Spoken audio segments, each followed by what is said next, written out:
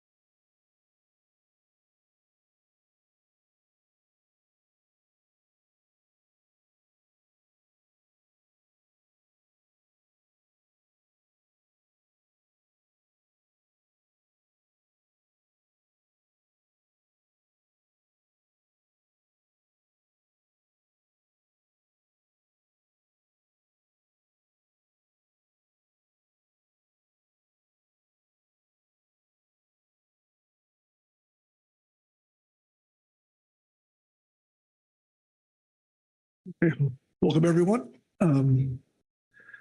Day last, here we are.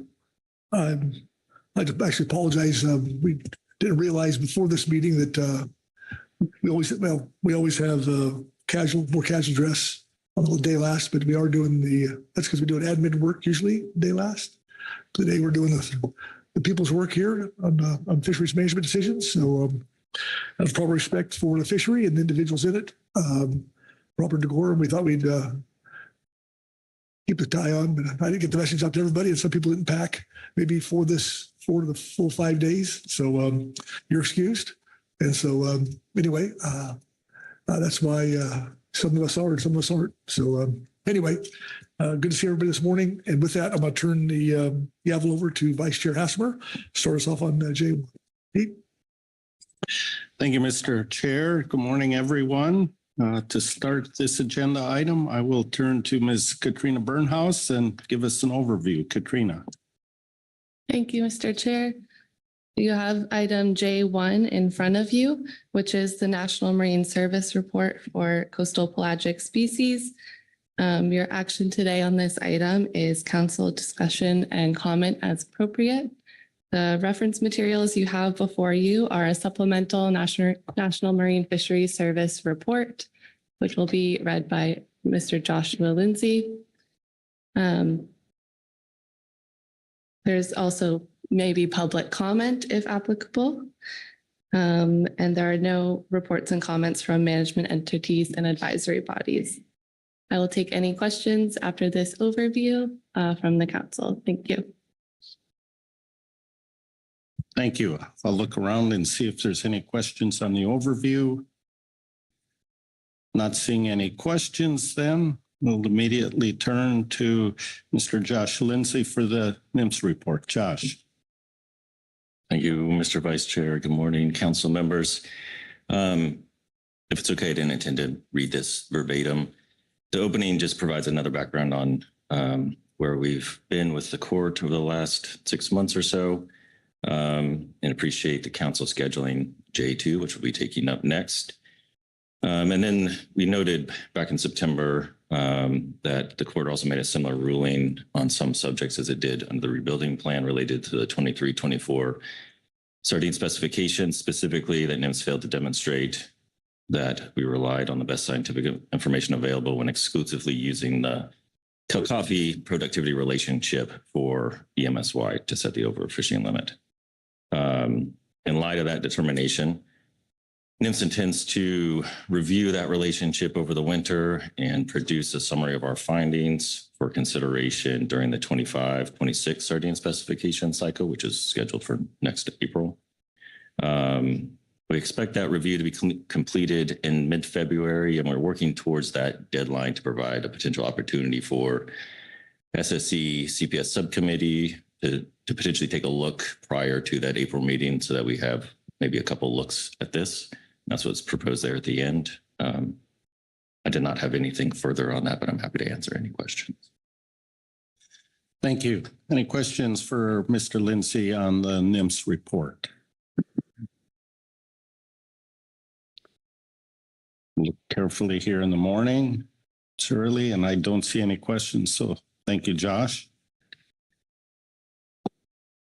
And I believe, check again, there are no other reports. And we do have one public comment signed up. Dr. Jeff Chester. Good morning, Jeff. Good morning, Mr. Vice Chair. Good morning, members of the council. My name is Jeff Chester, representing the conservation group Oceana.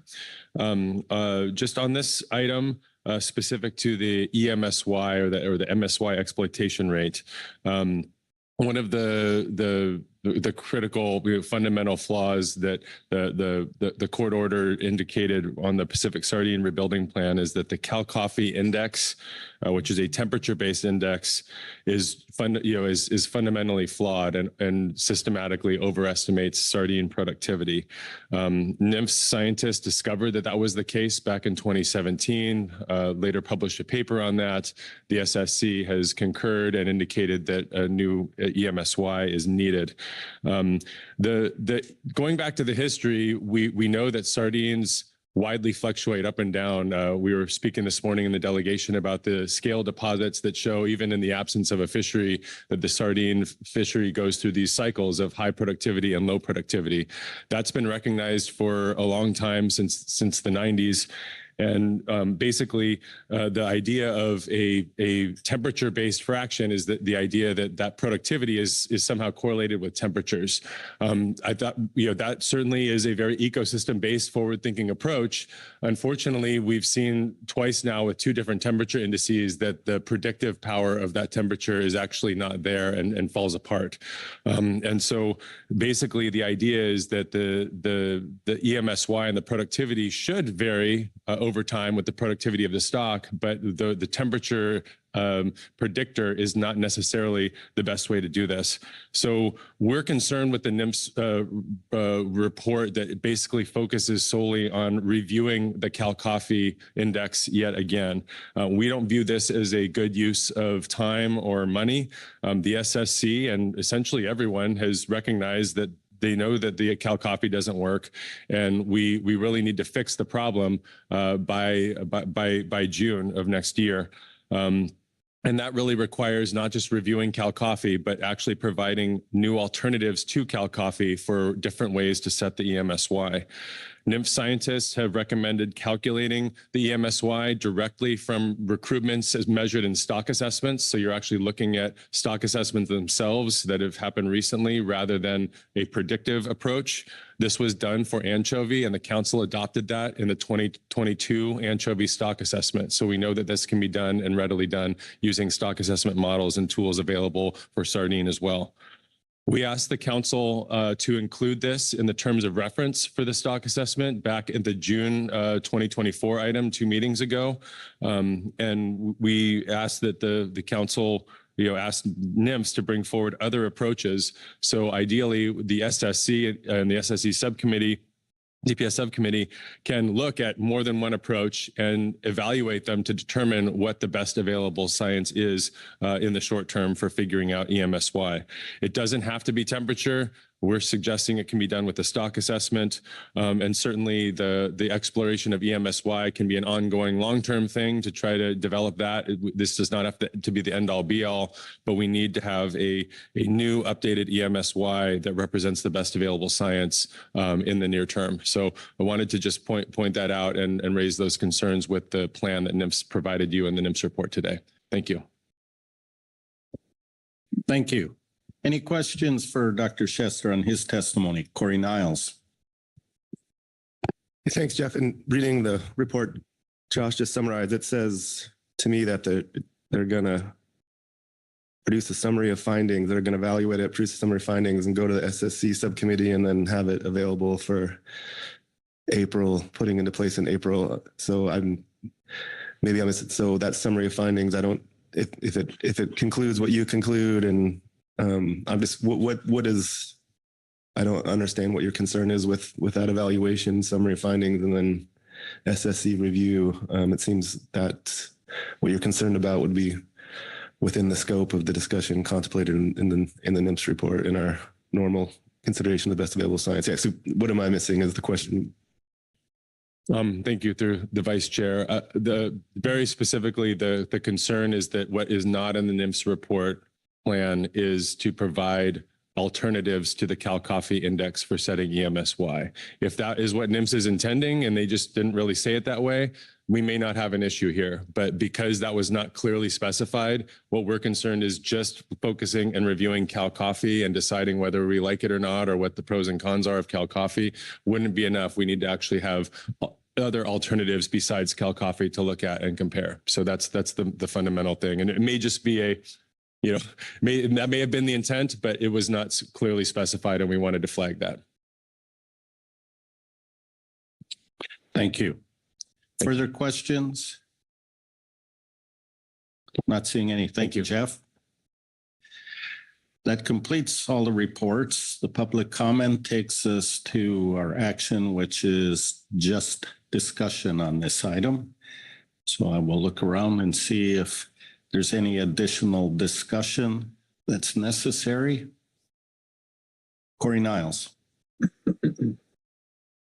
Thanks, Mr. Chair. Well, I guess on the question to Josh, I mean, I read the report, your report, to say there would be alternatives and that would be open to the best available science discussion. Did you have any thoughts in response to that? Josh? Through the vice chair. Thank you, Mr. Niles. I guess our current plan is to review the relationship of Cal Coffee. That has not gone through a formal review. There's been concern expressed around this body in that relationship. The court found that it did not represent best of both science.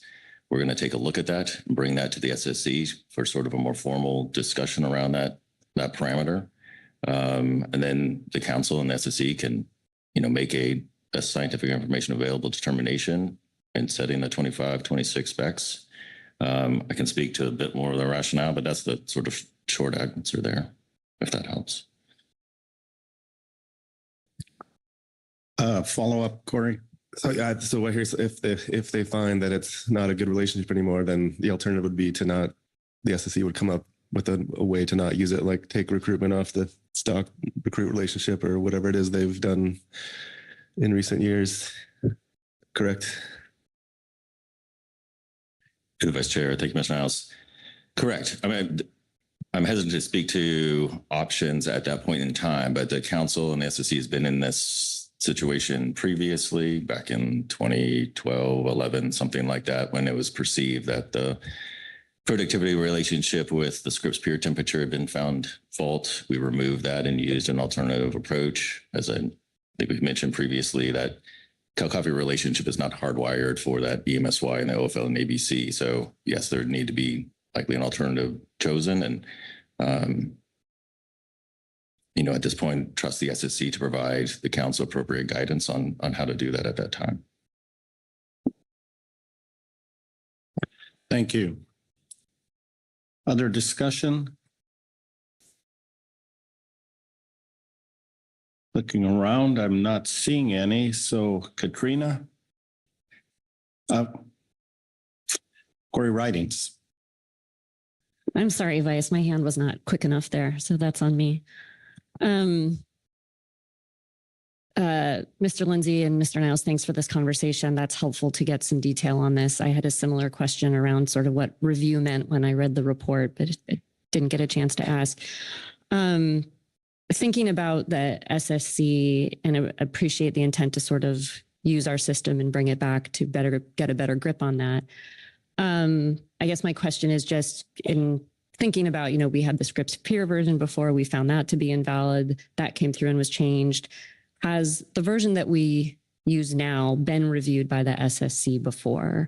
Because we are using it for management now, and I'm curious how that had come through our review process before, if you happen to know. Josh? To the Vice Chair, thank you, Ms. Ridings, for the question.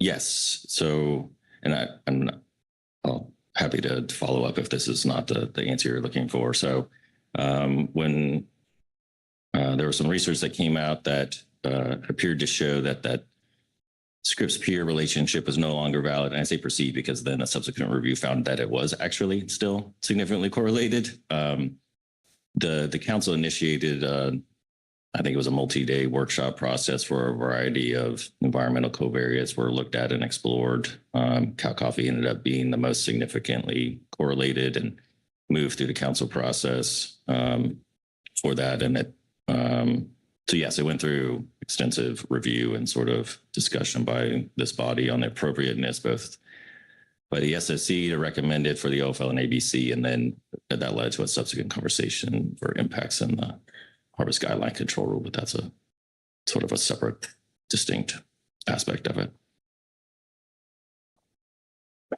Corey? Thanks for that.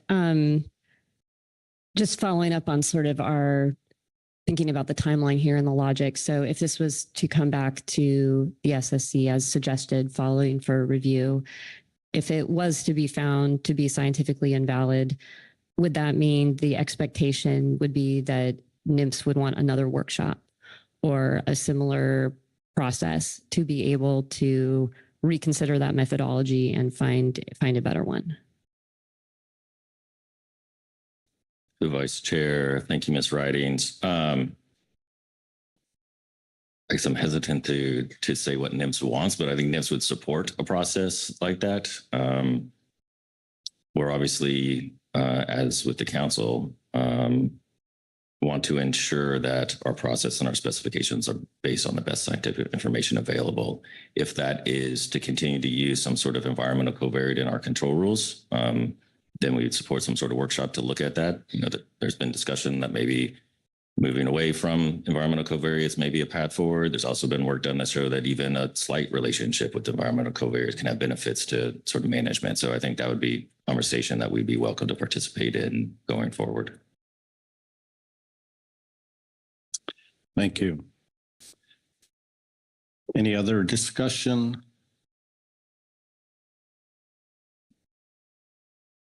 And there's no more hands, I believe. So Katrina?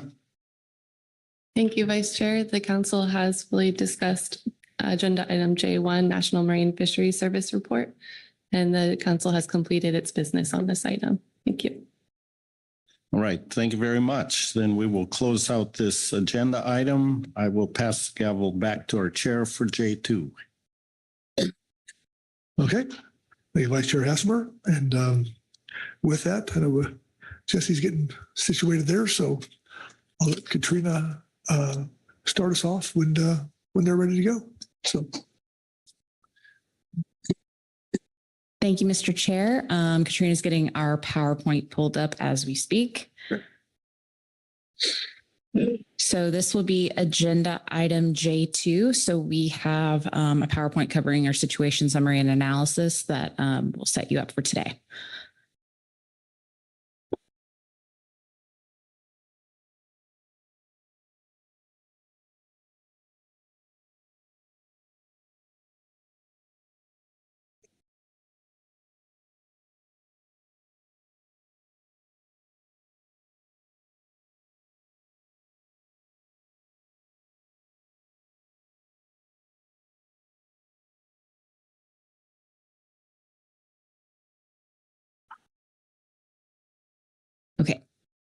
It's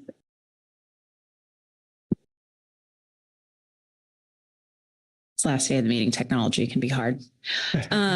So just wanted to kind of set the stage with some history here. So that's leading up to this action. So in 2019, the National Marine Fisheries Service declared the northern subpopulation of Pacific Sardine, which is managed under the CPS and FMP, overfished. Here we go. With that, the MSA requires that NMFS and the council implement a rebuilding plan within 2 years of an overfish declaration. And so in 2020, the council adopted a rebuilding plan as Amendment 18 to the CPS FMP. This plan was approved by the National Marine Fisheries Service in June of 2021.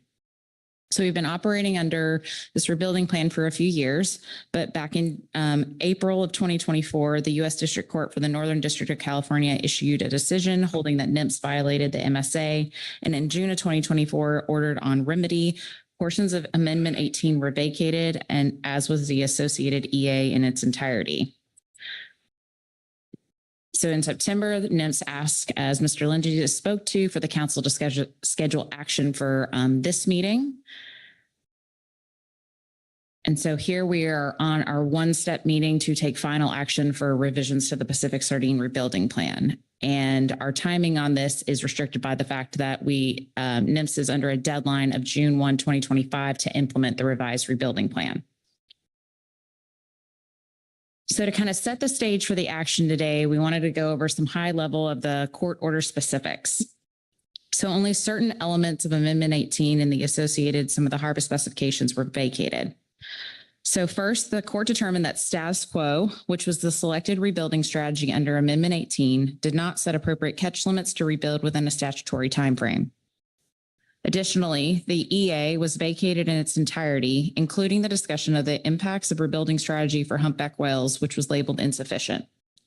And lastly, the court determined that NMFS did not use the best available science when it relied exclusively on the Cal-Coffey Temperature Index to calculate EMSY and set the OFL, and then used that limit in setting the annual harvest specifications. So those were the three elements that were vacated. On the other hand, there were elements that were not. So we will be using these in the analysis. So the court determined that the rebuilding analysis, the rebuilding target, which was age 1+ biomass of 150,000 metric tons, the T-min and the T-max output from the original rebuilding analysis did not need to be vacated. So therefore, J2 Attachment 1, which is our revised draft Pacific Sardine Rebuilding Plan, the revisions outlined in there are responding to these court orders. Specifically, the revisions address the lack of a reliance on a set ABC and ACL to prevent overfishing in the former rebuilding strategy. The analysis also considers the potential rebuilding timelines in each rebuilding strategy alternative to inform T-target. Aspects of the court order related to Cal-Coffey and EMSY are not addressed in the rebuilding plan and will be considered separately in April 2025, as y'all just discussed under the NMFS report.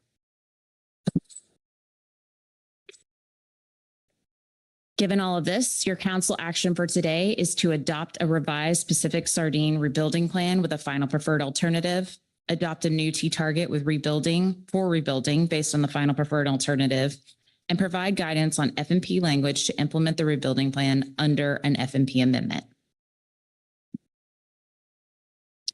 For your briefing book materials, you have attachment 1, which is in the advanced briefing book, and that was our draft preliminary EA for the revised Pacific Sardine rebuilding plan.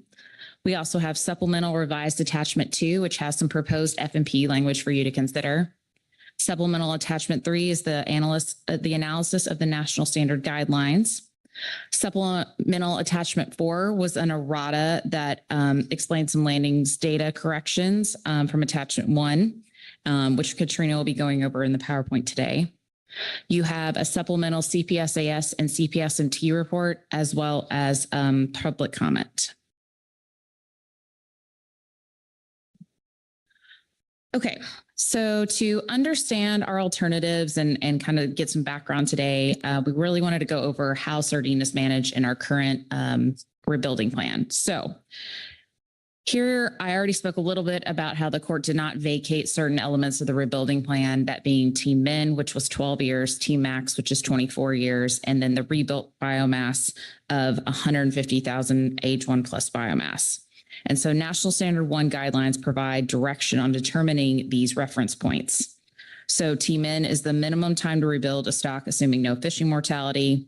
T-max is the maximum time allowed for rebuilding. And then, of course, I had our rebuilt biomass level. For T-target, this is the specified time for rebuilding a stock, which is as short as possible, taking into account the biology of stock, needs of the community, and other factors. It is not to exceed T-max, so that's 24 years. And when the council selected Amendment 18, the rebuilding plan, you selected a target of 14 years. So the original rebuilding analysis supported the T-min and the T-max in the rebuilding analysis. And then the T-target was also based on that analysis in the final preferred alternative selection. So that was the rebuilding plan. And then the final preferred alternative that was selected by the council under that is how we're currently managing Pacific sardine. So here we have our harvest control rule for Pacific sardine, and it's currently set by a formula that calculates the overfishing limit, or the OFL, and the ABC. So the OFL is the biomass times EMSY times the distribution factor. The acceptable biological catch is the biomass times our buffer times EMSY times distribution. And then our ACL has to be less than or equal to the ABC. So while the court, again, did rule that NMFS failed to demonstrate the best use available science to the use of the cow coffee index and EMSY, explicit use of cow coffee was not used in the analysis of Amendment 18. There are additional management measures that are in place, making rebuilding somewhat implicit under the CPS FMP. So measures are included that there is a prohibition on the directed fishery when the biomass is below 150,000 metric tons. So the directed fishery has been closed since 2015. There's an automatic reduction in incidental allowance when biomass is less than 50,000 metric tons, which is our MSST value. The council also has the authority to incorporate voluntary measures, such as trip limits. You consider these every time we do harvest specifications each April. So here we have, in recent years, you've done a 1 metric ton per trip limit for all CPS fisheries when the ACT is reached, because you have chosen to incorporate an annual catch target in your specifications in recent years. Okay. So to support rebuilding, the council may choose between a range of rebuilding strategy alternatives that are described in J2 Attachment 1, Section 2. And with these alternatives, you'll note that they're narrow in scope because the management framework in the CPS FMP already dictates management measures typically implemented under a rebuilding plan, such as the closure of the fishery at low biomass levels, as I've already discussed on the previous slide. Furthermore, the entirety of the Amendment 18 plan was not vacated, and the revised range of alternatives formed in response to the court order is based on the existing elements of the CPS FMP, additional data from the 2024 stock assessment, and the elements of Amendment 18 that were not vacated by the court. So alternatives 1 through 4 in Attachment 1 were analyzed for the rebuilding plan for Amendment 18, but alternatives 5 and 6 were added to this revised rebuilding plan, so they are new since 2020. So now I'm going to step through each of our alternatives, excuse me. Alternative 1 represents no action, as it would maintain the conservation management measures in the CPS FMP adopted under Amendment 18 rebuilding plan, which are status quo management measures and harvest control rules. This includes management measures such as the closure of the directed fishery when biomass is at or below 150,000 metric tons, and the automatic reductions in incidental allowances. This alternative assumes sardine catch will likely never reach full ABC or ACLs set due to management measures and trends in average landings, and therefore does not set a specific ACL to support the rebuilding of the stock. It is important to note that while sardine catch will likely never reach full ABC ACL removals, analysis in the revised rebuilding plan must assume full removals in response to the court order.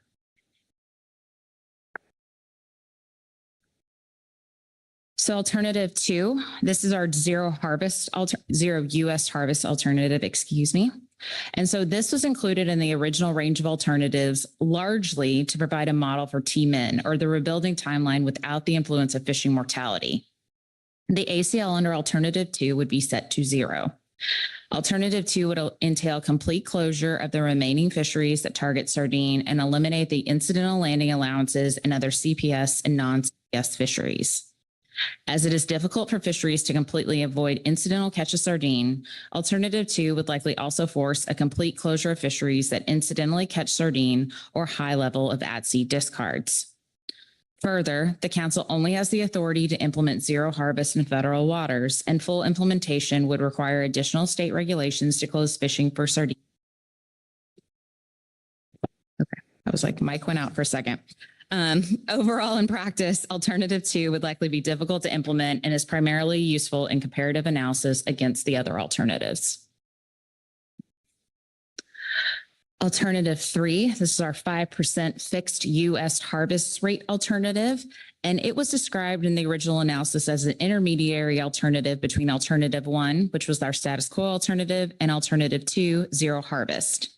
Here, the OFL and ABC would be based on our existing harvest control formulas that I showed a few slides ago, but the ACL would be set annually to 5% of the total age 1 plus biomass, bypassing the distribution and buffer terms.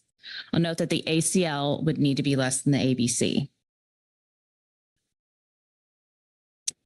For constant catch, alternative 4.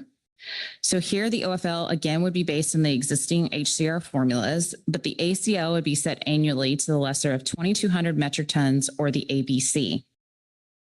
2,200 metric tons reflects the average actual landings from 2015 through 2020. While this alternative was not described in the original range of alternatives from Amendment 18, it was analyzed in that rebuilding analysis as a proxy for realistic landings that would occur under alternative 1 or status quo. However, unlike status quo, alternative 4 relies on an annual ACL to rebuild the Pacific sardine stock. So alternative 5 is our modified constant catch. And as I noted in our overview of the alternatives, this is one of our 2 new alternatives in this rebuilding plan analysis. Under alternative 5, a buffer is added to the 2,200 metric ton average landings under alternative 4 to allow annual catch to fluctuate around the recent average catch levels. So our OFL and ABC would be continued to be set using the harvest control rules, but our ACL would be set at 3,200 metric tons or the ABC if it was less than 3,200 metric tons. This buffered ACL would include the highest catch since 2015. I'll note that this value was established based on our original analysis, but that correcting landings value may facilitate a smaller buffer, and this is outlined in supplemental attachment 4, the errata.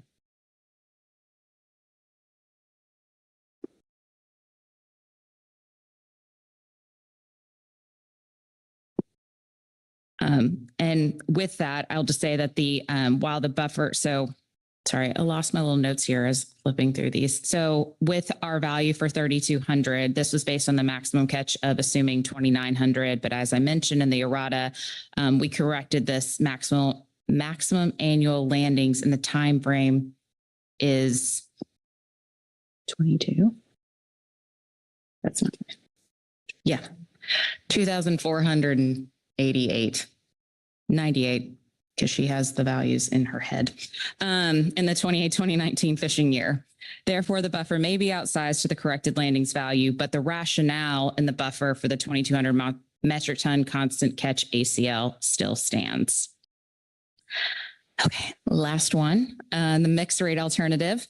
So again, this was add to the revised rebuilding plan. So under this alternative, OFLs and ABCs would continue to be set using our existing harvest control rule formulas, but the ACL would be set conditionally upon tiered biomass levels, allowing the ACL to be adjusted based on the status of the stock. So here, as you can see on the screen, when biomass is less than or equal to 50,000 metric tons, which is when the stock would be considered overfished, the ACL would be set annually to the lesser of 2,200 metric tons or the ABC. When the stock biomass is over 50,000 metric tons, the ACL would be set annually to 5% of the total age 1 plus biomass. So alternative 6 ultimately represents a modified alternative 3, but addresses the economic restrictions of fishing sectors at low biomass levels and allowing more interannual flexibility of landings when biomass levels are higher. And so here, this is just a preview of all of our alternatives. This table is in attachment 1 that just spells out kind of like the alternatives, what the ACL would be set at, and then some information on the chance of rebuilding by Tmax and the potential years to rebuild. Not going to go through all these tables because we've kind of got to get into it in the analysis, but I think I will stop there. And before Katrina takes over to see if there are any questions on the action today or any of the alternatives in front of you. Okay. Questions for staff on the overview? Courthouse. Yeah, thanks, Mr. Chair. Thanks, Jesse. I guess could you go to the slide where we have the assumptions and that the rebuilding analysis is based on?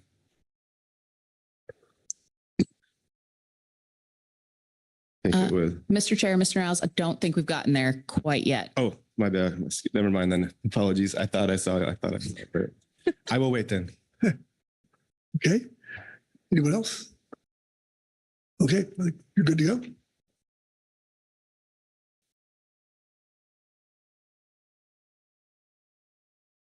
Thank you, Mr. Chair. We'll now get into the analysis as council staff performed an analysis of alternatives to inform the council when selecting a final preferred alternative. The analysis is based off of a run of the Rebuilder tool, which may be this slide that we are all waiting for here, in 2020 by a team of scientists at the Southwest Fishery Science Center. Inputs to the model were based on the 2020 Pacific Sardine stock assessment and some other key parameters you see here. These include an 18% fixed EMSY rate, as it is impossible to model an EMSY that is set every year. This was determined an adequate rate to input into the model. Next, Mexico catch was modeled at a 10% rate of total landings. A 2015 to 2018 recruitment baseline was selected as representative scenario for recruitment of the stock, and the inputs of the stock assessment come from the 2020 benchmark stock assessment. The Rebuilder model assumes full ACL removal under each alternative and counts the entire ACL towards the northern subpopulation of the sardine. The model and its inputs were reviewed by the SSC and were deemed adequate for assessing such a highly dynamic stock. No fault was found with the Rebuilder analysis itself or its parameters in the court decision, so the analysis was not required to be rerun for this revision of the rebuilding plan. In addition, there was a time constraint to meet the June 1st, 2025 deadline set by the court, which also informed the decision to rely on the outputs of the 2020 model. Therefore, only alternatives 1 through 4 have been directly modeled by the Rebuilder tool in 2020, and alternatives 5 through 6 were analyzed based on the outputs of the model as they represented modified versions of alternatives 4 and 3, respectively. The affected environment under the rebuilding plan was described, and the impacts of implementing each management alternative was analyzed. First, impacts to the target species, Pacific sardine, were analyzed. So Pacific sardine are small schooling fish found in the California current ecosystem and other major eastern boundary currents. Like other coastal pelagic species, sardine populations have gone through many boom and bust cycles for roughly 2,000 years, even in the absence of fishing. Analysis of fish scale deposits you see here off Southern California produced a hindcast model, and the boom and bust cycles are heavily influenced by environmental conditions, including the interannual and intraannual climate cycles, such as the PDO that shape the coastal California current ecosystem. The recent population decline and overfish status of Pacific sardine appears to be related to poor recruitment. The 2020 stock assessment showed that recruitment largely declined since 2005, with the 2011 to 2018 recruitment classes being the weakest in recent history. The 2024 assessment showed that spawning stock biomass has increased since 2020, but recruitment rates continue to vary. Fluctuations and declines, as seen in recent years, are by no means unprecedented still, as Pacific sardine have undergone these large population fluctuations, even in the absence of industrial fishing. Now, Pacific sardine form three subpopulations. So the northern subpopulation is the one managed under the CPS FMP. And this subpopulation ranges from Southeast Alaska to the northern portion of the Baja Peninsula, and it is shown here in the dark blue further off the coast. The southern subpopulation is not managed under the CPS FMP and ranges from the Baja Peninsula to Southern California and is shown in that purple color beneath the blue. There's also a Gulf of California subpopulation that is not managed by the CPS FMP, as it is not in US waters. When describing the overfished population of Pacific sardine, it is critical to understand that we are referring solely to the northern population, which is the only subpopulation managed under the CPS FMP. In the current catch accounting system, all landings are counted as the northern subpopulation, but from the 2024 benchmark stock assessment, we know that actual landings of the northern subpopulation are only a proportion of total landings counted towards the ACL. Since the closure of the directed fishery in 2015, an average of 22.67% of Pacific sardine landings were comprised of the northern subpopulation, and a maximum of 32% of Pacific sardine landings were comprised of the northern subpopulation in any given year in this time frame. And you can see here the data from the 2024 benchmark stock assessment, which shows the annual northern subpopulation compared to the total landings counted towards the ACL. Before we get deeper into the analysis, I also wanted to provide an understanding of where the landings data used in the analysis is coming from. Per the agenda item J2 Supplemental Attachment 4, which is the errata, J2 Attachment 1 has been corrected to reflect accurate annual landings data. Attachment 1 relied on data from the previous analysis for Amendment 18 and the PACFIN data portal to report annual landings of Pacific sardine. Landings data from prior to 2019 in the original Amendment 18 analysis were provided by the states, as PACFIN does not include live bait landings prior to 2019. In tables 2 and 4 of attachment 1, landings data were reported from PACFIN from 2019 onwards, mistakenly by calendar year rather than fishing year. These discrepancies in tables 2 and 4 led to some inaccuracies in reporting minimum and maximum landings in given fishing years throughout the document, particularly in sections 2.5, 3.2, and 3.4, as tables 2 and 4 were utilized as a basis for the analysis. In order to provide the best estimate of mortality, tables 1, 2, and 4 in attachment 1 have been updated to reflect accurate annual Pacific sardine landings by fishing year based on the 2024 benchmark stock assessment for 2015 through 2019, and from the PACFIN data portal from 2019 through 2024. And this is due to PACFIN not reporting live bait landings prior to 2019. So that is the reason for this split in data that you see here. The PACFIN data was pulled to report in this errata on November 7th, 2024. So minor updates have been added to table 1 as landings are continuously updated in the PACFIN data portal.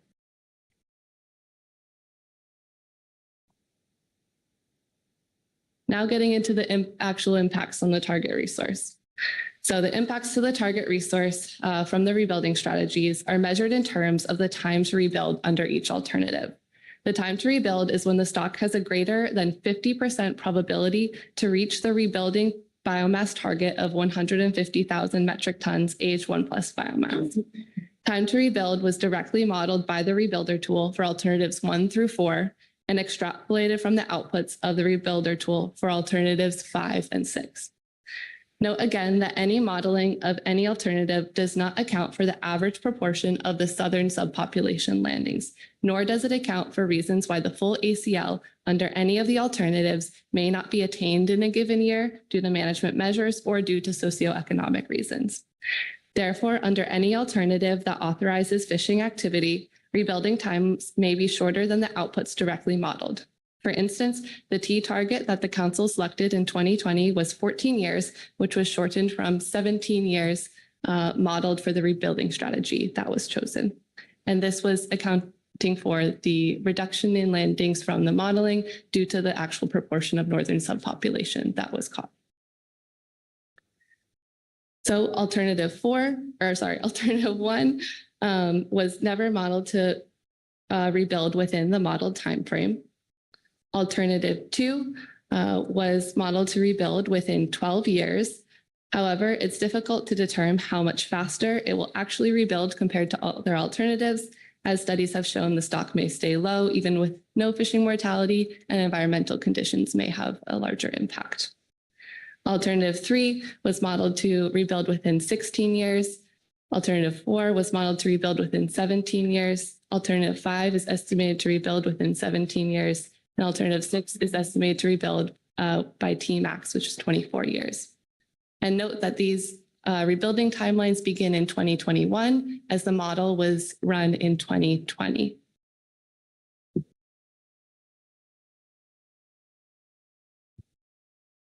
To be even more clear on how the subpopulations and uncertainties impact the expected rebuilding timelines, I'll go over some deeper impacts to each alternative in more detail. So alternative 4 is modeled to rebuild within 17 years. However, this timeline could be shorter in reality. This model output was where the 14-year T target came from in the original Amendment 18 action, considering the proportional landings of the southern subpopulation. Alternative 5 is estimated to rebuild within 17 years, given the proportional landings of southern subpopulation that we've seen since 2015.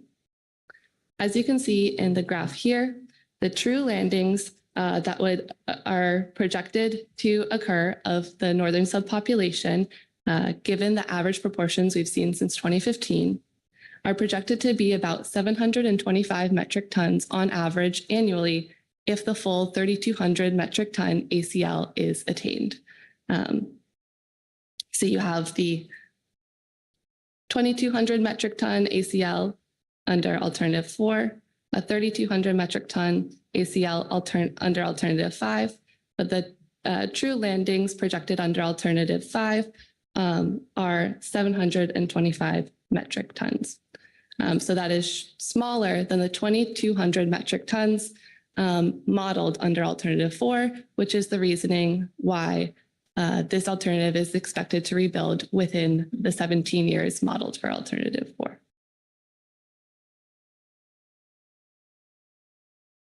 Alternative 3 is modeled to rebuild within 17 years.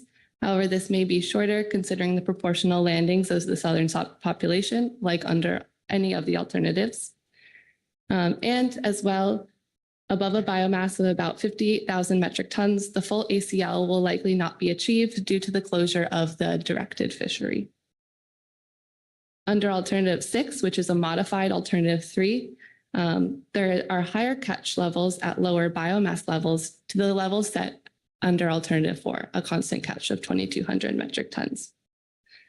Therefore, we expect that the stock will rebuild within 17 years, or at least by T-max, as both alternative 3 and alternative 4 are modeled to rebuild within this time frame. In addition, if the full 2,200 metric ton ACL is caught at low biomass levels, proportionally about 500 metric tons would be from the northern subpopulation on average annually, which is lower than what is modeled for alternative 3 when biomass is between 11,000 metric tons onwards. So you can see in this graph here, you have the ACL set under alternative 3, the 5% 1+ biomass ACL. That's in blue here. The ACL set under alternative 6 is in orange here. So it is a static 2,200 metric ton ACL until you get to 50,000 metric ton biomass. And then it lines up with the 5% rate of alternative 3. And then in green here, you have the projected proportion of northern subpopulation removals under alternative 6. based on recent averages. And that is always lower than what is projected or what is modeled under alternative 3 until you get to a biomass of about 11,000 metric tons, which is a biomass where we would expect the ABC to kick in anyways as a buffer.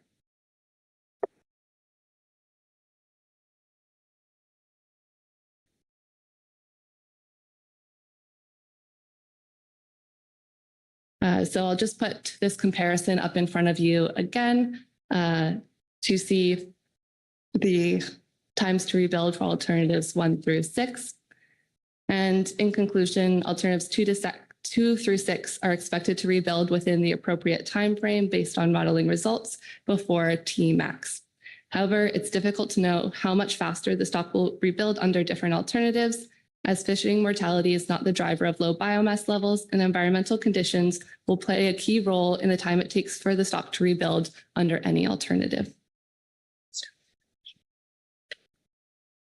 And I'll stop here for any questions on the impacts to the target resource. Okay. Questions on the presentation so far? Corey Niles. Yes, excuse me. Thank you, Mr. Chair. And on my question, back on the assumptions, Katrina, this is, I guess the slide is good enough to ask the question. And thank you for that. First of all, that was a really nice overview. It might, and maybe this is, well, we can get into this council discussion more, but the question is these estimates of times to rebuild, you know, and totally understanding the situation here where with the timing of the court order and using the previous rebuilding analysis. But I'm wondering about the change we would expect to see in from the assessment you mentioned about the much different assumptions about the Mexican catch and the U.S. catch of the northern subpopulation. So these estimates here, I believe what you're telling us are still based on the idea that Mexico is taking it's 9.9% of the biomass each year, or the landings. Is that correct? That we're like, if we're assuming that the biomass is around 60,000 metric tons, and you rounded it up to 10%, so we're assuming Mexico would be taking 6,000 metric tons of the northern subpopulation throughout rebuilding. And I think I'll stop there because I see you nodding your head. If you can go over it. Katrina? Through the chair, yes, Mr. Niles, the rebuilder tool has the parameter of about 9.9% Mexico catch. However, based on recent stock assessments, we know that number is close, if not zero. So it's likely an overestimation of rebuilding time. Okay. Corey, good. Okay. Anyone else? Brianna Brady.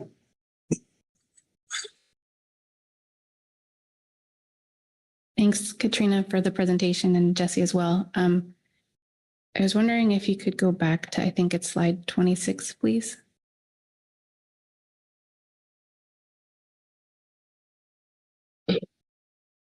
Thank you.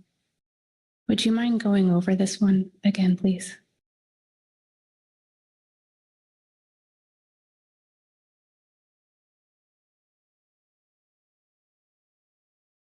Through the chair.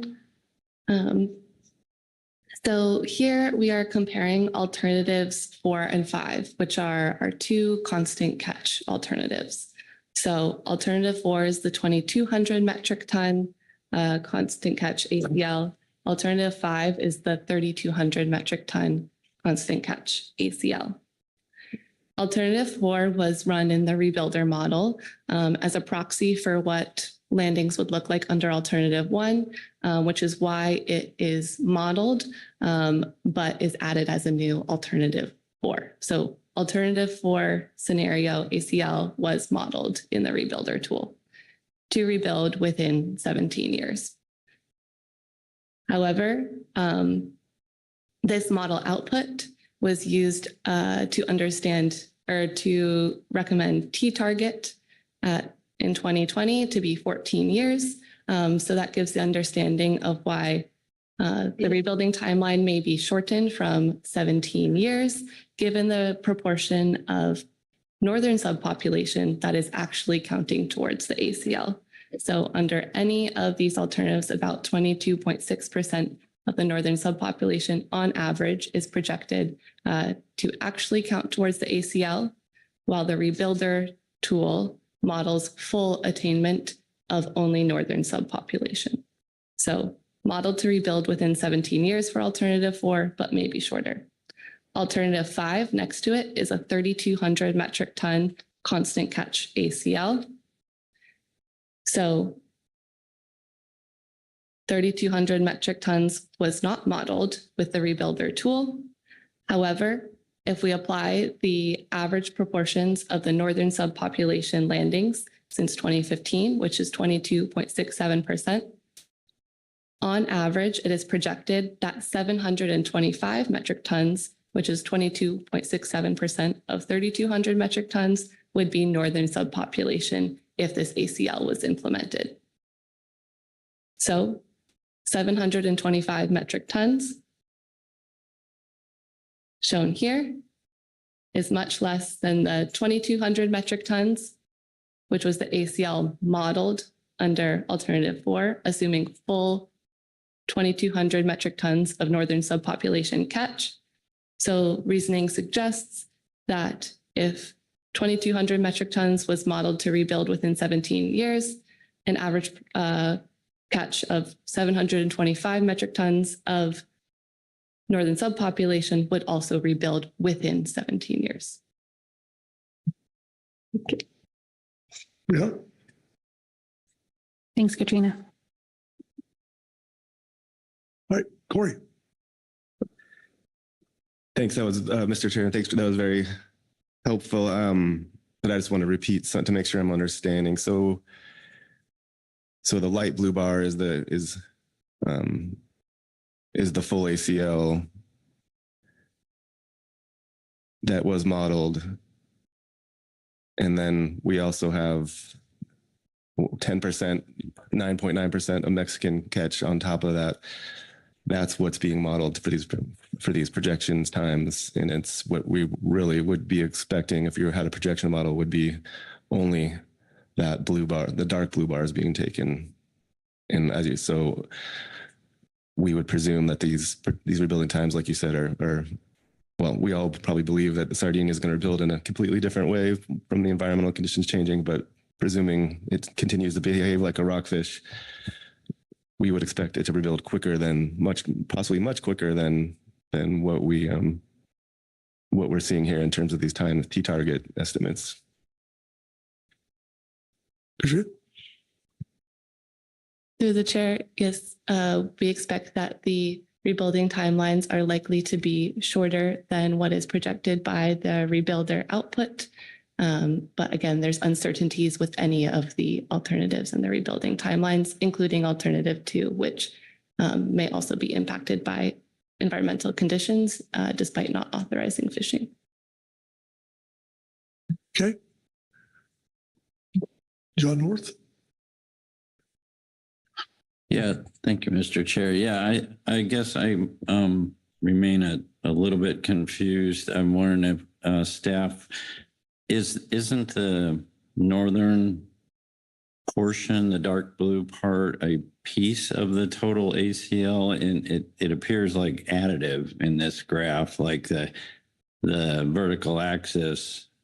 It would seem like alternative 4 would sum to 2,200, of which 499 is a piece of the 2,200. That may be part of the confusion, but.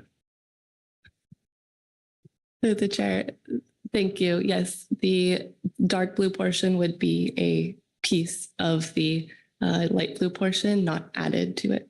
Thank you. Thank you. Okay. Thanks, John. All right. Anyone else? Okay. Please continue.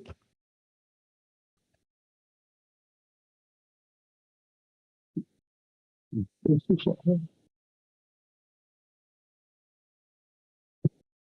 you, Mr. Chair.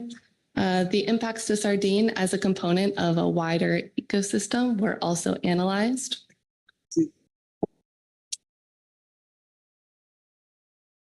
In particular, Pacific sardine and other CPS populations are important to the trophic dynamics of the entire California current ecosystem. Sardine are prey for several commercially important marine fishes, seabirds like the marbled murrelet, and a dozen marine mammals, including threatened and endangered populations of humpback whales. Most CPS predators, including murrelets and humpbacks, are generalists, with studies showing they can switch target prey species depending on what is most abundant in the ecosystem at a given time. For instance, when sardine crashed in the middle of the 20th century, humpback whales made a distinct shift in the schooling fish they targeted. This is possible as when the biomass of Pacific sardine is low, the population of northern anchovy, another forage species, is typically high. The 2021 benchmark stock assessment for the central subpopulation of northern anchovy showed upward trends in biomass and recruitment for the stock.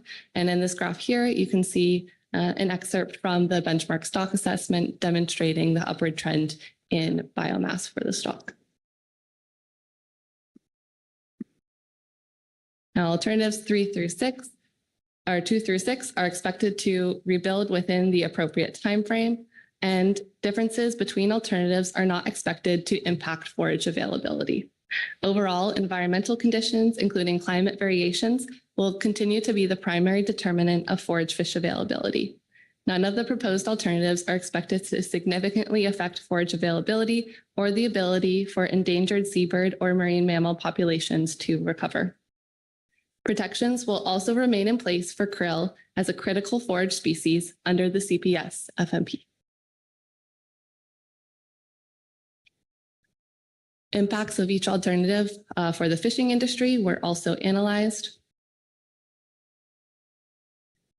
Since the closure of the directed fishery in 2015, harvest of Pacific sardine has only occurred by small-scale sectors and by incidental harvest in CPS and non-CPS fisheries.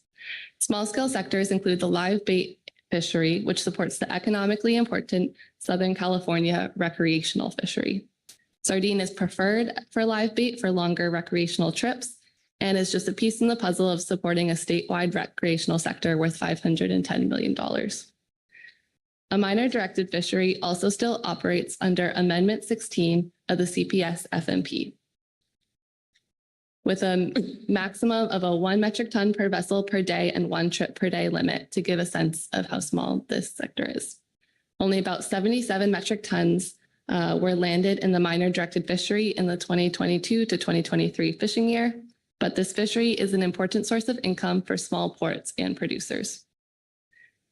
Landings overall averaged 1,956 metric tons from 2015 to 2024, ranging from 1,619 metric tons to 2,498 metric tons in the same period. And most of these landings occurred in the live bait sector. As you can see, in 2022 to 2023, about 1,100 of these landings were in the live bait sector. Note that landings data, again, has been updated from the values presented in attachment 1, and please see the errata for updated landings data. Catch outside the historical range of Pacific sardine would be unlikely given the scope of ongoing sectors, including a large increase in demand for live bait, unless a large increase in demand for live bait came from the recreational industry.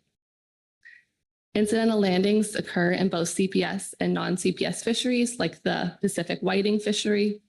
Incidental landings have largely stayed within limits in recent years.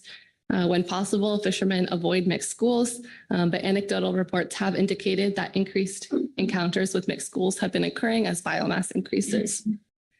As the 2024 stock assessment projected the stock to be above a minimum stock size threshold of 50,000 metric tons in 2024, the incidental landing limit in CPS fisheries may increase to 45%, which would provide more flexibility for fisheries as encounters increase with the stock biomass increasing. The alternatives will differ in their restrictions for active fisheries. The table you see here has been corrected from Table 4 in Attachment 1 to reflect accurate landings data from the 2024 Pacific Sardine Stock Assessment. and the PACFIN data portal. The expected impacts are analyzed, particularly those on the fishing industry, may be different than initially described in attachment 1 based on the corrected information. The shaded areas shown in the table here show where actual landings under each proposed ACL, or where actual landings in a given year, exceeded the proposed ACL for each alternative. Alternative 1 would follow current management measures that accommodate active sectors, but is not shown to support rebuilding in the modeled timeframe. Alternative 2 would eliminate all CPS fisheries and potentially restrict non-CPS fisheries that incidentally catch sardine. Alternatives 3 and 4 are expected to rebuild the stock within an appropriate timeframe, but may have some economic impacts. Alternative 3 would allow small-scale sectors to persist when stock biomass is above 50,000 metric tons, but may have some economic impacts to small-scale sectors at low biomass levels.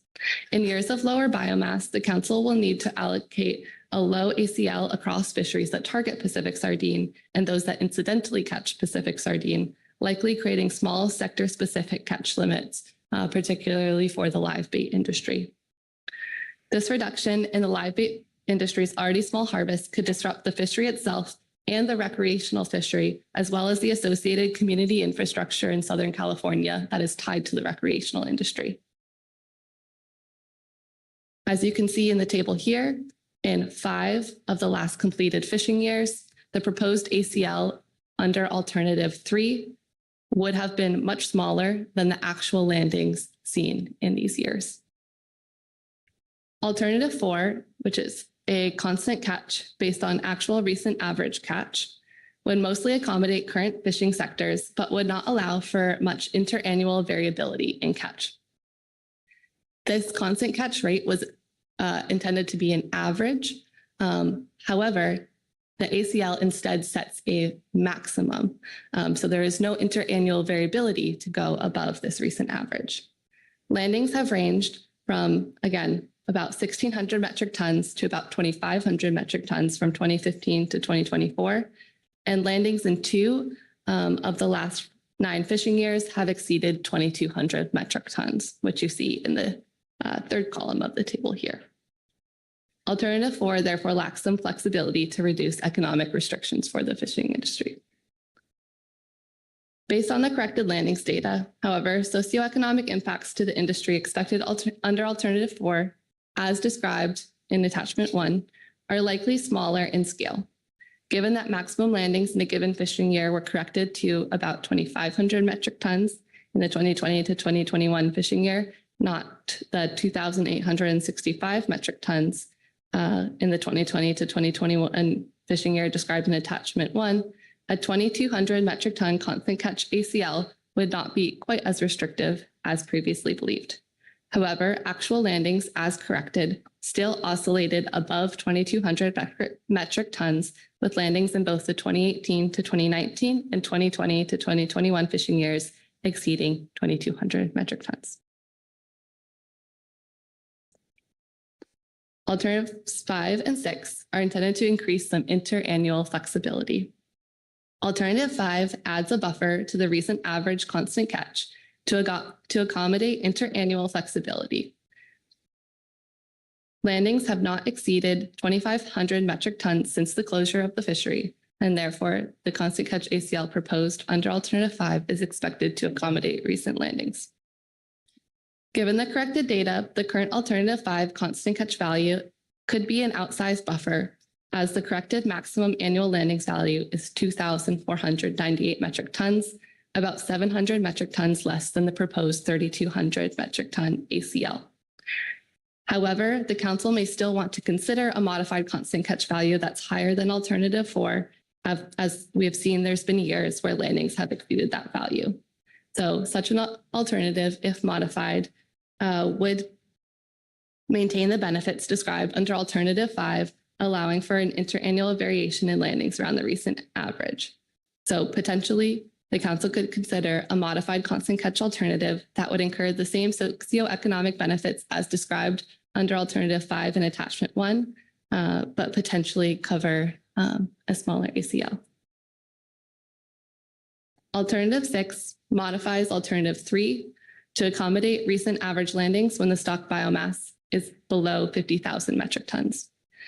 From 2019 to 2024, actual landings exceeded the proposed ACL under Alternative 3, as I mentioned earlier.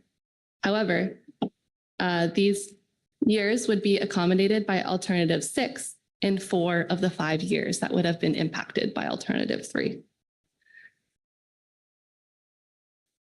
The impacts to the fishing industry under Alternative 6, as described in Attachment 1, still hold based on the corrected data in the errata. Proposed ACLs under Alternative 3 would have still restricted catch in the last 5 completed fishing years, and it remains accurate that actual landings only exceeded the ACL proposed in Alternative 6 in just 1 fishing year, the 2020 to 2021 fishing year. So overall, with all of that information, Alternatives 4, 5, and 6 would provide the most long-term economic stability by maintaining a set level of opportunity for the remaining fishing sectors as stock biomass fluctuates. In conclusion, the Council originally chose status quo, which is now Alternative 1, no action, under Amendment 18, considering the potential for severe negative impacts to fishing communities, additional to those they have already experienced since the closure of the directed fishery under those alternatives. In response to the court decision, the Council may consider how Alternatives 3 through 6 meet the economic intentions of a status quo alternative while relying on harvest control rules to rebuild the sardine stock in their implementation. Further, given the corrected landings data from Attachment 1, the Council may consider whether to alter the modified constant catch ACL as described under Alternative 5. The Council could also consider the corrected landings data to understand the expected socioeconomic impacts under all of the alternatives that authorize fishing, but particularly Alternatives 4 and 5.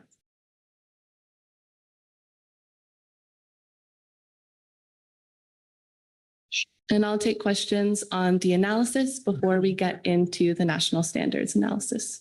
Okay, questions for Katrina on the analysis? Corey Writings. Thanks, Chair. Thanks, Ms. Burnhouse. My question is regarding the impacts to sardine in the ecosystem.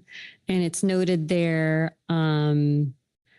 differences in rebuilding timelines not expected to significantly affect forageability or the ability of endangered seabird and marine mammal populations to recover. But at the beginning of the presentation, it was noted that one of the elements that was vacated as part of the initial rebuilding plan had to do with humpback whales.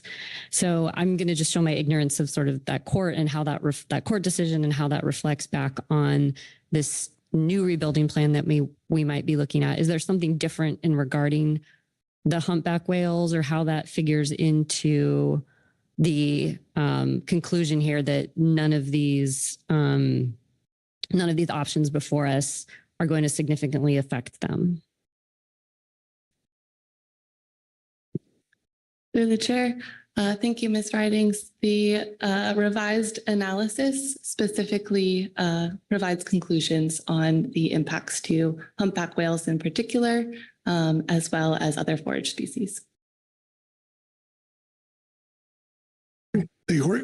Vice Chair Hassemer. Thank you, Mr. Chair. Katrina, embarrassed to ask this. I was so wrapped up in looking at numbers that on this slide, interannual flexibility, 3 and 4 reduce it, 5 and 6 increase. What is the interannual flexibility again? Through the chair, thank you, Mr. Vice Chair. So thinking of interannual flexibility, we're considering what the catches have looked like in recent years, which changes very much year to year.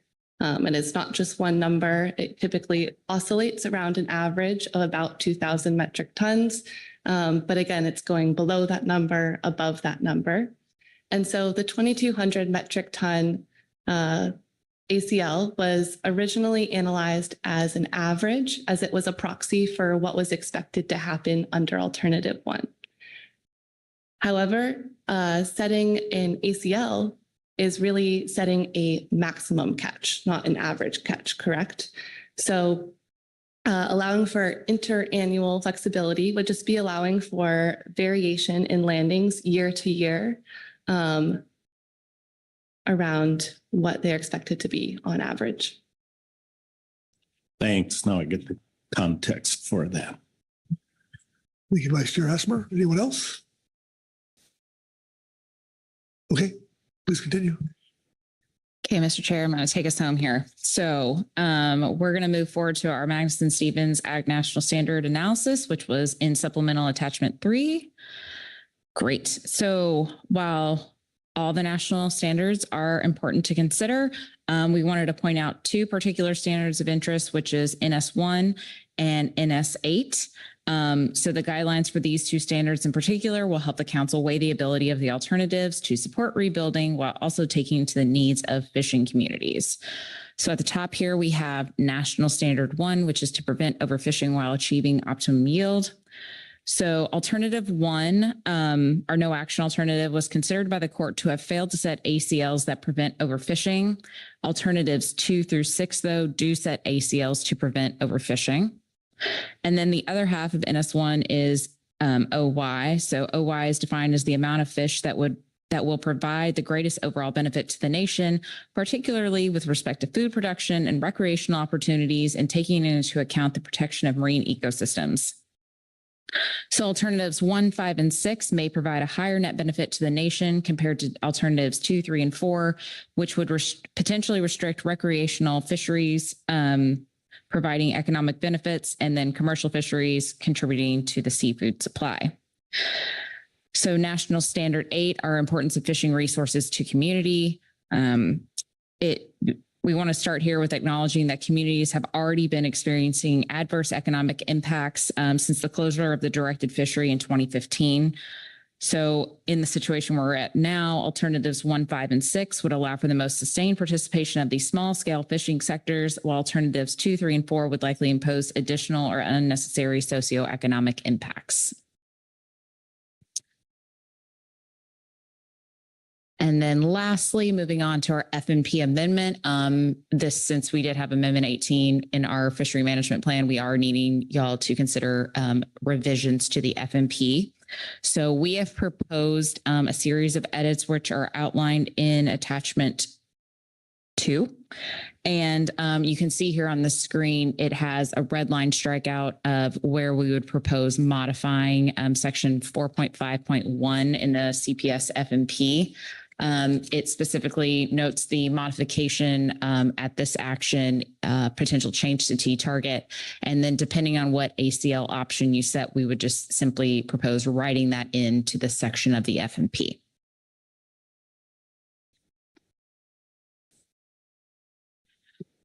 And so finally, your council action for today is to adopt a final preferred alternative for a Pacific Sardine rebuilding plan, including an FMP amendment.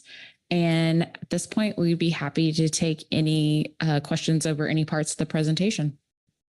Okay, thank you, Jesse. Questions on the presentation? Corey Ridings. Thank you, Chair. Thanks, Ms. Waller.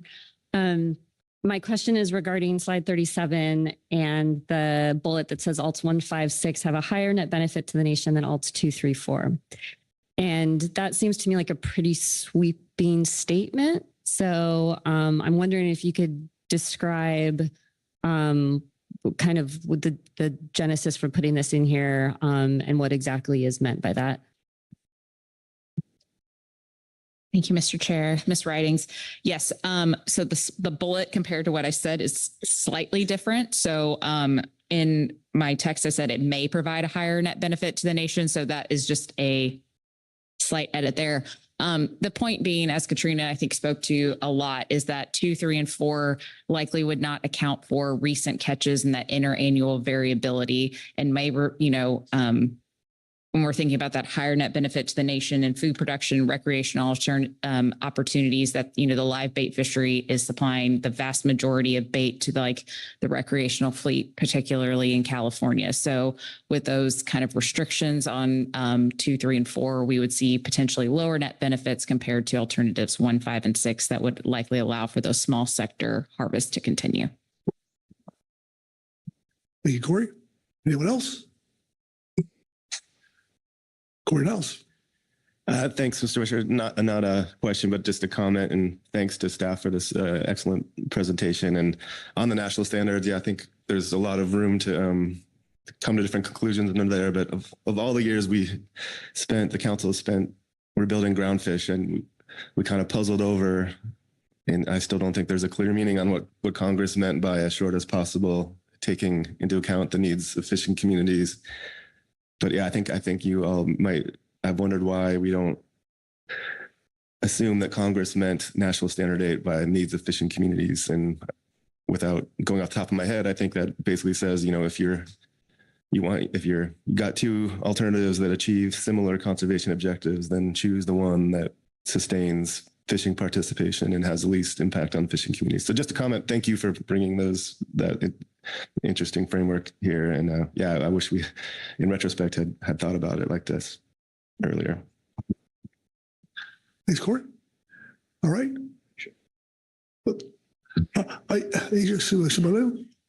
Thank you, Mr. Chair. I have a question, I think, to General Counsel on this, in spite of it being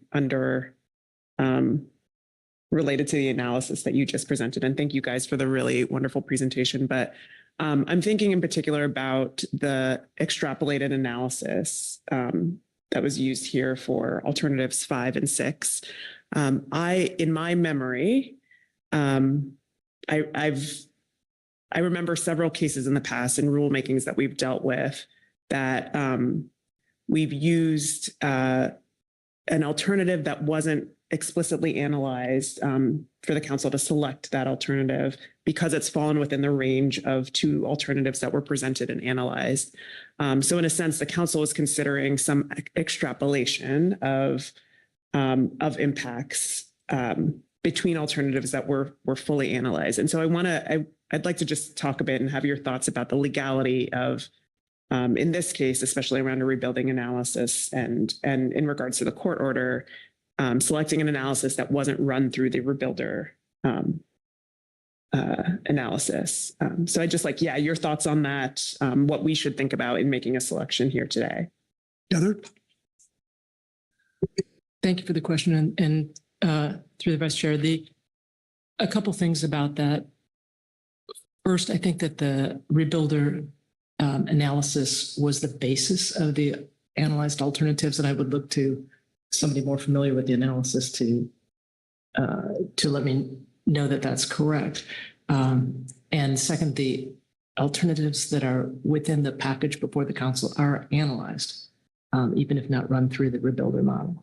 And then, of course, the court did not set aside the rebuilder model, so that the analysis that was done with the rebuilder model is still valid.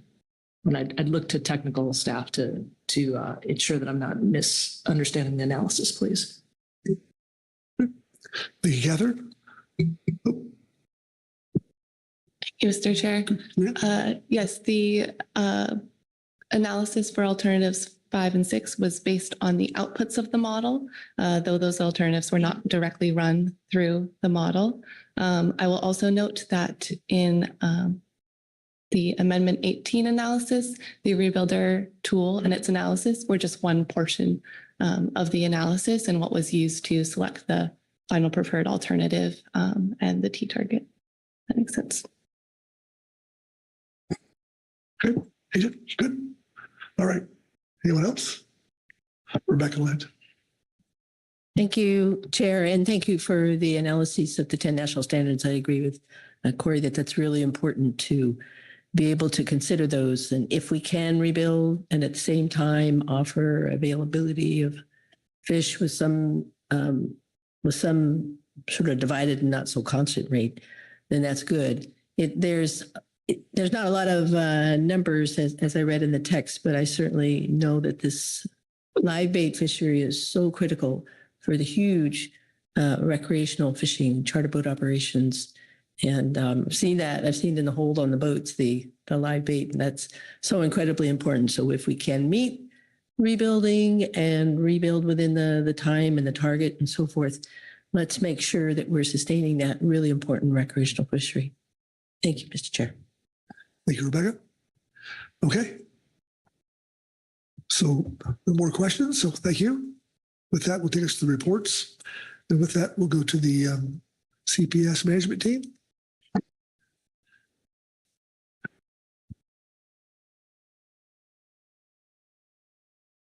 I have that. What's it? Yeah. Mr. Kirkland, thank you. Welcome.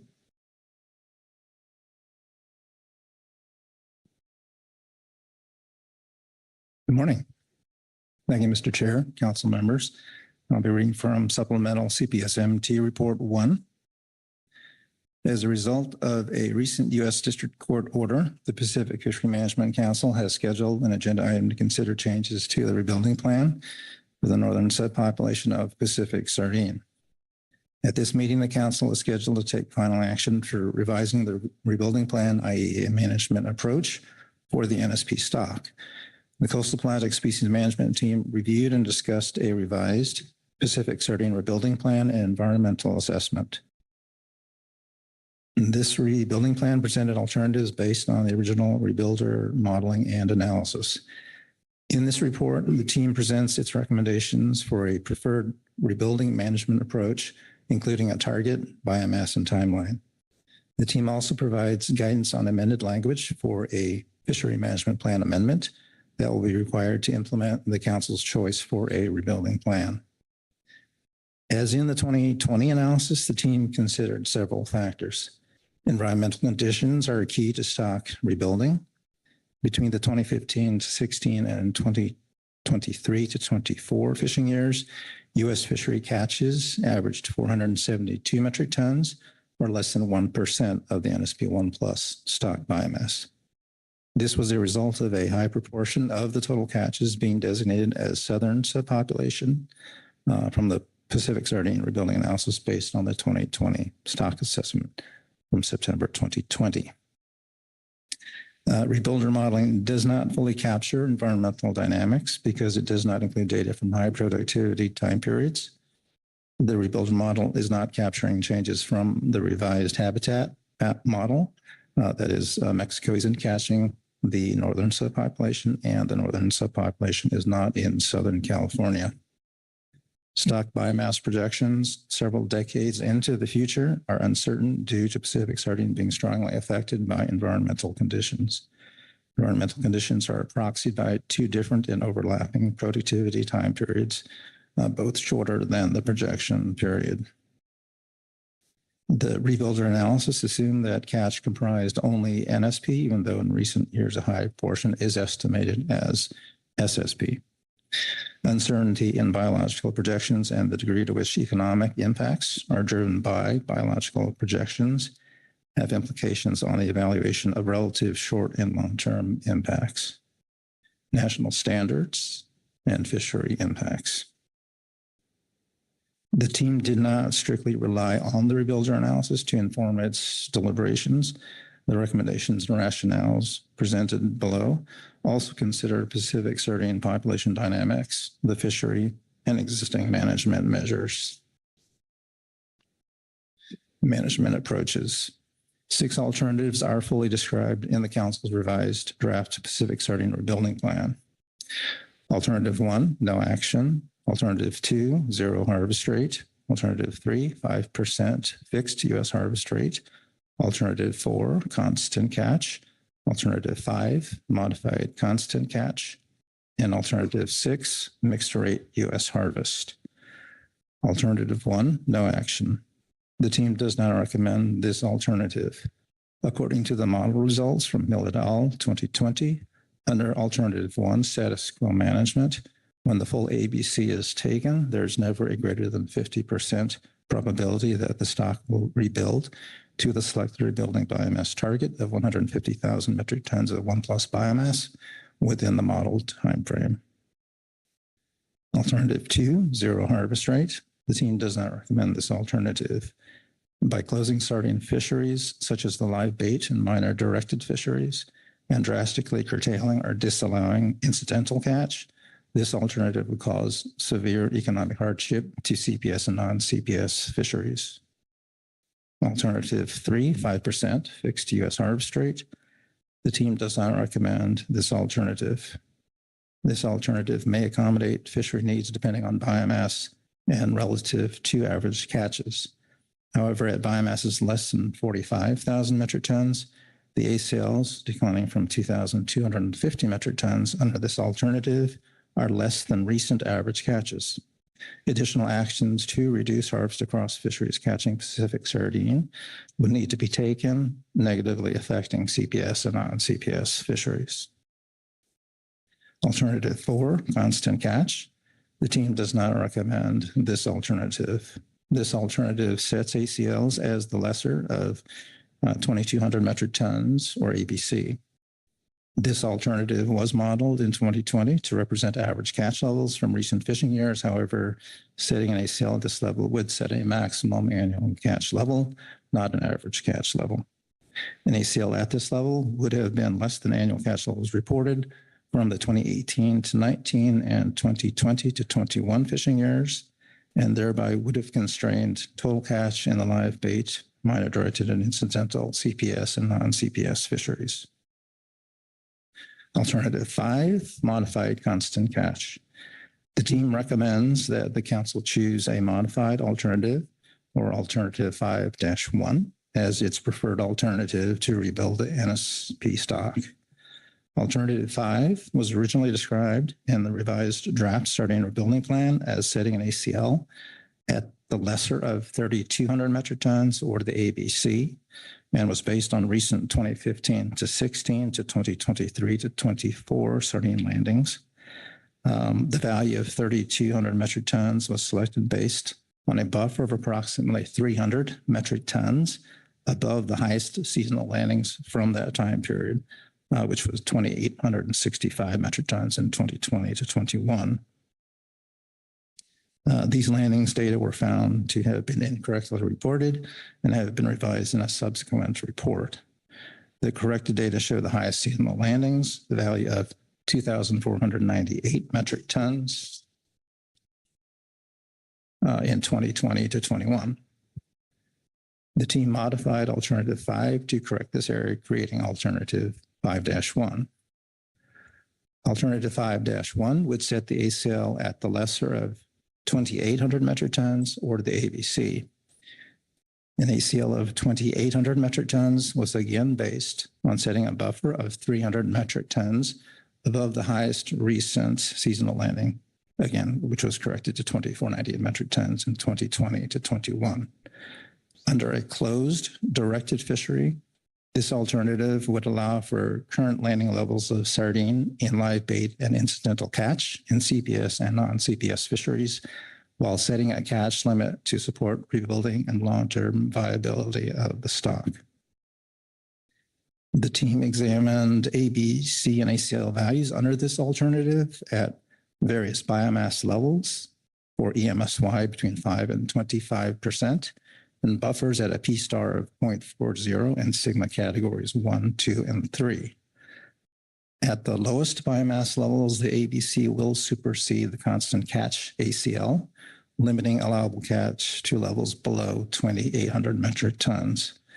Alternative 5-1 provides sufficient catch limits at most biomass, EMSY, and buffer levels, while reducing catch when the ABC value is lower, for example, at low biomass and EMSY values.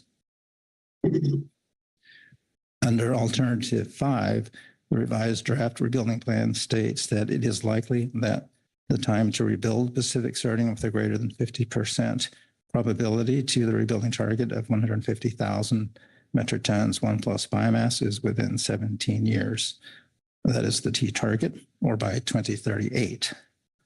As is the case for all of the proposed alternatives, the SSP makes up a large portion of the landings counted towards the ACL.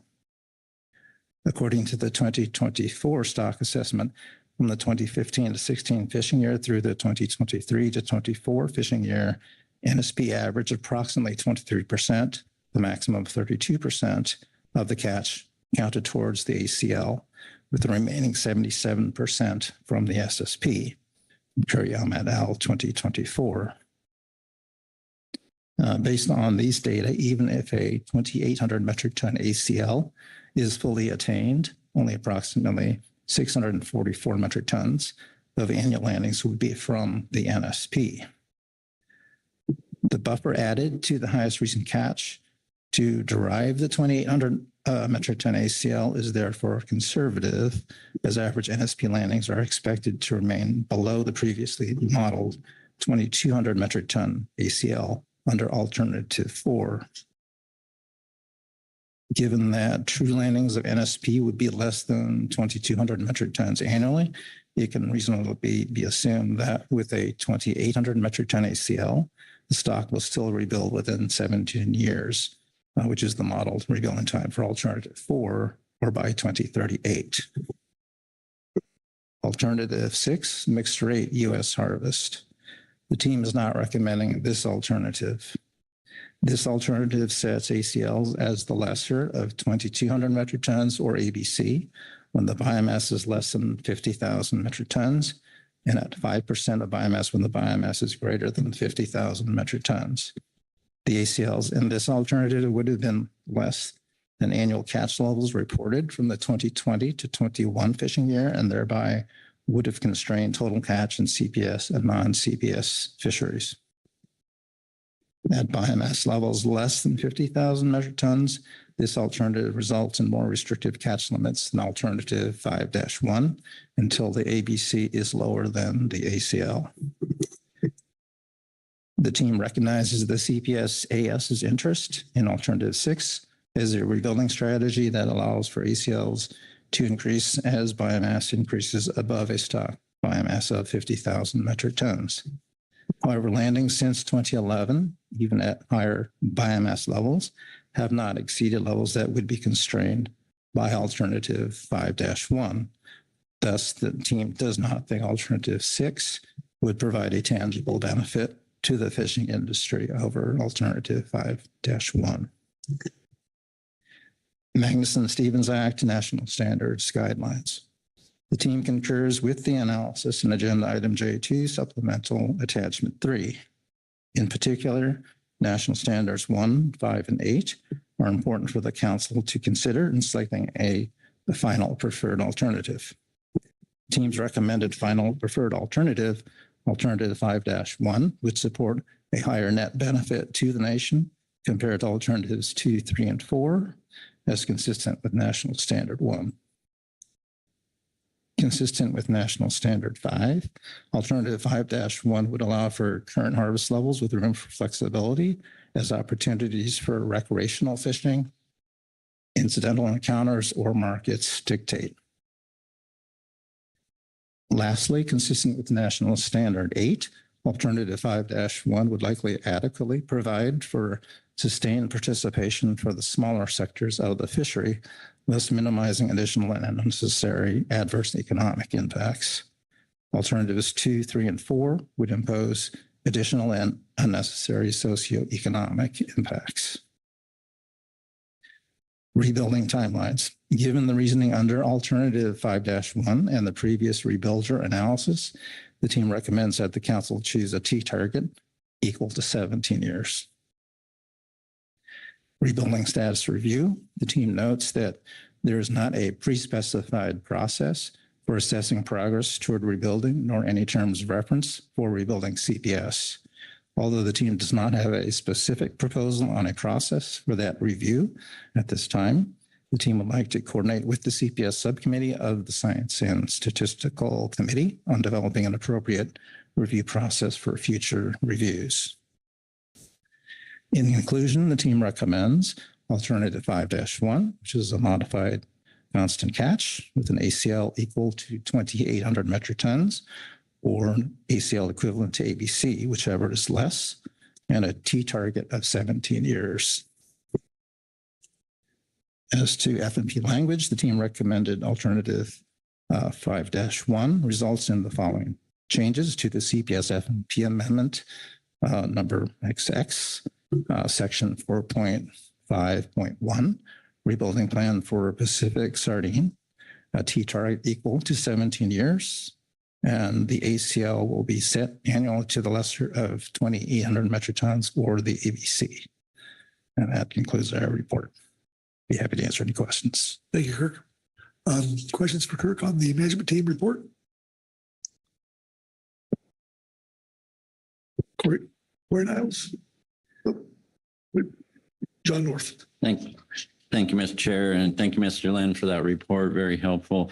I just want to understand a function of the suggested alternative 5, which includes the ACL of 2,800 metric tons or the allowable biological catch, whichever is less. So what I'm curious about is if you could elaborate on like at what abundance biomass levels where does that ABC function start to kick in, and what would be the effect on exploitation rates, if you can. Thank you.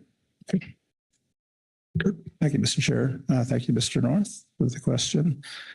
As mentioned in the report, the team did take a look at various scenarios at various biomass levels from 5 to 140,000 metric tons and EMS wise between 5 and 25%, and buffer levels at P40 with assuming categories 1, 2, and 3. So the level at which that kicks in, that ABC takes over, it varies depending on which scenario you're looking at, but most of them centered around the 10 to 20,000, maybe 30,000 ton level is when, for example, this alternative 2,800 would be superseded by a lower value for ABC.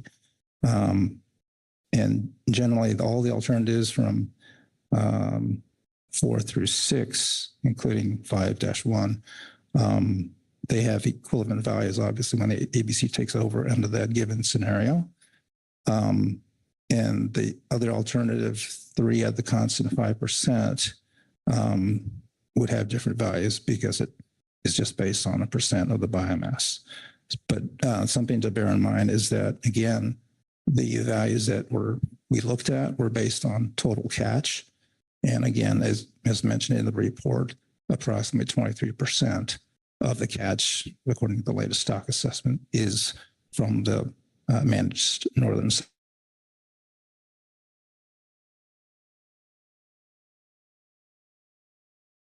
by the ACL if taken, or ABC taken to the maximum.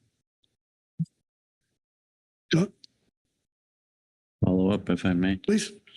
Thank you, Mr. Chair, and thank you, Mr. Lynn. So if the ABC takes over below 30, 20,000, depending on the parameters, then if I understand right, the ER would be controlled and not necessarily increase with lower abundances because of the ABC function.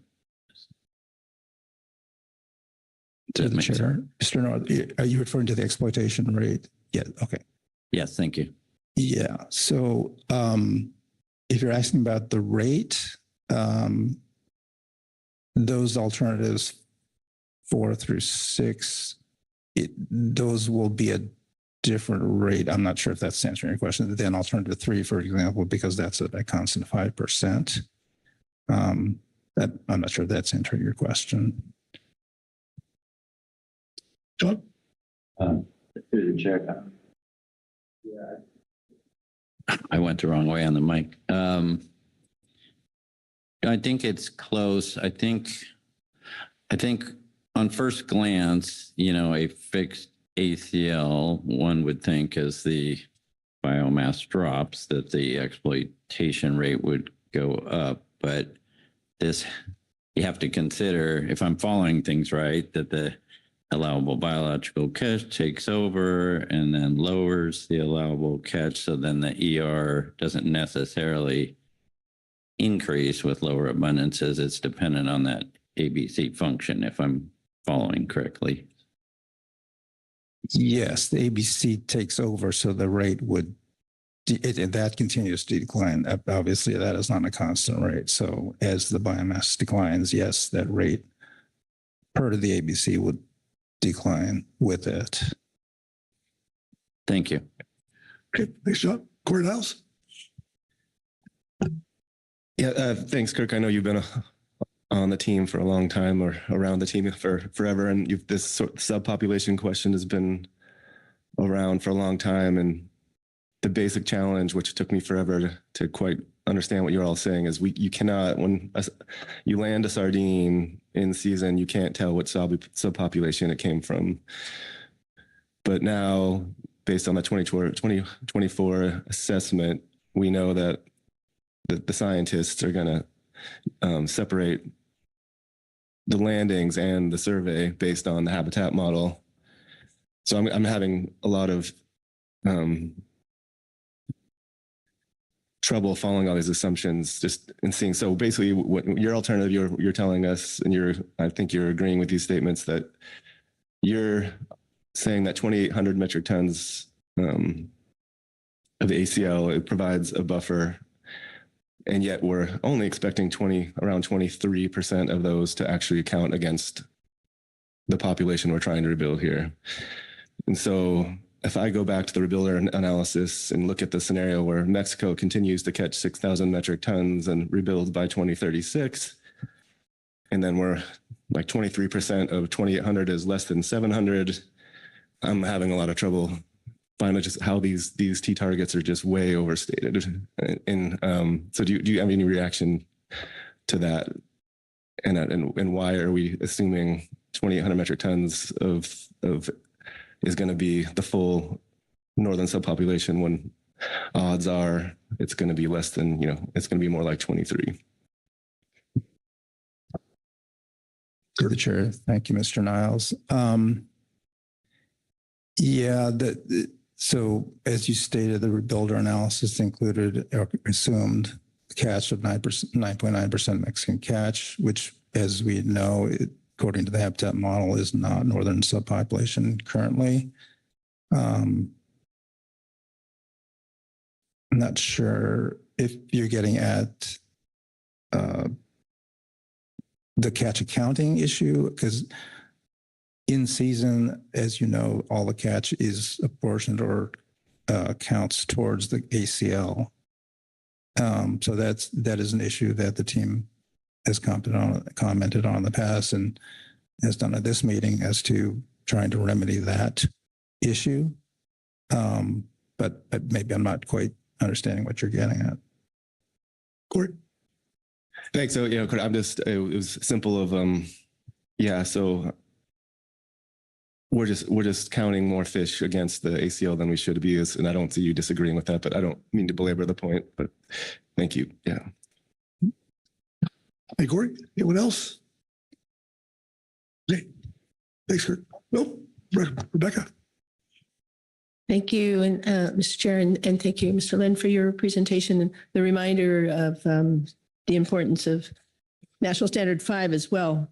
I have a question about the fifth bullet on the first page of your report, which states biomass projections several decades into the future are uncertain due to the sardine being strongly affected by environmental conditions. And then it says environmental conditions are proxied by two different and overlapping productivity time periods. Both are shorter than the projection period. Let me make sure I understand. Are you saying those two trends are included in the 17 years that we have projected for the preferred alternative rebuilding? Thank you. Yeah, thank you, Mr. Chair. Thank you, Ms. Lentz, for the question. I believe that's referring to the initial analysis considering two separate productivity time period scenarios, and those ranges are the time ranges of those periods is less than the projection period of the rebuilding time based on the analysis through the rebuilder tool is my understanding of that. This was something that we brought over from the 2020 consideration report into this report. Thank you, Rebecca. Okay. I don't see more hands, so thanks, Kirk. Thank you. All right. Next up will be CPS Advisor Subpanel. And just with Mark Fina and Jeff Chester. And then I'd just like to point out that we're going to go to a break after the AP report, and then go to public comment after that. So, okay. Welcome. Good morning. I'm Mark Fina with the CPS-AS. I'll cover the report. Jeff Chester is here. He is the conservation representative, and he had a little bit different statement from the industry part of the subpanel. So he came to answer questions if you have any for him on his report or section of the report. I'll paraphrase in a few spots here. So if there's something that you saw in the report when you read it that I don't cover, that you have questions on, please raise them. First off, we all agreed that the FMP language suggested by staff is good to go across the board, including Jeff. And then I'll follow that. Now, the industry recommendation with respect to alternatives, we strongly support alternative 6, which is the hybrid alternative that takes a constant catch level 2,200 for biomass below 50,000 metric tons, and then shifts to 5% at biomass levels above 50,000 metric tons. Our rationale for that is that we believe that the 2,200 metric ton constant catch ACL is barely sufficient to support several important fisheries, those being live bait, minor directed fisheries, other CPS fisheries, and whiting incidental catches. The constant ACL segment of the alternative that we recommend isn't without risk for those sectors, though. The rebuilding plan, since the rebuilding plan was implemented, the fisheries have exceeded the 2,200 2 times. So you can see that there is some jeopardy of actually exceeding the catch limit that is proposed in that alternative. We think that alternative 6 best accounts for incidental catches by allowing the ACL to grow at a 5%, using the 5% rate at biomass levels above 50,000 metric tons, when you're likely to see more incidental catch, more interactions with sardines in other directed fisheries. We also think that the alternative is acceptable because at low levels, because it will be bounded by the the ABCs generated by the EMSY, and we just encourage NIMS to get through the process of developing the EMSY for implementation with the rebuilding plan in June.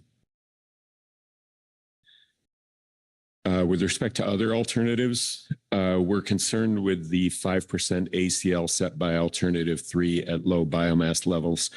We're concerned it will severely constrain the live bait sector, which depends almost entirely on sardine catches currently, and other fisheries that incidentally use sardines. Landings values in the errata sheet show that in each of the last 5 years, catches would have exceeded the proposed ACLs under alternative 3 had it been in place. So we don't think that we feel that, under the current management measures might not be adequate if you chose alternative 3, the 5% all the way down at all biomass levels.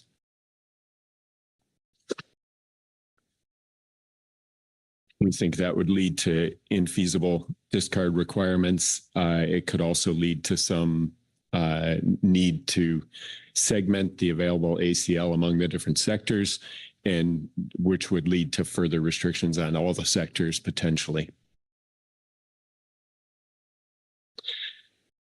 We did discuss the 2,800 metric ton catch limit proposed by the management team. While it would allow higher ACLs at lower biomass levels, we also had some concern that it will restrict catches at higher biomass levels. That was our discussion with respect to not choosing that one as opposed to alternative 6. Our rationale on alternative 6 in terms of meeting the rebuilding requirements are that when we looked at it, it's a hybrid alternative that pieces together 2 of the other alternatives that were analyzed using the rebuilder model. If you looked at those, at the rebuilder model projections for those 2 alternatives, they follow a pretty close path together. And that made us surmise that if you chose this hybrid alternative, that you really are effectively on the same rebuilding path as either of those alternatives. There really isn't a lot of separation in the graphs. So we feel fairly confident that the rebuilder model projections are a reasonable representation of the 2 alternatives that were analyzed are a pretty reasonable representation of what you get under this alternative as well. We also pointed out in our discussion that in our report that 2 things that you've talked about today that I don't want to go into in any detail, that most of the U.S. catches are not northern subpopulation, and that they're the 9.9% Mexican catch of northern subpopulation biomass. Both are pretty large overestimates that were built into the rebuilder model.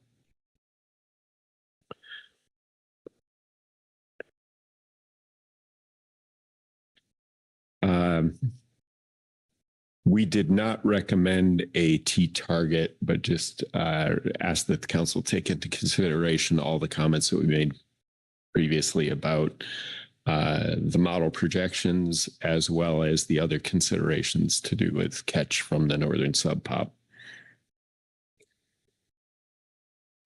Lastly, we just, in conclusion, we think alternative 6 would provide economic benefits to fishing communities and would rebuild within an acceptable timeline.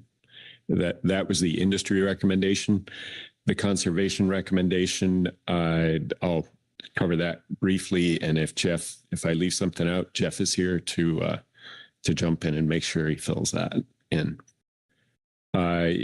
He had concerns with the absence of a methodology specified in the rebuilding plan for setting EMSY. The rebuilding plan will fail in his eyes. The rebuilding plan will fail to demonstrate that it prevents overfishing or sets OFLs based on best scientific information. He recommends that the council direct NMFS to specify the method for setting EMSY in the rebuilding plan itself, and that the absence of a rebuilder analysis for alternatives 5 and 6 prevent an informed decision on rebuilding times under those alternatives and prevents comparison with other alternatives that were run in the model. Recommends that you direct NMFS to analyze all the alternatives using the rebuilder model. He supports alternative 3 as the preferred alternative because it has been modeled to allow timely rebuilding. It allows for increases in harvest as the stock increases and lowers harvest as the stock declines. He believes that alternative accounts for the needs of fishing communities, including live bait incidental catches, and because it accommodates recent levels of landings when the stock is at its current levels and increases if the stock increases, and allows the highest possible catch limit that ensures rebuilding while stock declines. He's concerned with 4, 5, and 6, and the management team's recommendation to use a fixed ACL. His concern is that the exploitation rate would increase as the stock declines below 50,000 metric tons. That meaning that the percent of withdrawals, the percent of the biomass withdrawn, if you keep a constant level, if the biomass goes down, you're withdrawing a greater percentage of that biomass if you don't reduce your catch limit. And that use of that constant measure then runs counter to the requirement to rebuild an overfished sardine stock. He's concerned that in the absence of a rebuilding plan specifying a method for setting EMSY and the OFL and ABC that result from it, it's not clear that catch will be under the fixed ACL, under these fixed ACL approaches when the stock is at low levels, and how those alternatives would prevent overfishing.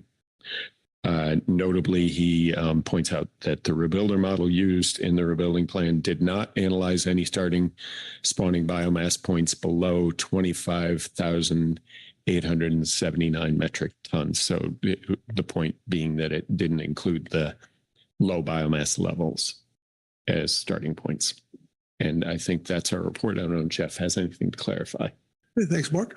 Yeah, just no clarifications, but I did really appreciate the ability to serve on the CPSAS as the conservation alternate, and really wanted to commend Mark Fina and Mike Okanowski for chairing that meeting, and I think doing so in a way that I think felt very collaborative and initiated a lot of really good dialogue and discussion, and also appreciate the way that the statements laid out within industry and a conservation recommendation. It was very helpful. Thank you. Okay, thanks, Jeff. Questions for the AP report? Asia Sumilo. Thank you, Chair Bender. This question, is on the conservation recommendation, and this kind of gets to the question that I was asking earlier about running things through the rebuilder analysis, and and the statement in the conservation portion of the recommendation that not running the analysis, that we're missing out on something and on some information by not running alternatives 5 and 6 of the analysis. And I'm trying to just get a full understanding of this and share this, make sure this understanding is shared with the council too. But I'm curious what is missing because there's significant overlap in alternatives 5 and 6 with alternatives earlier in the range, or in the range that were analyzed previously. What's missing? What would we learn? What additional things do you think that we would learn by analyzing 5 and 6 in the rebuilder analysis that we're not able to see right now? And I do see this comment in the final paragraph that the rebuilder model didn't analyze other spawning biomass points below that 25,000 number. But is there other information that you think running this analysis on like very slightly different alternatives would provide us in making the decision here today?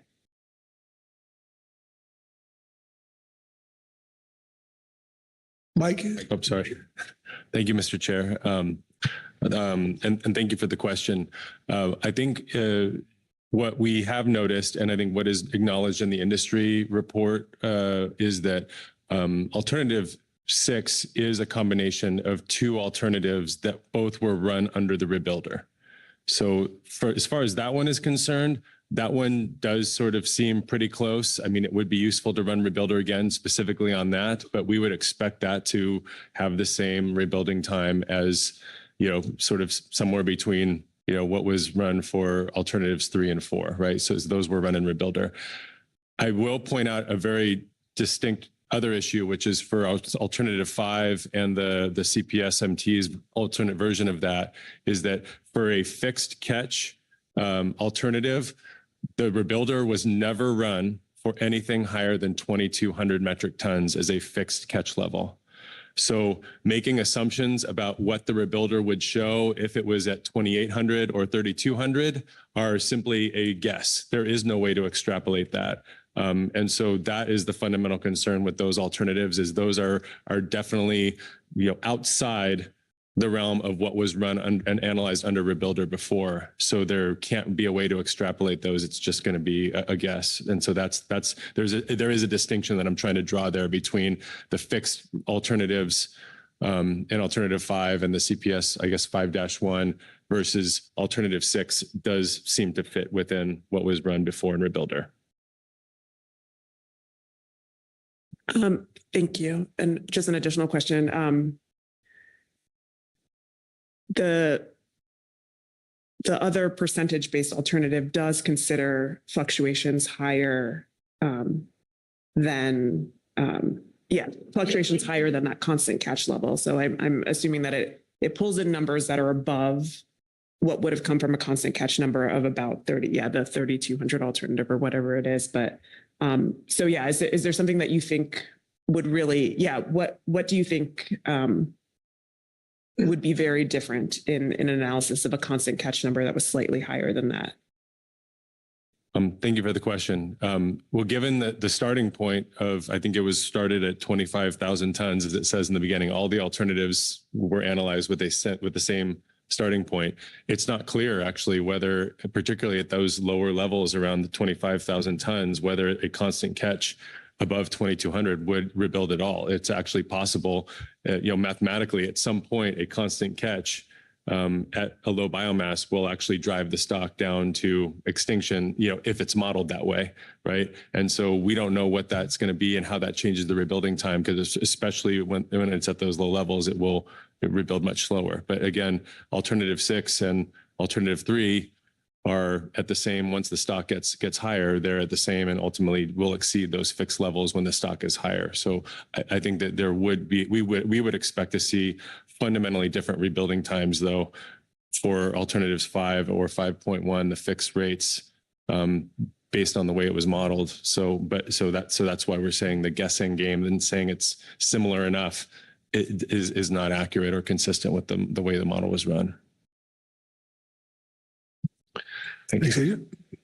Corey? Thanks, Mr. Chair. And I want to echo, well, it's funny echoing your own compliment, but I want to compliment the group for how you put together your statement. And it really is, that's the ideal I think we need to see is, let's see all the arguments out there and points of clarification. So thank you all for making that happen. But Jeff, I guess, and not to get into too much debate here, and I'll say this is why we don't do these things in one meeting typically, and this is litigation pressure that we're responding to. But if you look at table 8 of the attachment in the original rebuilding analysis, it has a constant catch of 6,044 metric tons from Mexico. So, and now the best available science from the 2024 assessment is saying the Mexican catch is 0. So I would say if there is a constant catch rebuilding run now, by coincidence, up to 6,044 metric tons, if not even if 9.9% of Mexico is higher. Just, it is such a fundamental change from the 2020 assessment that I don't feel like we really had a time to discuss. And we're trying to do this in one meeting, and I feel it's unfair for you to respond right now. But that's having done this stuff for years and years with groundfish, I could tell you a good idea what the T-target would be. Given that it's no Mexican catch is 0 instead of 6,044 metric tons. Thank you, Mr. Chair. I really do appreciate that question, Mr. Niles. And there's a really important thing to note, because there has been a change in the way the stock assessment handles Mexico, right? And it actually cuts both ways. And the reason for that is because the 2020 assessment, right, was assuming that on average, 10% of the biomass was caught by Mexico, right? But the biomass was staying level. So what that did was that meant that in order to account for all of that extra Mexican catch, the sardine productivity had to be bumped up and to make the model work. So sardine productivity was bumped up to account for the fact that there's 10% being lost every year. The new assessment, which removed a lot of that, basically bumped down the Mexican catch, but equivalently bumped down the sardine productivity estimates, because the stock still didn't go up when the Mexican catch was taken away. It still was low. And so having that extra Mexican catch in the earlier assessments in the rebuilding plan was counteracted by assuming the population was more productive to withstand that. And so removing that, an assumption that somehow this would result in a different rebuilding plan, or the rebuilding plan's overestimating this, doesn't account for the other side of that coin, which is that the sardine productivity in the rebuilding plan, if that was updated, would also, or in the rebuilding model, would also go down correspondingly by that same sort of 10%. So I guess it is very important. I note that that's in the statement. The staff has brought that up. Hey, that 10, not 10% or whatever of Mexican catch is no longer happening. But you have to look at the other side of that coin in terms of how what other new information was updated since then. I hope that answers your question. But therefore, I don't believe that that's a valid way. It's not valid to say that that's overestimating, catch or reductions, because it's also overestimating the productivity of the stock. If that makes sense. Corey? Follow? Yeah, I think, well, again, I'm going to repeat, this is not ideal to do in one meeting, but if you look at figure 6 in there and in the steepness assumptions that go into these rebuilding, it's that most frequent steepness is 0.3. I don't see how a sardine can get any less productive when, a rockfish, we now have a steepness of 0.7 point something. So I agree, got to be careful, but a 6,000 metric ton constant catch, and we're now thinking that it's going to be less than 700 metric tons at an ACL of 2,800. I agree with you. We don't know exactly what the effect is, but I'm having a hard time seeing how it wouldn't be. It's what we have here is precautionary. Right. Just very briefly, Mr. Chair, I guess the important thing is that maybe the rebuilder, what your accessory is pointing out is the rebuilder model may, already be somewhat out of date, but that's what we're using. That's what NMFS is continuing to use in the rebuilding plan. And so our point is you have to analyze each of the alternatives consistently. Thanks, Corey. Rebecca Litt? Thank you. Just one last question for Mark. I understand that the alternative 5.1 might not have been available for consideration by the advisory group. So if they'd seen it, does it meet their aspirations, their interests in what that is? Of course, question for both of you. Thank you. Thanks for the question. Dr. Lind, we did have it in front of us. We had talked a good bit about alternative 6 before we had it in front of us. I think we were reluctant to choose it in part because we didn't like the constant catch at above 50,000 metric tons. We feel like as you get closer to 150, the stock being rebuilt, that would constrain us more than alternative 6 would. We felt like there needed to be keeping that component in our alternative was worthwhile. We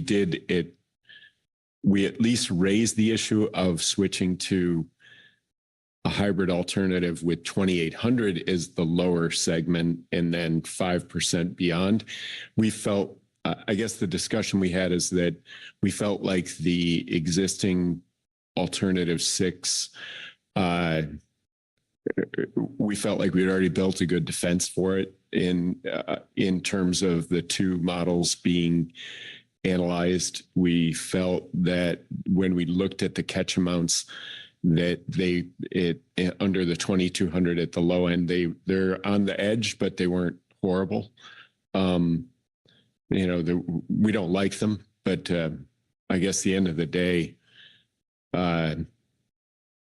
our goal is really a directed fishery and keep the bait guys going as long as we can with whatever condition the sardine stock is in.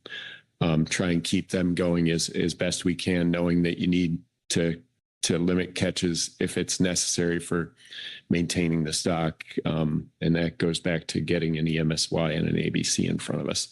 But overall, for the guys who I represent who are in the directed fishery, who are primarily the people in that room on the industry side, a directed fishery is 150,000 metric tons. Is where we got to be for that. And I'll just add that we did have a discussion and we were able to see that alternative and had a discussion with the management team about it. And at least from the conservation perspective, I think we agreed that the alternative 6 would be strongly preferred over the CPS MNTs, the 5-1. Thank you. Okay. Executive Director Bird. Yeah, thank you, Mr. Chairman. And I understand there's a lot of questions as we grapple with a new analysis that's in front of us and trying to make a final action here at this meeting without the iteration that Mr. Niles spoke to And I appreciate the AS's attempt to answer some of those questions, but I do think it's most appropriate that if you do have science questions, that we invite Dr. Annie Yao to the table just to make sure that we have the clearest record and clearest set of information in front of us. I think she would be the best person to ask, and I see that she's in the audience. So, okay, all right. So, Corey, writings. Thanks, Chair. Thank you both for providing this great report and both being here to help walk and talk us through this. I'm hearing and reading that it sounds like the two recommendations, 3 and 6, are actually pretty close together and are the preferred.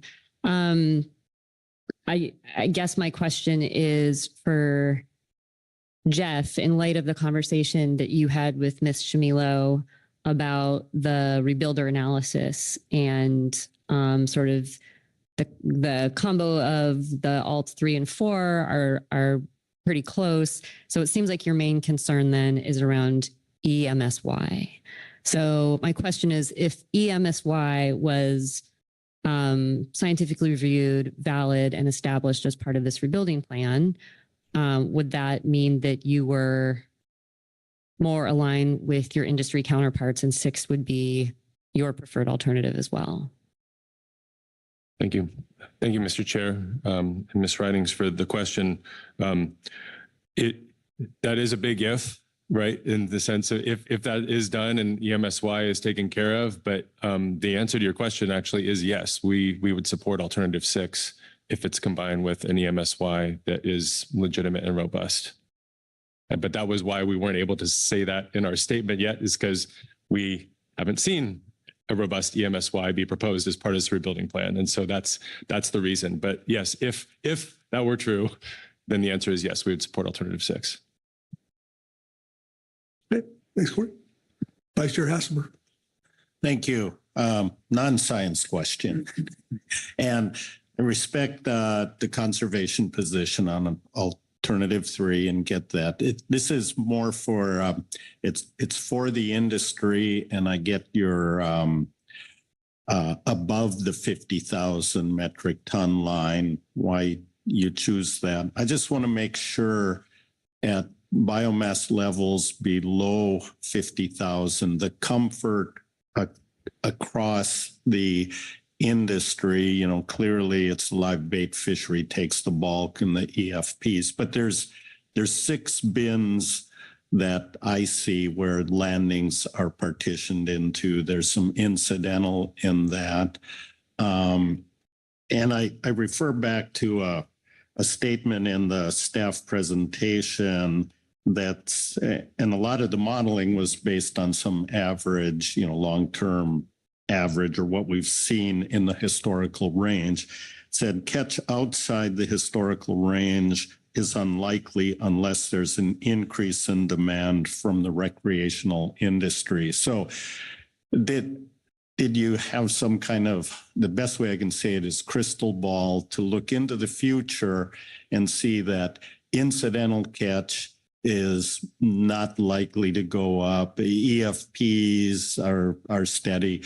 And across those 6 bins, you're comfortable that the level you're supporting, the 2,200 metric tons, is sufficient to satisfy all the community needs. We didn't drill down in it a lot, but I do think that the real focal point was live bait in our discussions. We did discuss that, with respect to incidental catch of sardines that get mixed in with other species, that the processing plants generally don't want that anyway. If you're targeting, they would like you to target and come in with cleaner loads. It's easier for processing. They can sell mixed loads. They do sell mixed loads, but generally speaking, cleaner is better. I think that we felt fairly comfortable with that, and I may have a few words on it in public testimony. They're my own perspective that we didn't talk about in the CPSAS. Thank you. Okay, Josh Lindsay. Thank you, Mr. Chair. It seems like we're winding down on questions, so I just wanted to take a moment to also provide some thanks to the AES for their work the last couple of days. I have spent a lot of time in the AES room over my career, and during some probably heated, controversial topics. But there's some times the last couple of days have been some of the hardest for me, and that was because of the weight and the heaviness in that room. And so I just want to thank the AAS. You know, my boat's not the one that's been tied up for 10 years. I'm not the processor struggling to find workers to keep employed. But despite that, you guys stuck it out, provided a thoughtful statement. And I wanted you to know that that pain was felt, and I appreciate the work that you all did the last couple of days. Thank you. Thank you, Josh. All right. Okay. I think we're good. Thank you for the report. And with that, we're going to take a break, much needed break. We're going to break for 20 minutes. Some people are checking out. So we'll let you do that. And then we'll come back for council action. Oh, public comment, the remainder of public comment and council action. So sorry. Yep.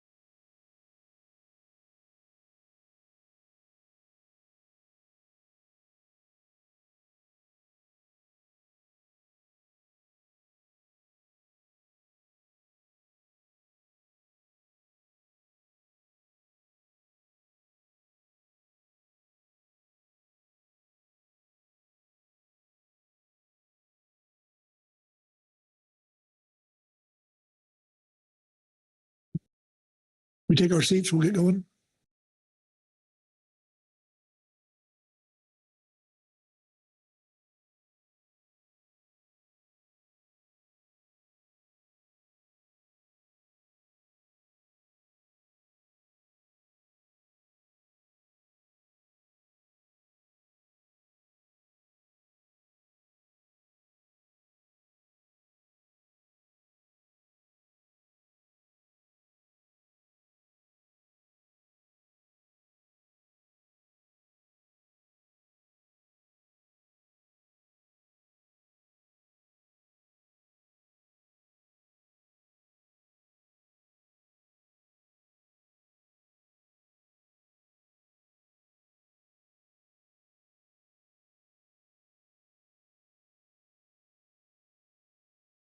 Okay, we're back in session here now. So we finished up our reports and now on to public comment.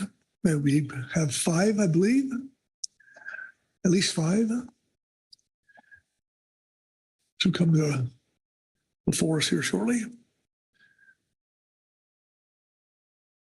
And there we go. All right. And first up, we'll have Andrea Treese, followed by Jeff Chester. Welcome, Andrea.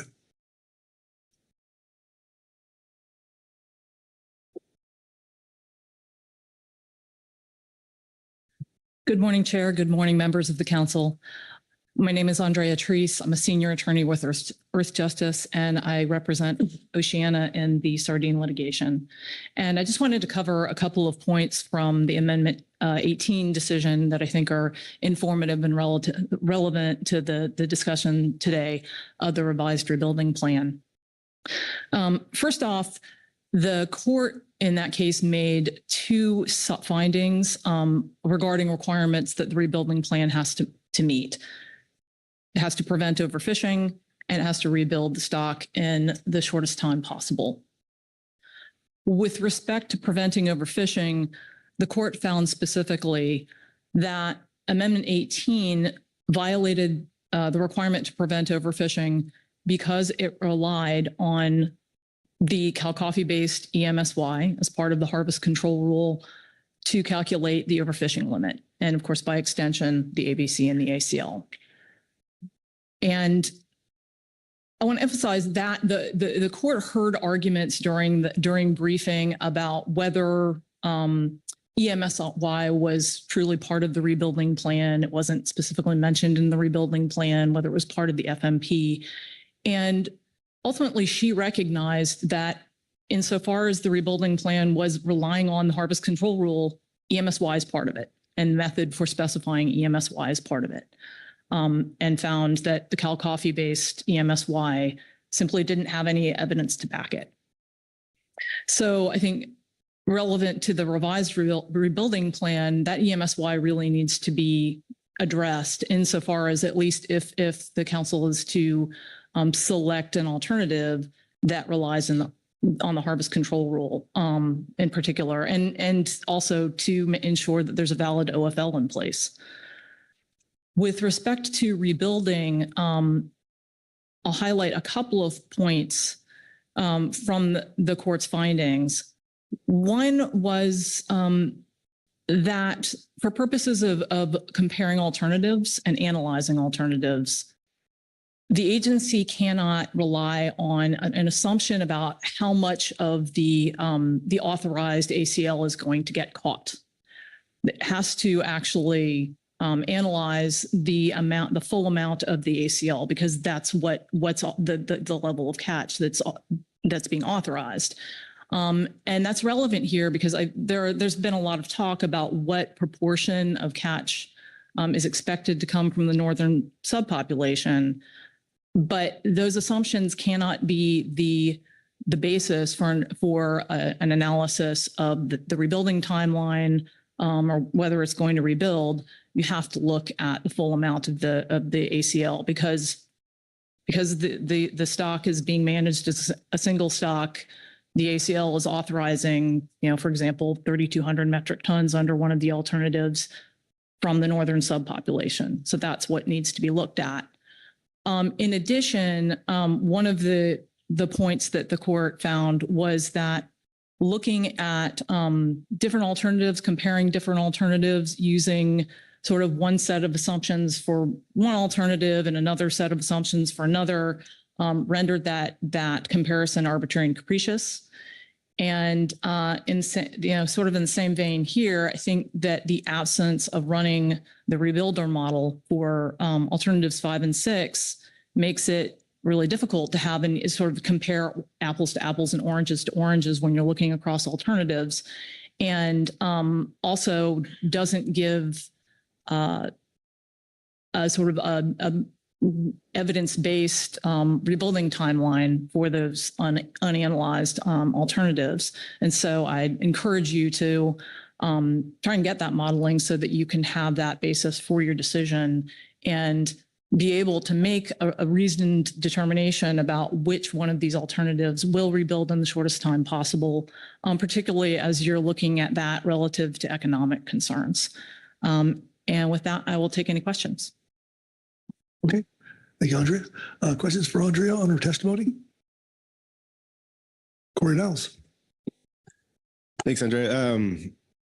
And not meaning to be argumentative at all here, just kind of interested in your perspective. But, and I have one reason I was drawn to administrative law is that it really just requires us to be rational in what we do and follow the statute. So on this part, I've been not totally following the court's opinion, of course, but you have to assume that what you authorize will be fully caught.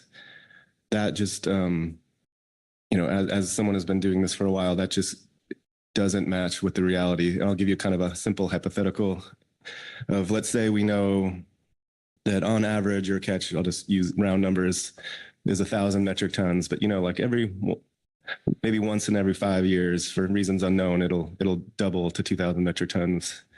And we think 2,000 metric tons is acceptable.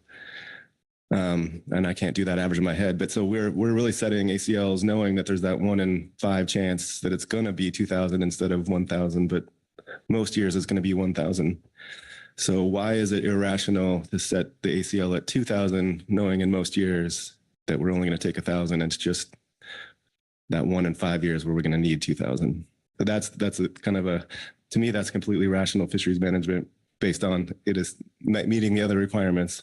But that's kind of the crux of a problem we've had for a long time, especially rebuilding ground fish and yellow eye rockfish, where there's like umpteen sectors that need a portion of the ACL, and it's hard to know which ones are going to be high or low. So that's a problem we've been thinking about since 2010, if not earlier. And so do you have a response to that? How do we take that variability into account where we're talking about an average and then an unlikely high type catch? Thank you, Chair. Thank you for the question, Mr. Niles.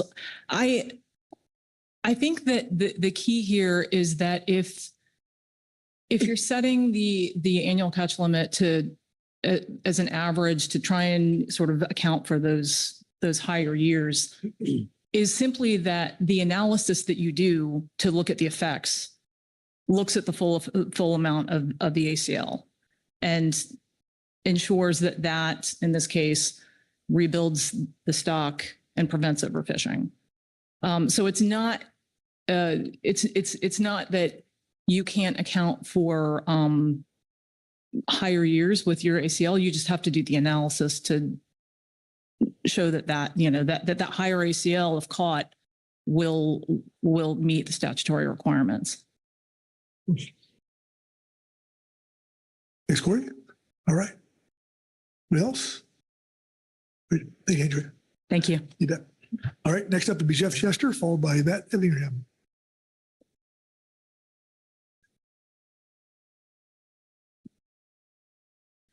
Thank you, Mr. Chair. Jeff Chester, representing Oceana. I'll try not to go over too much of the stuff that's been covered already, but I think in terms of the rebuilding plan, I guess the NMFS has unfortunately put the council in a situation where the council doesn't have an adequate analysis of the alternatives or a new method for setting the EMSY, which are needed to adopt a legal, complete rebuilding plan at this meeting. The draft rebuilding plan and the management team put out new alternatives without supporting quantitative analysis in the rebuilder model. And NMFS did not address the central flaw in the rebuilding plan, which is the EMSY. A quantitative analysis of rebuilding times is really critical to demonstrate timely rebuilding. We note that alternative 6 combines alternatives 3 and 4, which were both run in rebuilder and shown to rebuild. We're not sure why the staff assumed a much higher rebuilding time for alternative 6 than they did for 3 and 4. They said that alternative 6 would be, T max or 24 years versus the other ones were 16 or 17. It's a hybrid of the two, so it should be between them. Alternative 5 and the CPS MT alternative are outside what was analyzed in the rebuilder. The analysis of these new constant catch alternatives uses extrapolations and assumptions that are inconsistent with the other alternatives. And the solution would be to ask NMFS to run the rebuilder model for the new alternatives to calculate the rebuilding times consistently. The council should also at this meeting ask NMFS to provide a valid EMSY and put it in the rebuilding plan. NMFS has a statutory obligation to do this. Your rebuilding analysis indicates the stock is currently in a state of poor recruitment. A review of the failed Cal Coffee Index is not going to get us there. The current FMP does specify right now Cal Coffee as the method for setting the EMSY. So the new MSY should be developed and included in the FMP amendment for this action. As I said before, that we supported alternative 3 in the absence of this EMSY.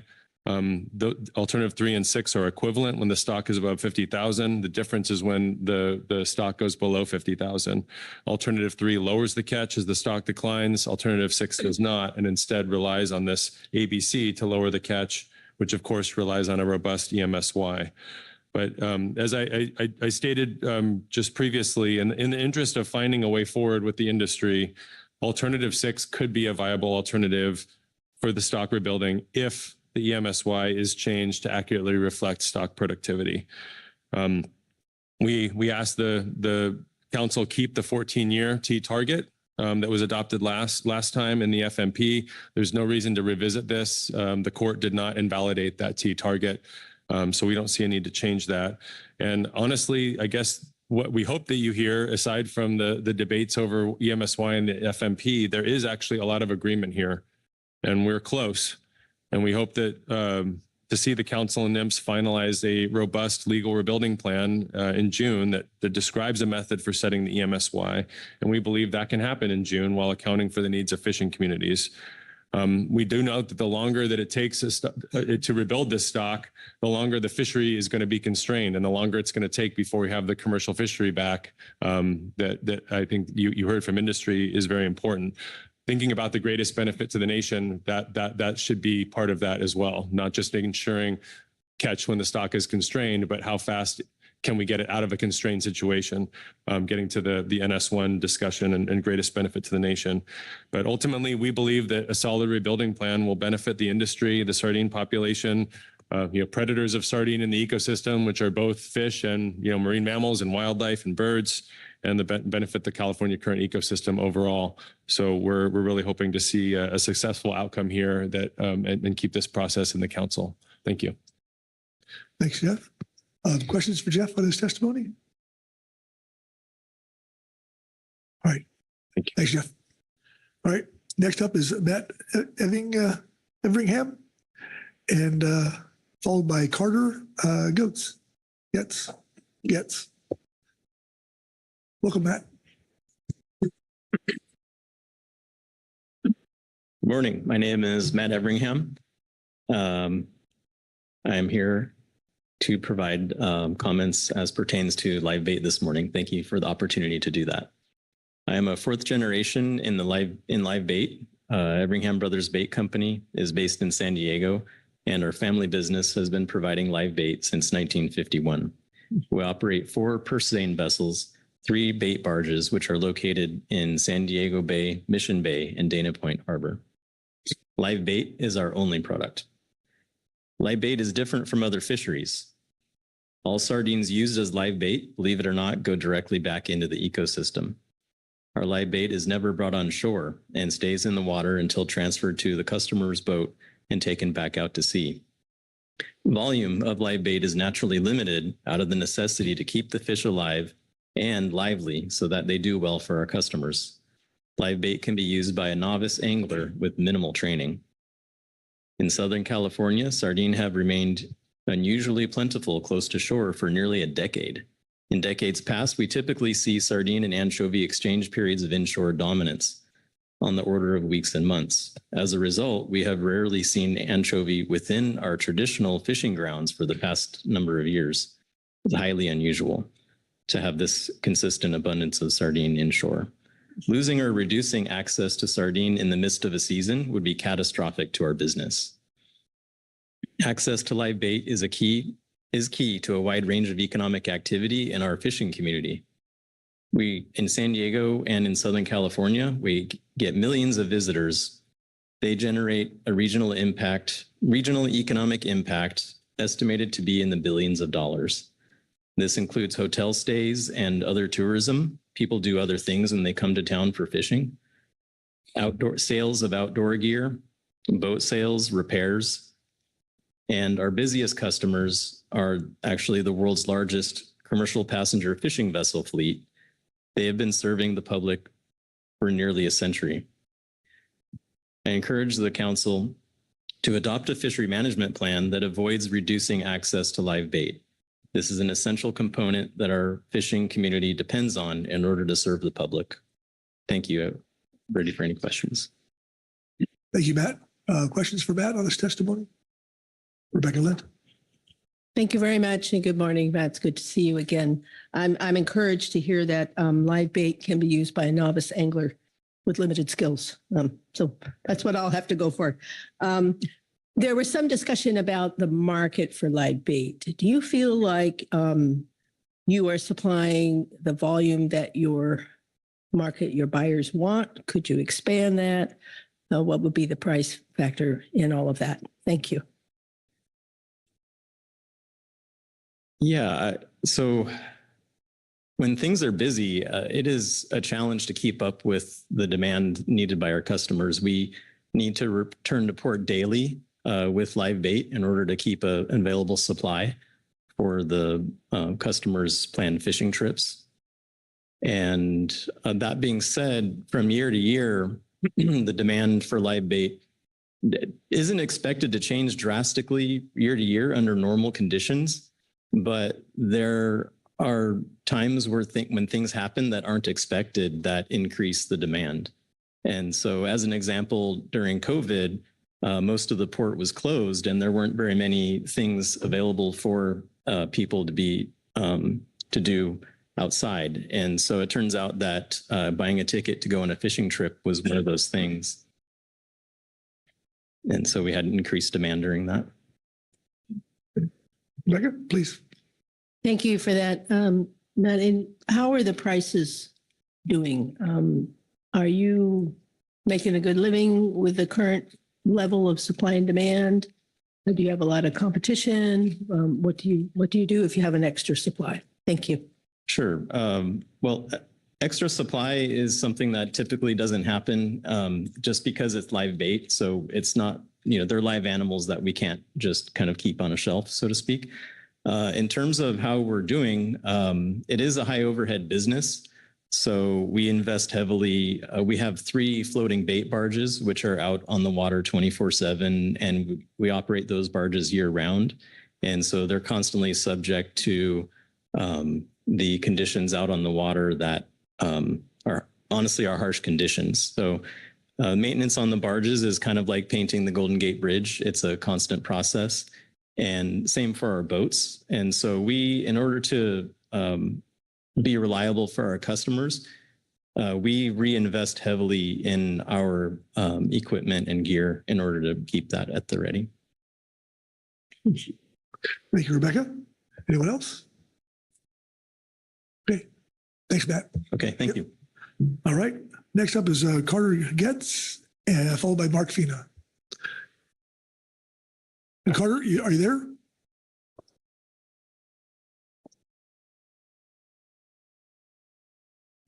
Carter, you're muted. I think it's on your end.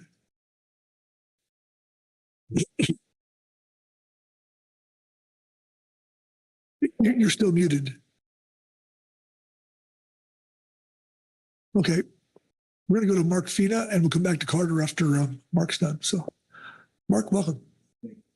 Just was going to say that Carter also texted me about 20 minutes ago and said he was trying to move an appointment and hoping to avoid a conflict. So that may be why I didn't pick up. Thanks. Mr. Chair, I'm Mark Fina with the California Wet Fish Producers Association and just have a few comments to add.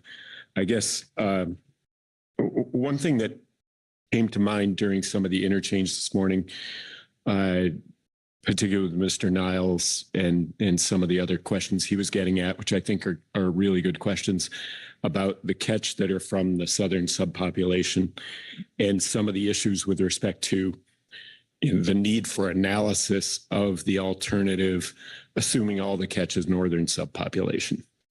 And I guess what I would say about that in terms of how you might think about it is rather than, and I'll say this with respect to alternative 6 in part because I like that alternative. Instead of thinking about it in the sense that, well, we've got all this extra catch that didn't come out of the north so we really are okay with alternatives that haven't been analyzed. I think you can say instead, with something like alternative 6, you've got analyses that basically show those trajectories, the 2,200 constant catch and then the 5%. You can feel fairly comfortable with those analyses. Those are pretty sound in and of themselves. But you can take one step further than that and say, not only do I feel comfortable that I have a good rebuilder model analysis of that alternative because of those two analyses, but I also can feel a lot more confidence in that analysis because I know, regardless of that assumption that it all comes out of the northern subpop, that a huge amount of it is probably coming out of the south.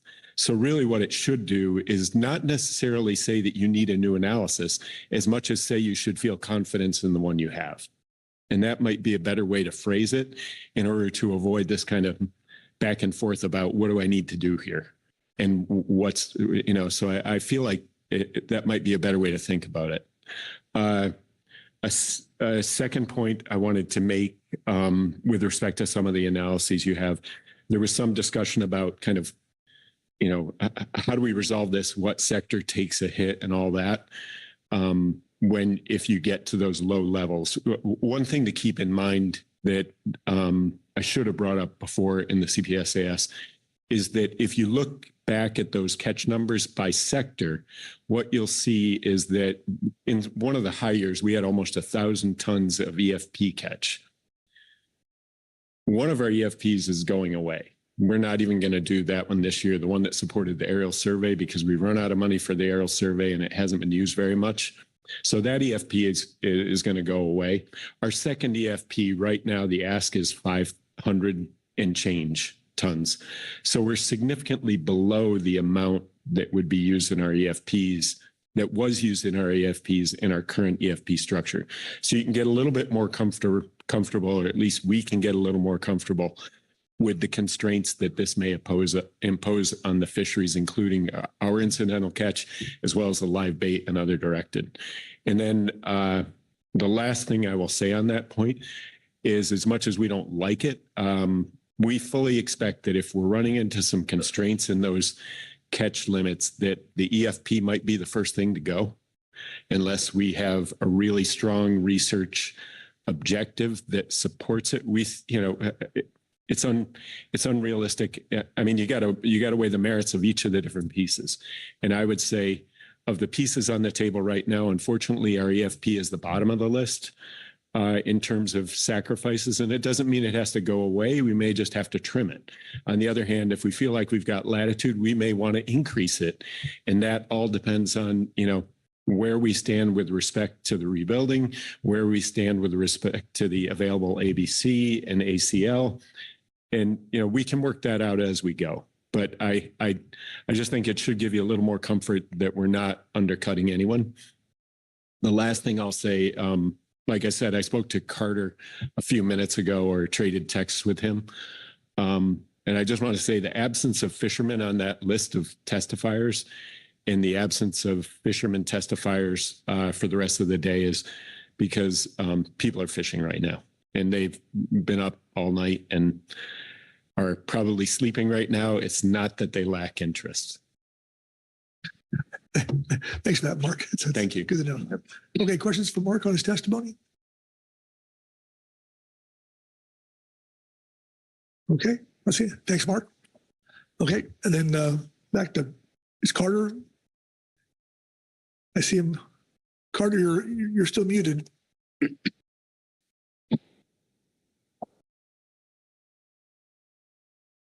Okay. Okay. Yeah, Carter, we can't hear you.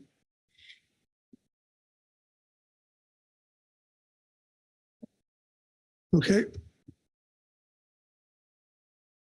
Okay. All right. Well, Carter won't be able to join us today. So, Vice Chair Hassemer.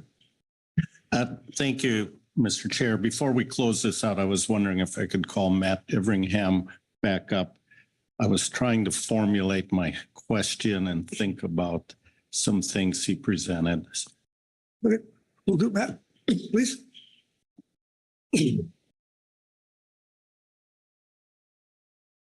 So thanks for sticking around, Matt, and doing that.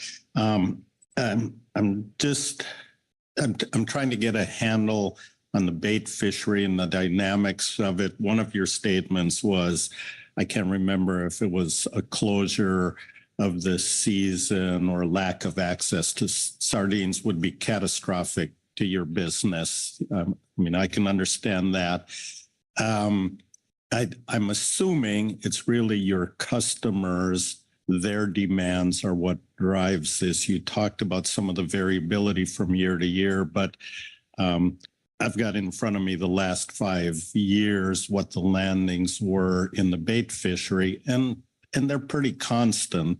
So is there a seasonal component? How does that play out? I'm assuming, I guess you don't have, say, I'm going to go catch X tons per week and then spread it out across the barges, but you have some dynamics there in how that plays out over the years, but then there's some consistency. Mike? Oh, there we go. Understood. So from year to year, the total demand has been relatively consistent. The demand is very seasonal, and you can, because it is so tied to tourism, and San Diego is the southernmost U.S. port. And so it provides the best access to fishing grounds below the border. And so for this reason, the demand from our customers is tourism driven, and it's very seasonal because the fishing is best when the weather's warm. And not only that, but it's the most fun to go out in the water when the weather's good. When it starts to get cold and windy, it's not as much fun. And this might be unfair, but if you had a crystal ball, do you see that demand in the next 5 years changing, or it's been so consistent and again seasonal? Is there anything on the horizon that would change that? Thank you for that. One of the things I'm glad to be able to bring up is that we don't know. We don't expect anything, but things like COVID can happen, and you don't know until you're already in the middle of the season. So the reason I made the comment that a reduction in access in the middle of a season would be catastrophic is that there isn't time, to come to a council meeting or to address and the issue.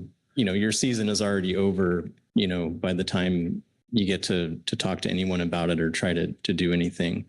And so these are, things that, despite that consistent demand, we try to stay flexible because we never really know what's coming. And the profile of our seasons has kind of shifted over time. There was a time where it was more concentrated during the summer months.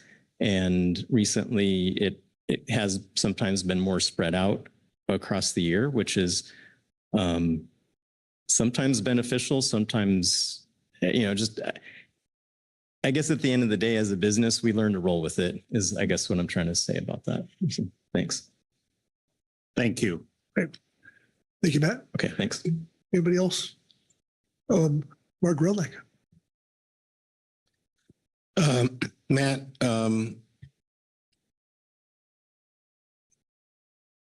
did you get a chance to consider the management team's alternative 5.1? I did. And what's your take on that versus alternative 6? Or do you have a preference or an objection or any sort of response from the live bait industry to those alternatives? Strictly from a live bait perspective, if I would say, it depends on what the stock does. If it, so for alternative 5.1 or the one described by the management team, I do not see a scenario where it causes problems for live bait. It stays consistent and it seems to provide what's needed. And so the alternative 6 does provide, as the stock increases, a better buffer so that if there was more incidental catch outside of live bait, it would have less impact on live bait. So there's a benefit to that. But at the lower biomass levels, it actually has an increased risk. So it's sort of like, they're both, it depends on, there's risk in either one, but it depends on where you want it to be. So strictly just for live bait, alternative 5.1 is almost less risky in that regard for the conditions that are expected. Thank you. Thank you, Mark. What else? Okay. Thanks, Matt. Thank you. Okay, that concludes public comment and takes us to council action. So, which is before us right there. So, yep. Rihanna? Thank you, Mr. Chair. I had a question for GC. I don't know when I should ask that. Right, that would be a wonderful time. Thank you. So I had a question regarding precedent and with the challenges associated with taking council action on a revised building plan in just one meeting and setting a precedent that that's okay versus having the council do nothing and setting a precedent that we are okay with NOAA proceeding under a secretarial authority to make decisions. Could GC clarify if there's any precedent with either? Heather? Thank you for the question. And through the vice chair, we have in the past had situations where a court ordered us to do something in a time frame that truncated the fulsome participation of the council in that decision-making process.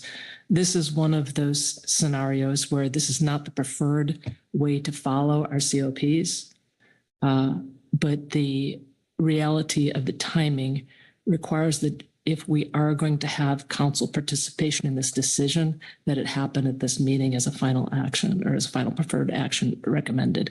So this is, I think if one were to try to ascribe some sort of precedential value to it, there would be other thresholds that would prevent that. But just looking at the facts of the situation, I would be very comfortable saying that this is unfortunately what is caused by the time frame that we have before us. It's not an attempt to convert in any way the way we follow our COPs.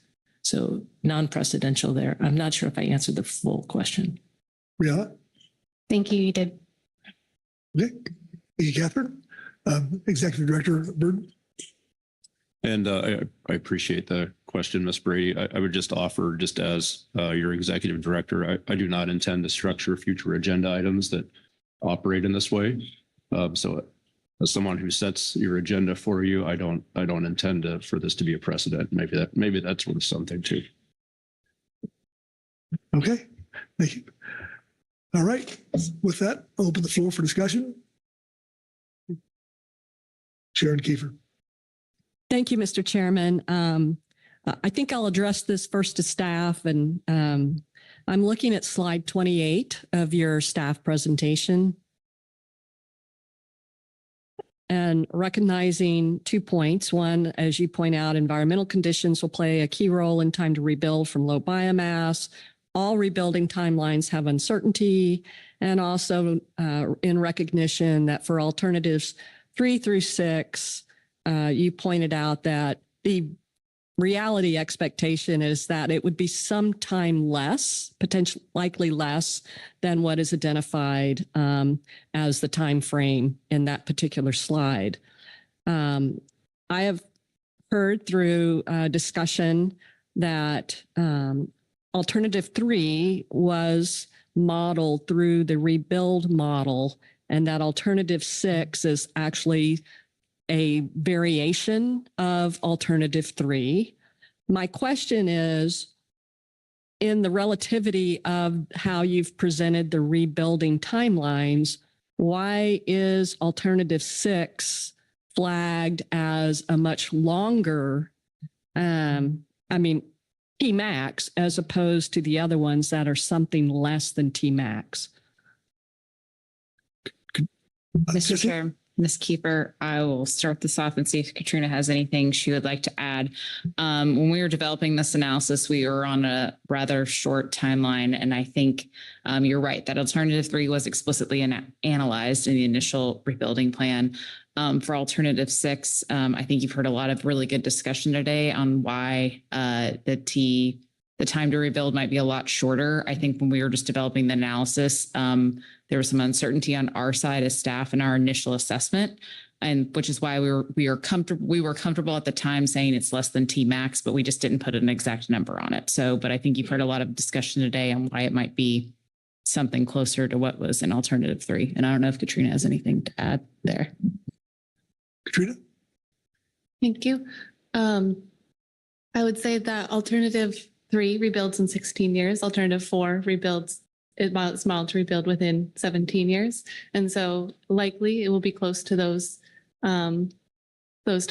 But as Jesse mentioned, since it involves a 5% rate, where it's more difficult to know based on the analysis that was completed, what the biomass removed would be year to year under this alternative compared to alternative 5, which has a set ACL. We felt more comfortable noting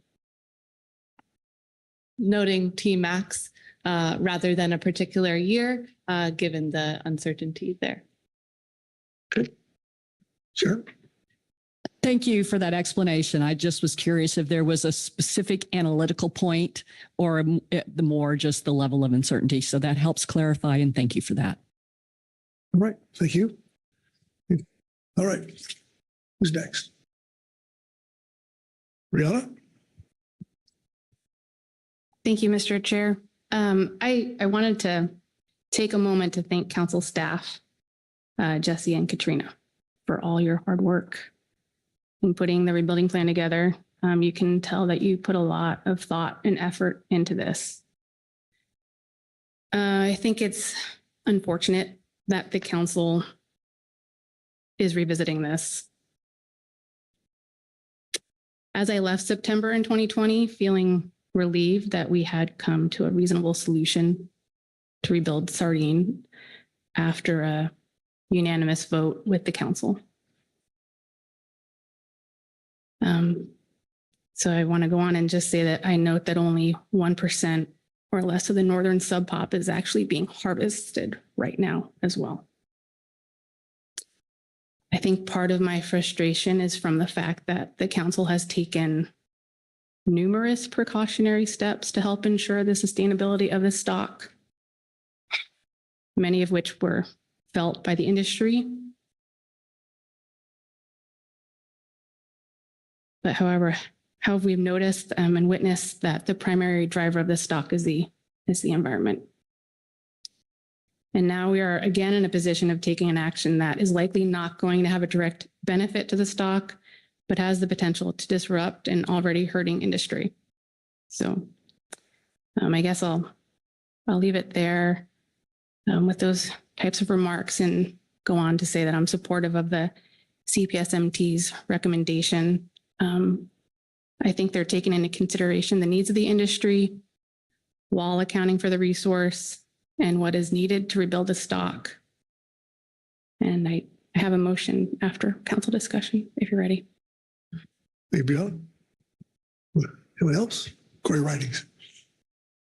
Thanks, Chair. I have a question for NMFS, I think, and this is going back to understanding the alternatives before us and going back to this concept of the rebuilder model and the analysis. And I'm guessing we've been over this before and I just missed it, but I was hoping for a little bit more clarification to have the confidence that what we have before us is enough to make this decision. We know that 5 and 6 are new, and council staff use the word extrapolation. So I was just hoping for a little bit more on how we have enough to actually make this decision and feel confident as a council that this is going to move forward. I just heard Ms. Brady talk about frustration that this is coming back again. And, I understand this is also necessary given the court and all of that, but trying to find the smoothest, fastest way forward and wanting to, I guess, hear once again or in a slightly different way to make sure that we have what we need in front of us. Josh or Kath? Let's go with Josh. Through the chair, thank you, Ms. Riding. I very much appreciate the question. I can appreciate that that's something that other council members are probably grappling with on this as well. I can try to answer it, and maybe there's more specifics that you'd like to follow up on, and I don't want to jump ahead of what you're thinking. Yes, we've been following along with this process. We think council staff has provided a robust analysis for the council to make a decision on. Obviously, any sort of transmitted action to the agency, we will then take our secondary examination of that rebuilding plan to determine whether or not it's appropriate to approve, disapprove, partially approve, and both under our MSA requirements as well as the decisions from the court. And we will obviously be taking that portion of the decision very carefully. I appreciate that maybe there's some concern or questions regarding how this analysis compares to previous analysis. From speaking maybe a little bit off the cuff, I think it's fairly apples to apples here. There's a lot that went into the discussion and sort of explanations in the original rebuilding plan that obviously we're not able to bring fully forward for everybody to hear, particularly new folks. But the decision that the council made previously, yes, was based on the rebuilder analysis, but it was also based on a lot of other factors. And the team outlines those, I think, pretty well in their statement of the considerations that were made last time. And it appears that the team is, again, providing, at least in their analysis, and I suspect that AS took some of those things into consideration as well. An example of that is the decision to choose a T-target of 14 years previously, even though that wasn't a direct result of the rebuilder. It factored in other considerations by the council, and it seems that, new alternatives are able to do the same thing. I'm not seeing a bright line at the moment between sort of the information the council had in front of them previously and what they have in front of them now.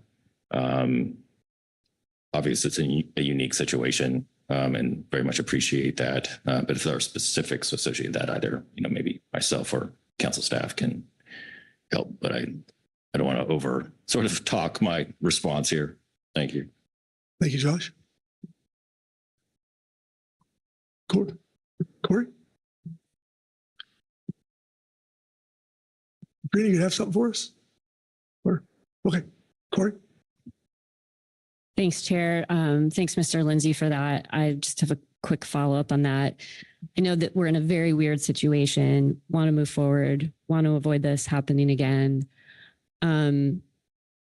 if we were to pick an all, move forward, and then NMFS was to disapprove or do a partial, what would that mean in the context of our timeline, recognizing that you are under also a court timeline?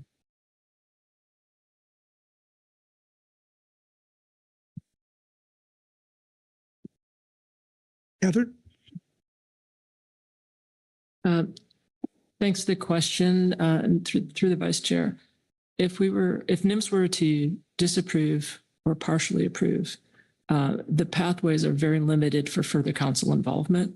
And I'm not sure if that's what the council member was getting at, but we don't have more time to come back other than to follow the mandates of the MSA with respect to, in a partial disapproval, there's usually consultation. That has yet to be defined, actually, as to what that consultation could entail. But the path is very limited to bring this back to the council because of the non-precedential nature of the short time period in which we have to engage on this matter. And if I might add, the issue under consultation really drives the conversation going forward. Great. Thank you, Catherine. Josh? Thank you, Mr. Chair. Maybe this is not something I need to clarify, but I just wanted to make sure my reference to disapproving or partially approving was not because of an active thing we are considering at the moment. Just wanted to state our sort of procedural process. Thank you. Good to know, Josh. Okay. Corey? Anyone else? John North. Thank you, Mr. Chair. I'd also like to thank the council staff for their work on this. That's a lot of products in a short amount of time. Much appreciated. My initial lean on this, I guess, was towards alternative 6, since it, wouldn't artificially constrain harvested higher abundances like a fixed catch approach. But and I still think it's a really good option. But I think the 2,200 metric ton ACL seems like it could be constraining, and so I really appreciate the management team's modified alternative with the 2,800 ACL or ABC and the T target of 17 years. I think that approach strikes a reasonable balance between rebuilding and providing opportunity for the live bait and CPS and whiting fishery. And I think it's consistent with optimum yield and some of the national standards. And I think based on the corrected catches, it provides, I think, a 300 metric ton buffer over the highest recent catch. So I think that's good. So I guess my lean is towards the alternative 5-1 and the 17-year T target. But thank you, John. Corey Niles. Yeah, thanks, Mr. Chair. I don't know where to start the thoughts, but I think I'm remembering back to September and expressing some frustration that we'd be doing this in one meeting, and maybe not, frustration is not the right word, but this is, well, I don't think I've ever heard anyone call the council process fulsome before, but Catherine did earlier, and yeah, this is not a fulsome process, so I'll say, and again, I have the highest respect for the legal process and respect people's right to litigate and challenge the government's decisions, and the Administrative Procedures Act is supposed to enforce rational decision making, but it often has the opposite of effect. I think we have a lot of questions here that it's just I'm trying to avoid saying it's a mess, but I can't avoid saying it's a mess because I hear. I think Mark Fina is correct in saying that we have a lot of confidence in this analysis, that we should have more confidence that the stock, it's more conservative. Our assumptions are more conservative than they were in 2024, but absent this litigation, we would not be guessing on this stuff. We would run the rebuilding analysis. So John, for example, just mentioned a T target of 17 years. Yet again, that's assuming that that the catch is all northern subpopulation, and then Mexico is catching 9.9% of it. And it's so our assumptions that the 2020 assessment were based on are now not best, almost, out the window based on what we heard on the 2024 assessment. And again, the Magnuson Act is also a very solid law that we're lucky to be instructed to make our decisions based on best available science. And if we didn't have this litigation, we'd be here today with an agenda item talking about next steps on Sardine and how to take up the stock structures, how to take up EMSY, which ones we do best, which ones would be best to take up next, and what are the science centers saying, and SSC and the management team and all that. And instead we're trying to be productive here. And I think I agree with Brianna that I think we had a reasonable rebuilding plan to begin with, and it's still reasonable.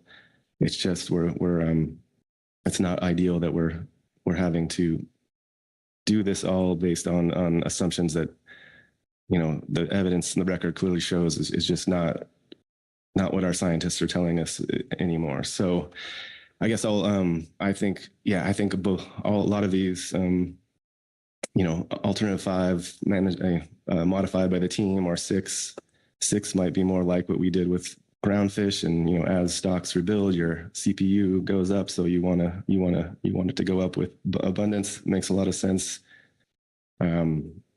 I could probably support either, but really let's open up the discussion we need to have in April about the next steps that we need to take to fix these issues and get back to what, understanding what the science is telling us. So, and again, I think, this is just my, I said this earlier during council staff presentation, but what I think National Standard 1 and National Standard 8 tell us to do is to, achieve similar conservation goals. If we can if 2 options look like they're similar in terms of the conservation benefits, then pick the one that has the least harm to fishing communities and promotes sustained fishing opportunities. And which one of these does that? I think they're all very similar. And in the spirit of those goals, at least. But we shouldn't be. I'm glad to hear Merrick say we won't be doing this again in one one meeting if we can. But it's a long way of saying I'll stop with those thoughts and then maybe just have a specific request or ask of NMFS. And would it be possible for whatever the council puts forward here for you to then ask the science centers to run it through the rebuilding analysis? I would love to see the rebuilding analysis based on the 2024 assessment, but if that's not possible, even running these, I don't think it's necessary, but I think it would be a good thing to do. Would it be possible, in the proposed rule phase to ask the science centers to run these through the analysis and put it out there, the results in the proposed rule? Thank you, Corey. Vice Chair Hassemer. Thank you, Chair. I'll put some of my thoughts out there on this. There are 2 sort of recommended alternatives from the management team, the 5.1, or from the, at least the industry part of the advisory subpanel 6.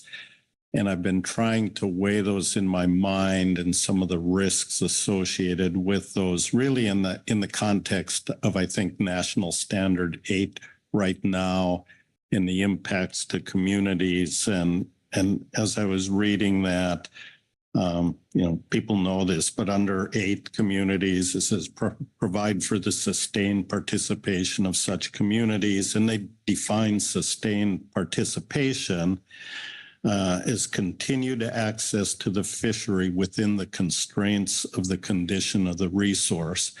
And so I think that has bearing on these 2 alternatives that treated differently. My questioning to Mr. Everingham and the others was under alternative 6, the risk to the communities is at those low levels of abundance with an ACL that's set an amount that's close or has been exceeded in recent years. So there's a risk to closure if that ACL is approached. And depending on when that happens, if it's catastrophic or Mr. Everingham explained some of the changes in the seasonality of the catches. But the risk there is borne by the bait fishery because they're the primary user, and at low levels of abundance, they're taking most of that catch. Under Alternative 5, I think the risk changes is then the bait industry becomes susceptible to the risk that the incidental catches are going to be high, because at higher levels of abundance, when the ACL is constant, I'm just assuming there's a probability that incidental catches might increase, and it's not under the control of the bait fishery. Under Alternative 6, they know what they're catching. There's a good tracking of the harvest through that, and it's possible they can make adjustments. Under Alternative 5, the history is the annual catches in the bait fishery are pretty constant, and the variation we might see is in the incidental and some of those other areas where sardines are taken. So I guess to get me to supporting Alternative 5, which provides that little bit higher ACL and a buffer, some rationale or justification on how we would respond to those situations, because sardines environmentally driven. I don't know how big they're going to get in one year or small in the next, but a way that we don't put that bait fishery in the communities, the fisheries dependent on the bait fishery, at risk if there are factors outside of their control that could lead to closure. So it's just, what protection do we have there? The risk that the different sectors have to bear. So I'm still weighing through that. Thank you. Thank you, Pete. Asia Simolo, and then Brianna. So Asia. Thank you, Chair. I have a question first on workload for Noah before I have some comments to make. So my question on workload is, if we were to select Alternative 5, for example, ask NOAA staff at the Science Center or wherever the staff is that runs the rebuilder analysis to run Alternative 5, but also have on the agenda for the future that we're going to do some bigger evaluation about the fishery, like looking at EMSY, stock structure things. Does running that analysis during the time that you're doing the final rule for this new catch level take staff away from doing the other stuff that we agree is much more important to the overall running of the fishery? So yeah, really is it the same staff who's doing all this scientific analysis to support either the rebuilding analysis and the new EMSY, the stock structure evaluation, all of that? Josh? Through the chair, thank you, Ms. Shumila, for the question. I'm not sure I'm able to answer the latter part. I guess I would preface any sort of answer to that question with not whether or not we had the staff or the workload capacity versus the necessity to rerun anything through the rebuilder, and whether or not we would learn anything new, or if based on what is being presented in the analytical documents now and the rationale from the team and the AS, et cetera, in terms of the rebuilding timelines and the rationale there, that there was a determination that we felt there was a need to do that. And I guess until that time has come, then we could explore workload and capacity. It would likely be the same people and take away from other things, but I'm not ready to speak that be a rationale for, either not doing it or for doing it.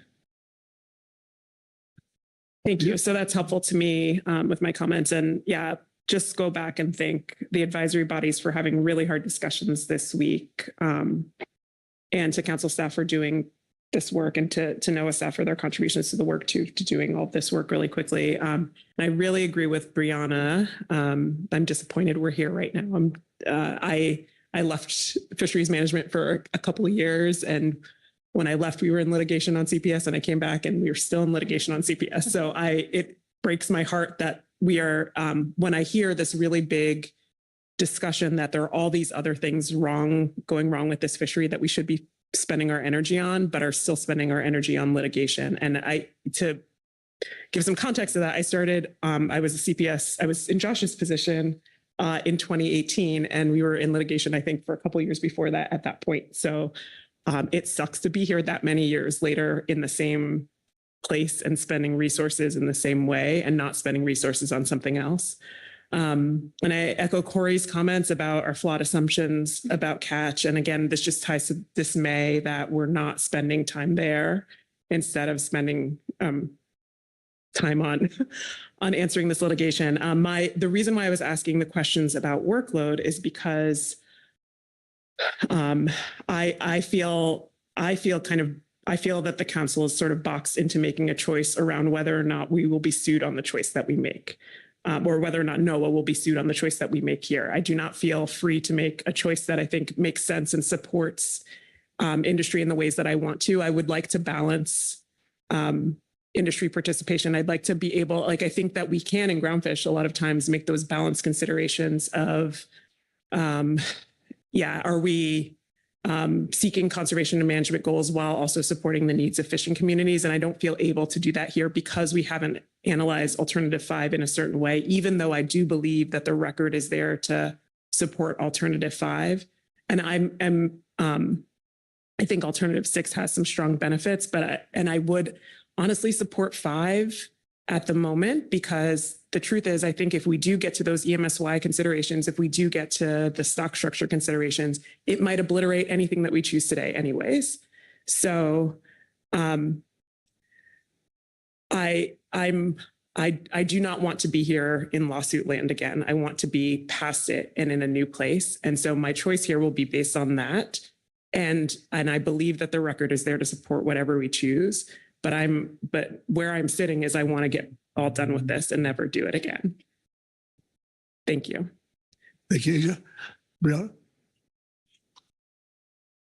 Thank you, Mr. Chair.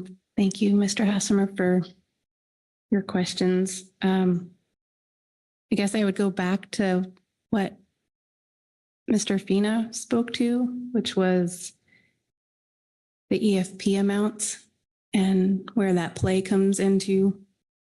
Also, I believe he may have also spoken to, but I know the AS discussed it, is that the industry prefers clean loads. They're not looking to really increase incidental, but it's nice to have that there for those situations. And I think I'll leave it there for now. Thanks. Corey Writings, and then Corey. Thanks, Chair. Another Corey. I know it's confusing, as is this agenda item. I just wanted to share some thoughts just thinking through this. At this point, I think we do have some options here. Alt 6 seems like the best one that I'm seeing. I am assuming, and thank you to NMFS and Mr. Lindsay for clarifying this throughout this agenda item, that we are moving towards a valid and scientifically robust EMSY. If that is in place, 5.1 or 6 would work in terms of my biggest concerns, which is making sure that we are ensuring conservation at very low levels, which in my mind is the biggest conservation concern around how you manage CPS. Aside from that, we heard from Mr. Everingham about his preference, and I certainly don't want to assume that he speaks for everyone, but appreciate his willingness to come back up and tell us that there are pros and cons to both. And then we heard from the AB that there is a clear preference for Alt 6. And for me, thinking of that, it is about what happens if we do get more fish in the water, and hopefully being able to go back towards a directed fishery and providing more ability there. We also have more that lends us towards an analysis for Alt 6 than 5.1. As we heard from earlier, there is a stronger analysis regarding the rebuilder model. I'm hopeful that regardless of what the council moves forward with, that there will be sufficient analysis and evidence to move forward. But I do see a stronger case for alternative 6 at this moment. So that increases, that I guess makes me feel more confident in wanting to go with that, given the strong direction we heard from RAB and more confidence in the information we have to make the decision. Thank you, Corey. Corey Nels. Thanks, Corey. Yeah, I know there's a lot of words in what I said before, but there's also a question I put out there that we didn't get to. A question for NMFS. So kind of what along Asia and Corey is saying. I think I think what again the Magnuson Act tells us to do. If two alternatives have the same conservation performance, which in this case is the same team target or something very similar, pick the one that has the least impact to fishing communities. If what Corey just said, if Alt 6 has that same T target as alternative 5, then reasonable minds could differ, but then it would say argue for picking Alt 6. What is missing in terms of maybe what Age is saying is some uncertainty on whether what that T target would be. I agree with what Oceana telling us you would expect it to be between Alt 3 and Alt 5, which is, to me, that's the same thing given all the uncertainty. That's the same rebuilding target based on all the uncertainty here. So the question to NMFS was, would it be possible to run that alternative through the rebuilding analysis, and publish the results in the proposed rules? If that, I don't want to get too complicated with council's if-then motions, but just run it through the, the analysis. And I think if we had all the time in the world, the way to do this and make the record just as strong as possible, then you would also base it on the 2024 assessment, and you would base it on that new assumptions about how much of the catch is actually going to be northern subpopulation. And maybe that's not time. I agree with Asia. Let's get to that in the next stage. And but yeah, in the ideal world, that's how you would respond to the questions the court has raised. So a question, yeah, and maybe not a direct answer needed, but I don't, I would hope it would be possible if the council were to go for alternative 6, for example, then there would be time between now and the proposed rule for the science centers to run that through the actual rebuilding analysis. Thank you, Corey. Brianna Brady. Thanks, Corey. I guess my understanding of alternative 6 is that it couldn't be run through the analysis. We could ask Annie, maybe, just because it's a mix. I'm not really sure versus a constant. Annie, yeah, could you come up, please?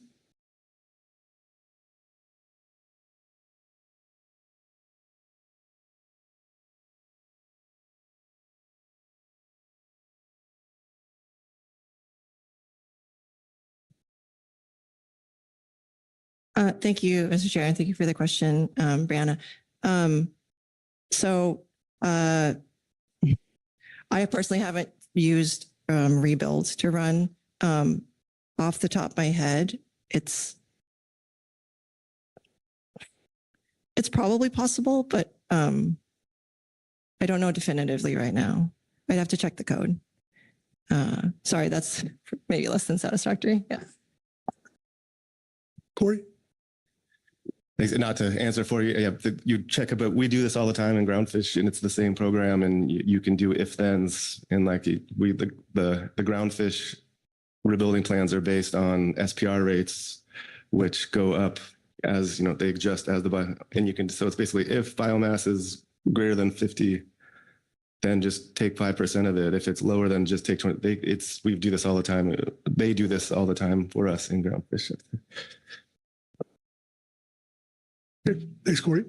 Asia, you had a question for Annie? Yeah. Annie, you come. I'm sorry.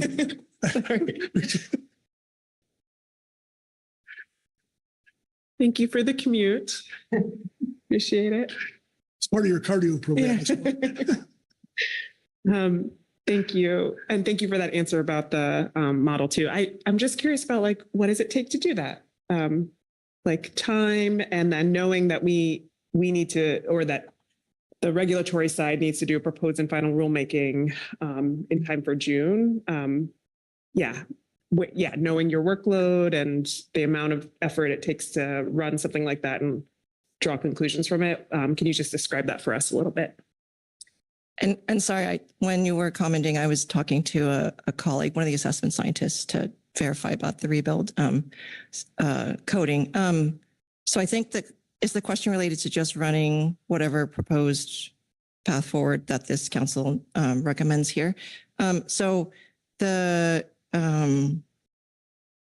I guess I'll start with reminding everyone that, like, I think Mr. Lindsay, you presented this well, where you talked about like the need to do it. And one thing I wanted to just mention, because I've been hearing the word extrapolate. And I think one thing I would start with saying is that the original analysis had a wide range of productivity, starting biomasses, different catch levels, different scenarios. It covers a wide range.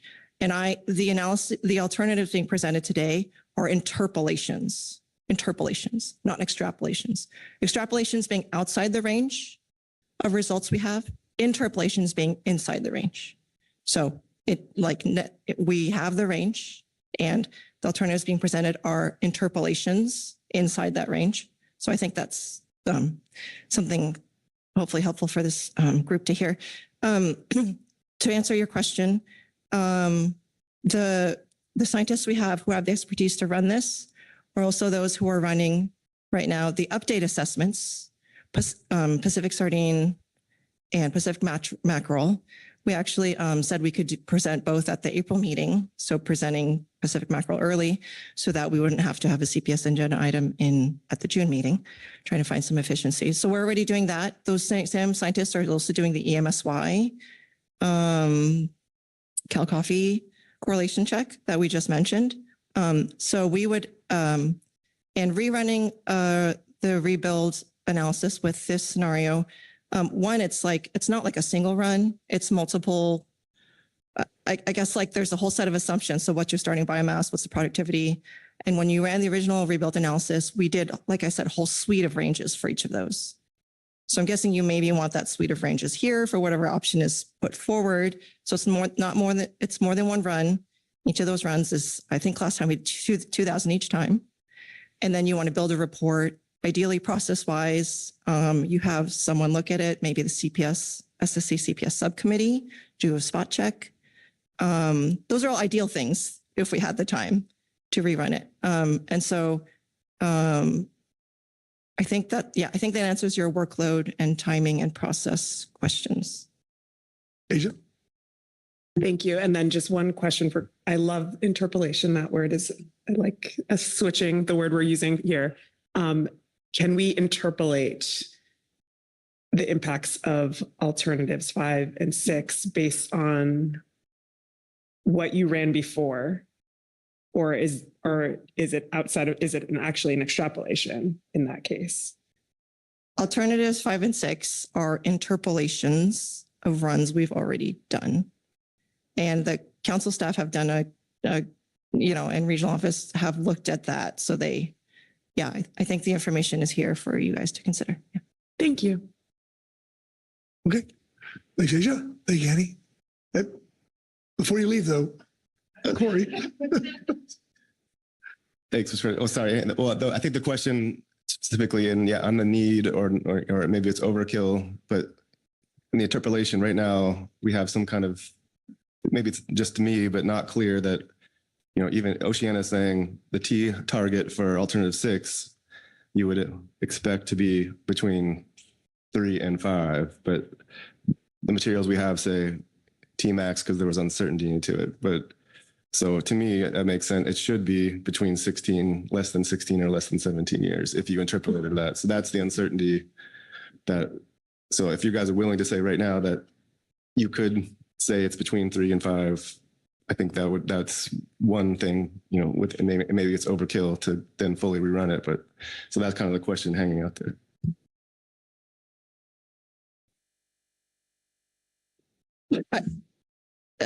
Thank you, Mr. Chair. And so, Mr. Nelson, I think you're asking whether the T-max, I'm looking at the table 17. So that alternative 6, it says less than T-max as the years to rebuild.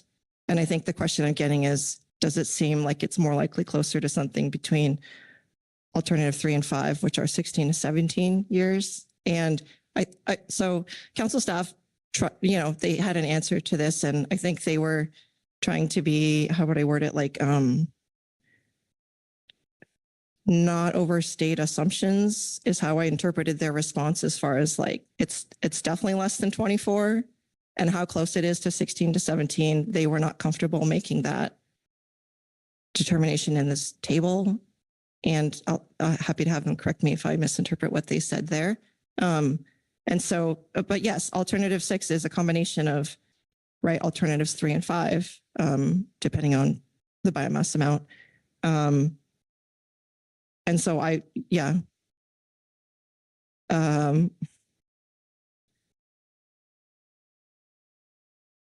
mean, I would think it's closer to something like the 16 to 17 year. How close it is, whether it's a little bit higher, is I think the question. Yeah. Okay.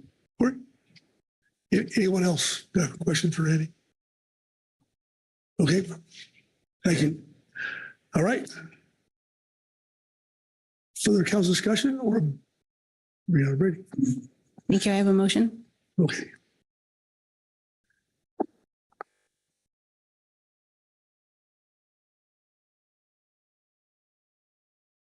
Thank you, Hayden and Chris. I move the council adopt alternative 5-1 as the final preferred alternative, T target of 17 years, and FMP amendment text as outlined in agenda item J2A supplemental CPSMT report 1, November 2024. Thank you, Brown. Is the language on the screen accurate? Yes, thank you. All right, for a second. Seconded by John North. Thank you, John. Please speak to your motion as appropriate. Thank you, Mr. Chair. I agree with the CPSMT with choosing alternative 5-1 and their reasoning in which it would set the ACL at the lesser of 2,800 metric tons or the ABC, and that the ACL of 2,800 metric tons was based on setting a buffer of 300 metric tons above the highest recent seasonal landing. And as the CPSMT explained, under a closed directed fishery, this alternative would allow for current landing levels of sardine and live bait and incidental catch in CPS and non-CPS fisheries, while setting a catch limit to support rebuilding and long-term viability of the stock. Additionally, the comments for this option that it was not run through the rebuilder, I believe the rationale provided by the analytical document and discussion by the MT outline why there has been sufficient analysis. More specifically, the alternatives 4 and 5-1 are very close in scope, allowing for rational decisions to be made. And the rebuilding plan analysis used a 9.9% penalty related to the Mexican catch or Mexican take of the biomass, which adds even more precaution to the rebuilding plan. Also, referring to council staff's analysis of national standards, this alternative was very in line with those standards. And last, I agree with the management team's rationale for selecting the T target, and I'm okay with the suggested FMP amendment text. Thanks. Thank you, Brown. Okay, questions for the motion maker? Discussion on the motion? Corey Ridings. Thanks, Mr. Chair. I like to offer an amendment. Okay.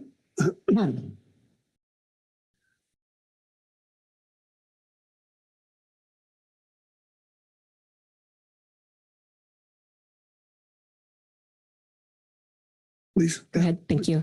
Thank you, Tower of Power. I would remove 5-1 and replace with the number 6.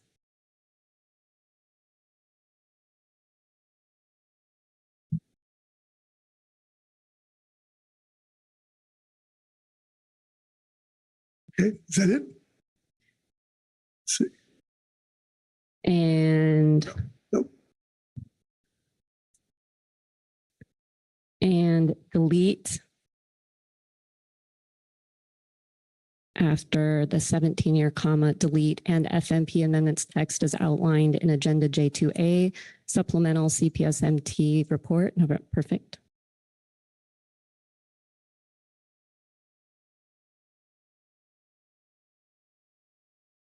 Years. That it? And then, no, just, Okay, no. sorry. No.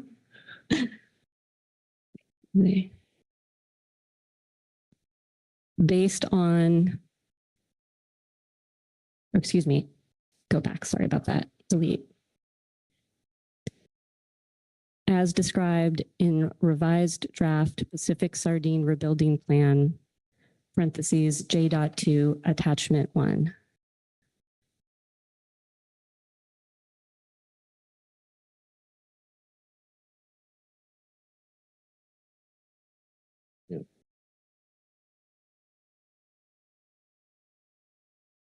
Draft Pacific Sardine Rebuilding Plan.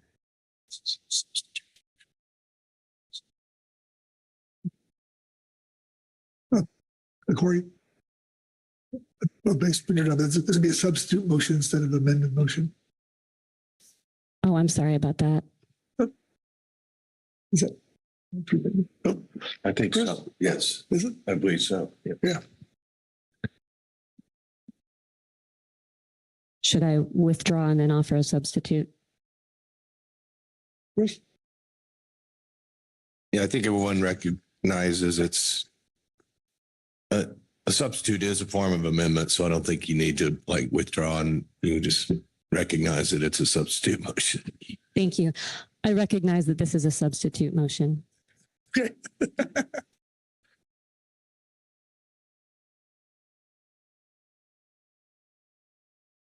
And Tower of Power, I think I may have said proposed, but I don't think that word is actually necessary as described in revised draft Pacific Sardine Rebuilding Plan.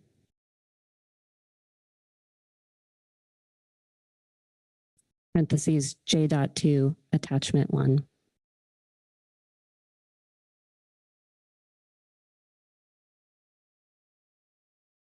Thanks, that's it. Thank you. Is that, Chris, you have a comment? Yep. Oh. Is the language on the screen accurate? It is. Looking for a second. Second by Krista Svensson. Thank you, Krista. Please speak to your substitute motion. Thanks, Chair. Appreciate Ms. Brady putting out alternative 5.1. I just continue to think that 6 better meets the needs as described by our advisors. Also from our conservation public, we heard again that given a valid and scientifically robust EMSY, that meets, I think, our conservation needs at lower levels. But I think we want to offer opportunity where we can at all levels of abundance. So we have heard hopefully that we will be having more fish in the water. We have other items under Sardine that the council is looking to address and may provide more opportunity moving forward. And so I think that this option better meets the need of our communities and our industry members to potentially allow for more directed catch in the future under the rebuilding plan as we move forward. Thank you, Corey. Questions for the motion maker? Discussion on the motion? Brianna Brady. Thank you. I believe the process is that I state I would be voting against the substitute motion. And it would be based on one of the things you said, hopefully there's more sardine in the water, and that's not guaranteed. we could ask the center for an update on what they may have seen this past year. That might be helpful. And then also just the testimony that this motion does not protect our live bait fleet in the lower amounts. So thank you. Thank you, Brianna. Did you want to invite someone from the Southwest Science Center who would answer that question? If that's okay, if we could get an update on 2024 survey estimates. Do we have somebody who could give us that from staff? I'm looking. What's that? Annie, you get your steps in today. Welcome back. Thank you, Mr. Chair. We don't yet have, I have yet to see a biomass estimate from this summer's CPS survey. So I don't even have a draft preliminary to be able to share today. Okay, well, thank you. All right. Further discussion? Vice Chair Hassemer. Thanks, Mr. Chair. I guess I just want to speak in support of the motion. As Ms. Riding stated, I like the balance here between the conservation need to rebuild the stock, which is very important, and yet addressing the needs of the fishing community that depend, the communities that depend on sardines. I understand there is some risk. That risk exists across all alternatives. What I did hear in the statements, though, is that the risk is still relatively low at those low levels of abundance. And in the advisory subpanel, looking across, the impacts of catches or landings in all of those bins that it occurs, that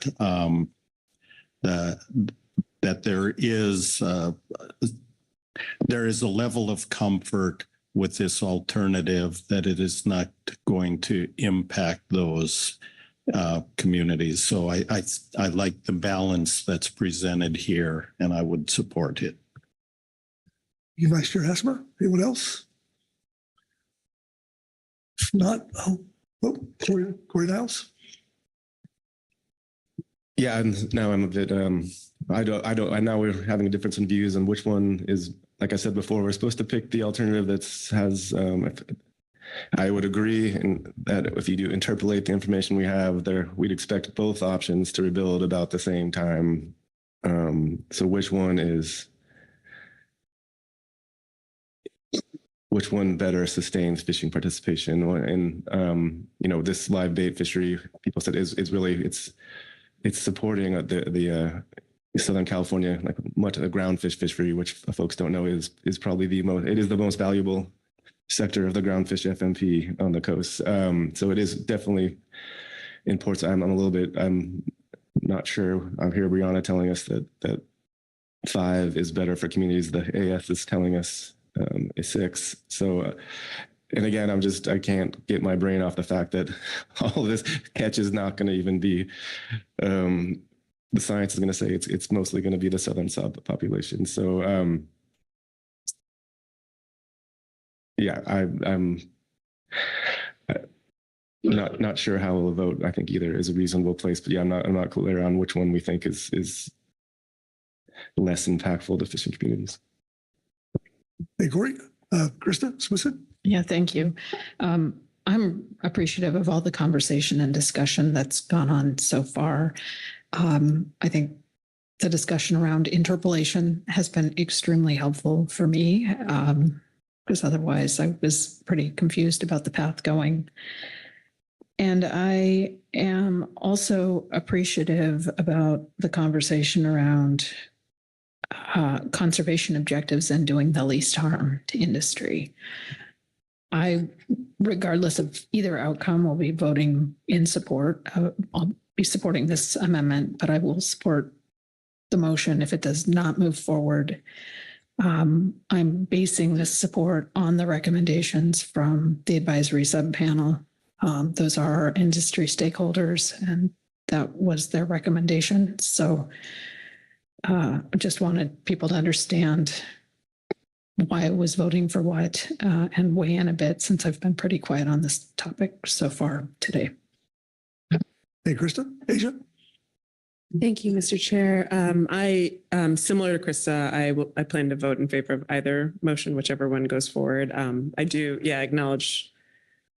I do like the substitute motion, though I have like a slight preference towards that one. But at the end of the day, I'm really looking forward to getting on with some of the other analysis that will support the fishery overall. And I'm hopeful that whatever new thing to light get us to a better place with everything. So I'm in favor of looking towards the future with all these things.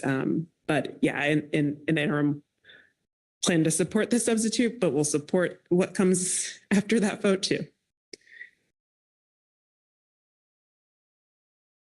Oh, Margarelli. Thank you, Chair Pettinger. There's merits to both of these alternatives, 5.1 and 6. The benefit of 6 is it allows increasing harvest, but I don't see us having any directed harvest until we're rebuilt. So what we're really talking about is live bait, NEFPs, and whatever incidental catches. I don't think that alternative 6 is sufficiently protective of those low-level activities.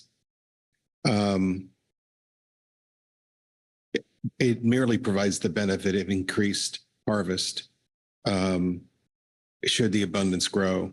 But again, it's not clear to what extent industry will be able to take advantage of that in the absence of a directed fishery.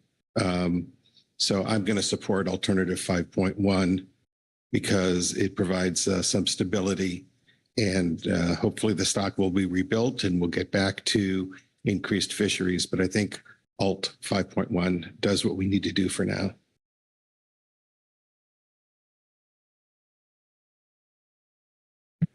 The parliamentary issue here, we'll make sure we get this right. So Chris, may I I mean, there's two ways to treat a substitute, I guess. You can vote, and if it passes, it carries. If it fails, you're back to the same motion. Technically, you're supposed to vote whether to accept the substitute.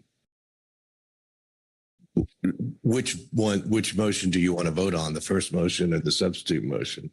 So you have to have a vote first as to whether to accept the substitute as a substitute. You may end up in the same exact place either way. I mean, if you vote to accept it, then you have another vote as to whether to approve it. Okay. So if you don't want a choice, you end up in the same place. I'm sorry. It's not a joking matter, but you end up in the same place. But yes, you have to have a vote as to whether to accept the substitute. Am I getting that right, Merrick? Do you think? Can I wait? Yeah, Executive Director Burton. Yeah, thank you, Mr. Chairman, and thank you, Mr. Oliver, for that clarity. As we were chatting here in the background, what was stimulating our conversation is that some of you have said that you would be willing to vote for either one. And so what that puts us in a situation is which you have to decide which one do you want to vote on. And as Mr. Oliver outlined, as we were huddling in the back here, so your first vote would be to accept or reject this, and then you would vote whether you want this to carry the day or not. Hopefully that makes sense. Very good. Is there clarity in that? So if we would accept this, then we would vote on this one. If we did not want to accept this, we would go back to the original, basically. So, okay. It's never easy. We'll get through it though. Okay, so what we're going to do is I'm going to call for the question about whether we want to accept this as a subject motion or not, and we'll go from there. So with that, I'll call for the question on whether to accept it or not. So all those in favor signify by saying aye. Aye. Opposed, no. No. No. Abstentions? Abstain. Probably should do a roll call. I mean, I think we're to be thorough. All right. Executive Director Burton. Okay, thank you, Mr. Chairman. I feel like we're doing a lot of new things here over the last couple of meetings. My voting sheets are not set up for this type of structure. So I'm going to call this J2 acceptance of the substitute.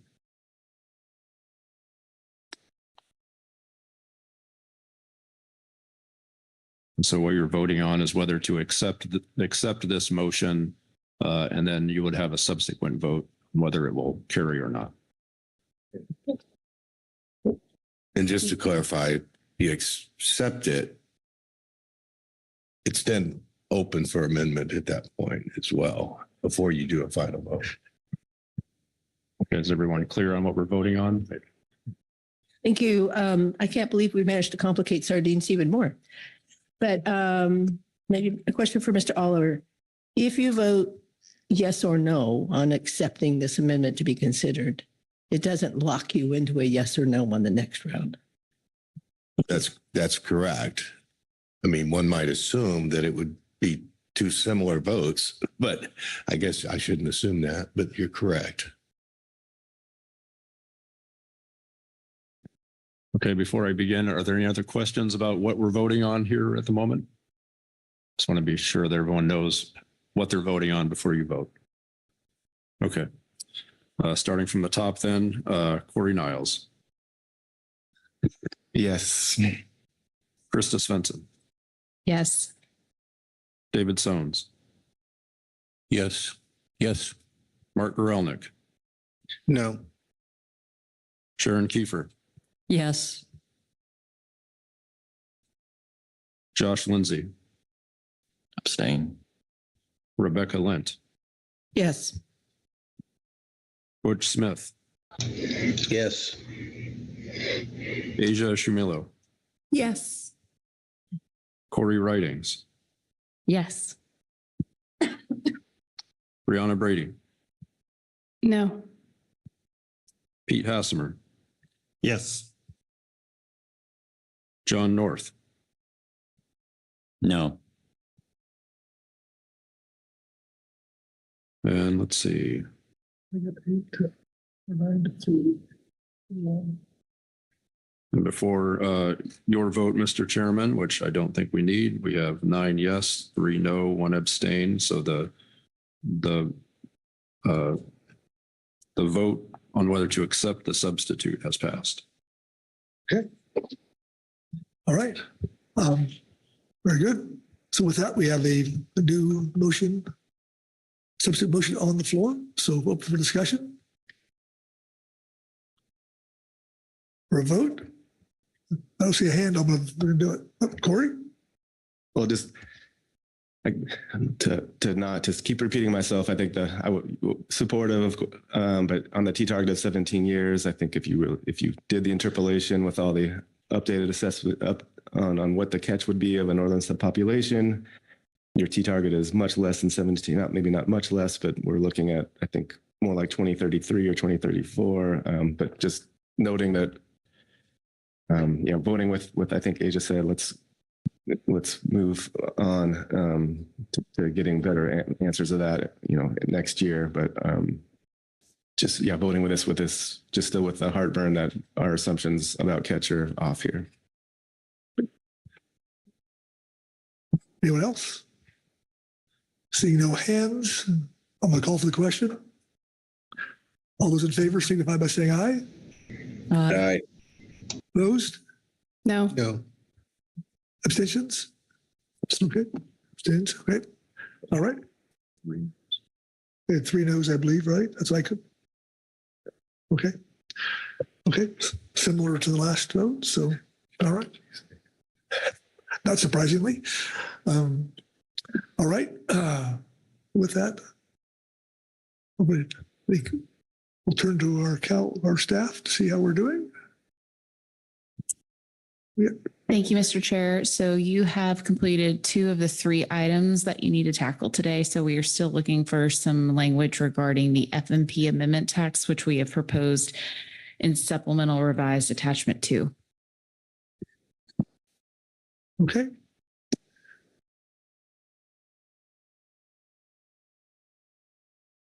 So, anyone have discussion on that? motion on that?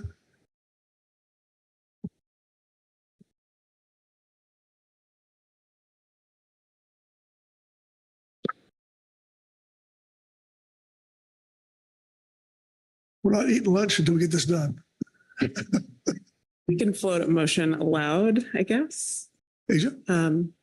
I move that the council adopt the FMP amendment language as, sorry, I'll wait.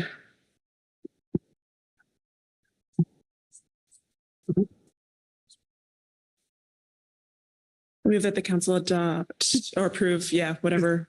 Speak slowly so they'll get it. So. Yeah, sorry. I move that the council approve the FMP amendment language as presented in supplemental attachment 2. And I don't know if that's the correct numbering.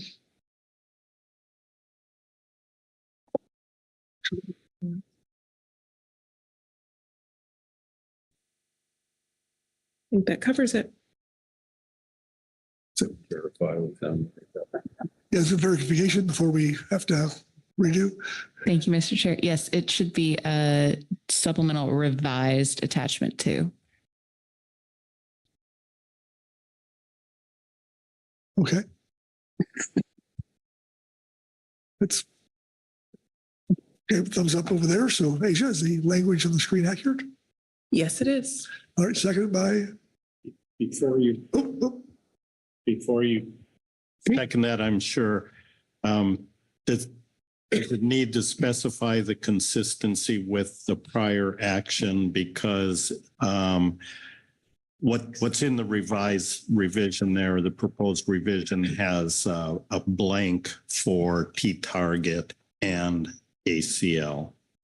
And so we specified them in the last motion, but as this is written, it doesn't put them in there. Just process.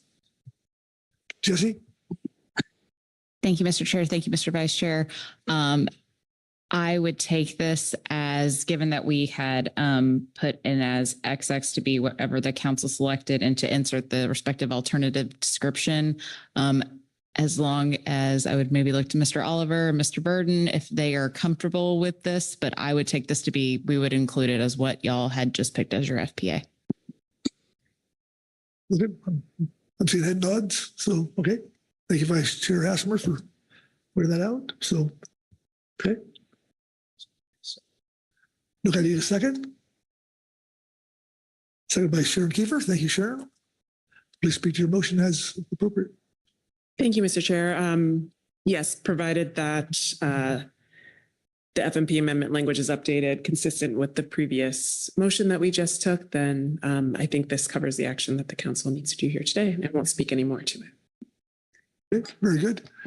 I guess any questions for the motion maker or discussion? Everybody's hungry. Brianna Brady. Thank you, Mr. Chair. I guess I just wanted to point out that in my original motion, I had language regarding the FMP that was deleted by miswritings, and I was wondering if there was any specific intent in deleting that portion of the motion. Okay. Corey? Thanks, Chair. Thanks, Ms. Brady. To be totally honest, there wasn't intent behind that, just to have a cleaner substitute motion. So if there was something in there that you felt needed to be added, I would welcome that now. Okay. Hey, Corey, Brianna, nothing? Okay, we're good. All right. See no hands. I'm hungry, so we're going to call for the motion. So all those in favor, signify by saying aye. Aye. Opposed, no. Abstentions? Abstain. Josh? Thank you, Josh. Okay. All right. Motion passes with one abstention. All right. Now I will turn to Katrina and Jesse. Thank you, Mr. Chair. Yes, you have adopted a final preferred alternative for the specific sardine rebuilding plan, along with an associated T-target, and provided guidance on the FMP language. We will be working on transmitting this to the National Marine Fisheries Service. And so you've completed your action for today. Okay. Very good. Well, we're a little behind, but it's 12:30, so let's be back here at 1:30. So.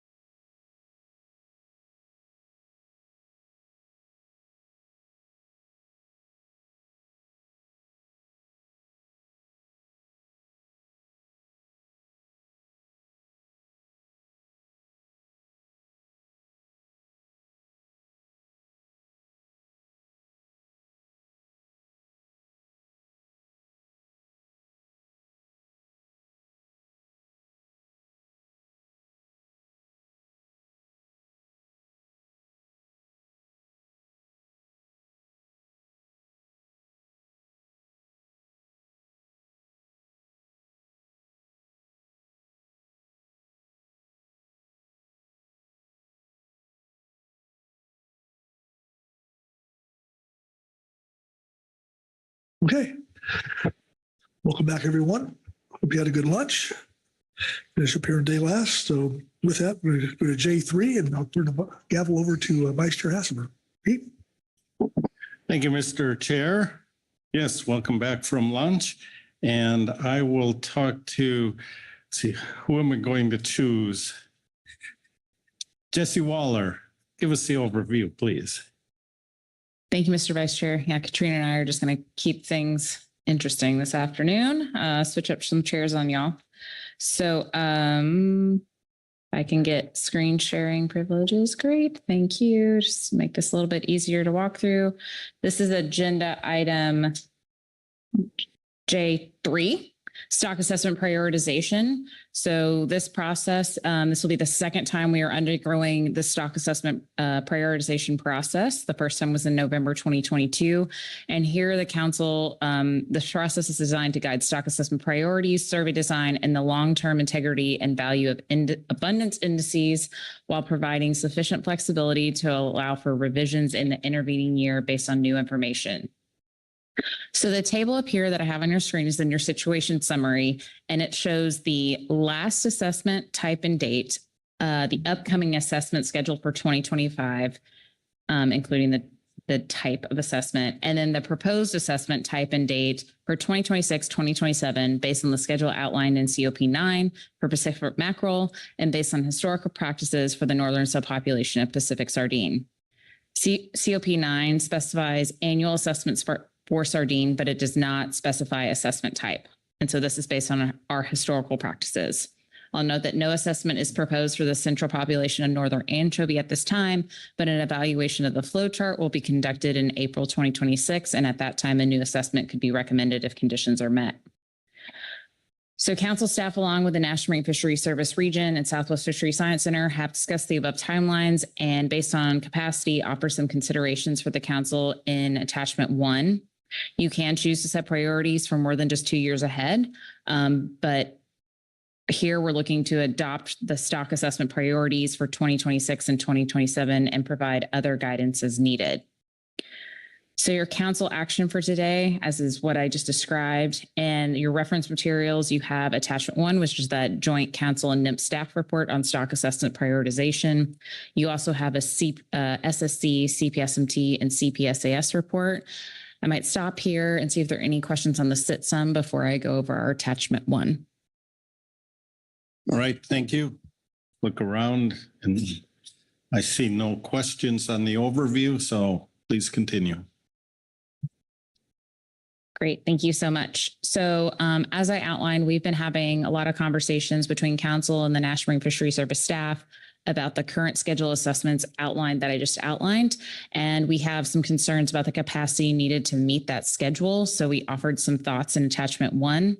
For 2026, generally, this is when we would consider that update assessment for sardine, but the Southwest Fishery Science Center will be conducting its first operational integrated West Coast pelagic survey with the Northwest Fishery Science Center in 2025, and review is recommended prior to incorporating it into CPS assessments, and that review can take place in early 2026. This is going to take a lot of the same staff as assessments would, as well as take capacity from our SSC, council staff, and our advisory body members. So we, as both council and NMFS staff, are proposing to postpone the assessment of Pacific sardine in 2026. For 2027, both a benchmark for Pacific sardine and Pacific mackerel are proposed from COP9. The benchmark assessment for sardine would include results from that integrated survey that I just discussed for 2026, as well as considerations for Japanese sardine if the data warrants it. Talking with the Southwest Center, 2 benchmark assessments in 1 year is incredible. It's a major hardship, and it also would require 2 stock assessment review panels and participation from council staff and advisory body members.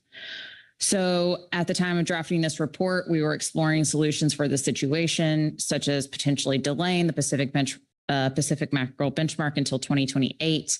However, the last one was in 2023, so that in that plan, 2027 benchmark assessment would have supported that next biennium. We do not have a proposal about how to deal with it at the time of submittal, but I do know the SSC and the management teams and advisory subpanel have discussed this and I think have some options for your consideration. And with that, see if there are any questions on the attachment 1, and then I think we could turn to the SSC. Thank you.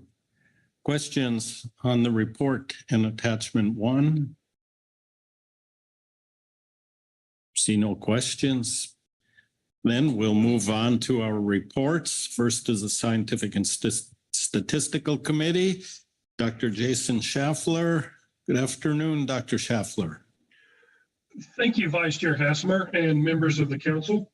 I am Jason Schaffler, and I will be reading agenda item J3A, Supplemental SSC Report 1, Scientific and Statistical Committee Report on Stock Assessment Prioritization. The Scientific and Statistical Committee heard from West Coast Region and Southwest Fishery Science Center staff regarding options for altering the current schedule for coastal pelagic species stock assessments outlined in the situation summary. The current schedule is not considered by the Southwest Fishery Science Center to be viable due to the need to divert staff resources to evaluate year and survey performance of the new integrated West Coast Pelagic Survey. The SSC agrees that they need to conduct a methodology review of the integrated survey to fully evaluate any potential challenges for forthcoming assessments in 2026 justifies postponing the currently scheduled benchmark assessments as recommended in agenda item J3 attachment 1. The SSC recommends that a benchmark assessment for Pacific sardine be conducted no later than 2027, along with a stock assessment update of Pacific mackerel later in 2027. The SSC considers a benchmark assessment for Pacific sardine to be a higher priority as that stock is currently under a rebuilding schedule. A benchmark assessment for Pacific mackerel could be conducted in 2028.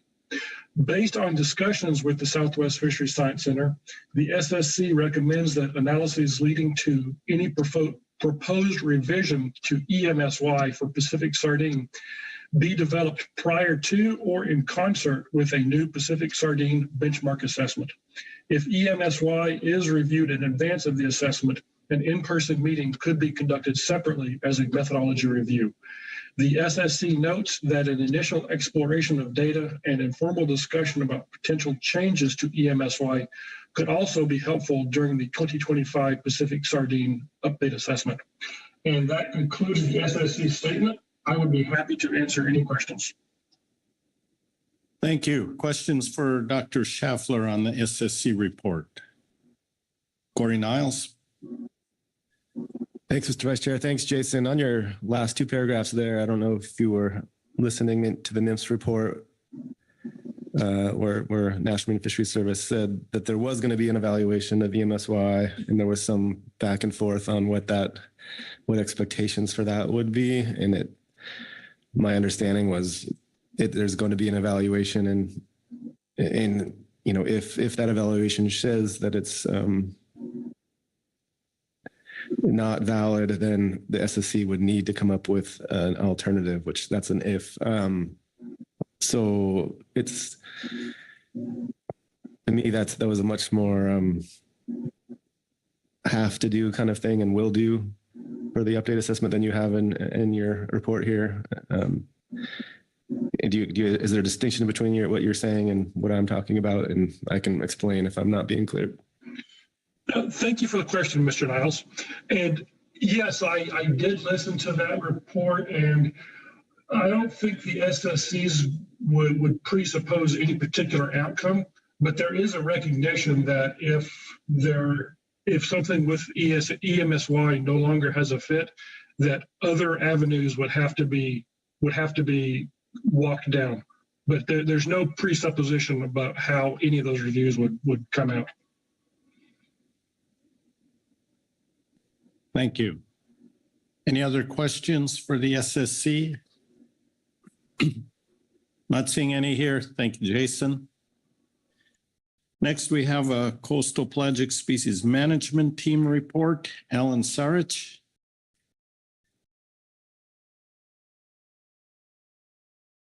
Good afternoon, Alan. Good afternoon. Thank you. All right.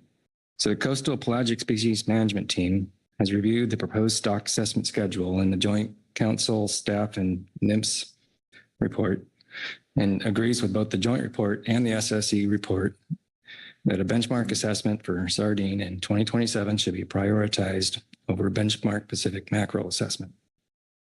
An update assessment of Pacific mackerel in 2027 will be adequate to inform management for the 27 to 28 and the 28 to 29 fishing years. The CPSMT notes that the biennial evaluation of short-term biomass and catch attainment for the central subpopulation of northern anchovy is scheduled to be revisited in 2026. The northern subpopulation of northern anchovy has never been formally assessed, yet is the target of harvesting effort. The MT recognizes that assessment of NSNA is a lower priority than the Pacific sardine and Pacific mackerel, but recommends that the council consider requesting an assessment of this stock in the future. That's it. Thank you. Any questions on the management team report? Doesn't look like there's any questions. Thank you, Alan. And next we have the Coastal Pelagic Species Advisory Subpanel, Mike Okneski. Good afternoon, Mike.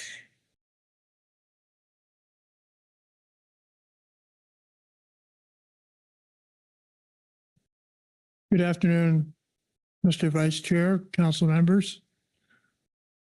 I'll be reading from agenda item J3A, Supplemental CPS-AS Report 1. Supplemental Coastal Pelagic Species Advisory Subpanel Report on Stock Assessment Prioritization. The Coastal Pelagic Species Advisory Subpanel, CPS-AS, its top priority is adjusting the Pacific sardine stock assessment to include all sardines on the West Coast rather than solely the northern subpopulation. In parentheses, see our statement on workload planning. This should be prioritized over assessments of all other CPS species absent any new urgency. However, the CPS-AS supports the schedule outlined by the Science and Statistical Committee for 2026-2027 to complete a methodology review for an integrated survey in 2026, a benchmark for Pacific sardine, and an update for Pacific mackerel in 2027. The CPS-AS believes that a full benchmark assessment of Pacific mackerel is a low priority and that the Pacific Fishery Management Council should consider a different process for assessing Pacific mackerel, such as a schedule for the central subpopulation of northern anchovy. While the Pacific sardine remains the CPS-AS's top priority, there could be benefits for future considerations of assessment for the northern stock of northern anchovy and other CPS stocks. And that concludes our report. Thank you. Thank you. Any questions on the advisory subpanel report? Thank you. Have a good afternoon. Thank you, Mike. May confirm I don't see any public comment here, and that has been confirmed, no public comment. So we'll take us into our council discussion and action.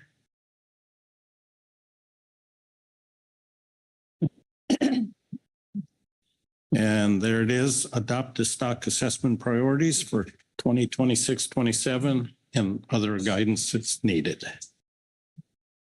Anyone want to start this discussion?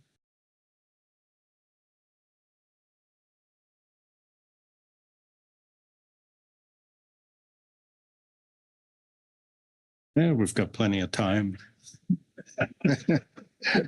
Brianna Brady. Thanks, Mr. Vice Chair. Thanks to council staff for putting forward that joint report with NMFS and for the reports by the advisory bodies. I'm okay with what the SSC is suggesting and can put forward a motion if you'd like. All right, let me look around and see if there's any other discussion people want to have before we get to that. Not seeing that. Let's go ahead with your motion. Thanks. I don't believe one's been transmitted to the folks in the back. So they want to wait a minute or I can read it to them. Sorry, let's test their typing skills. Just slowly. They're good. Great. I move the council adopt the survey methodology review,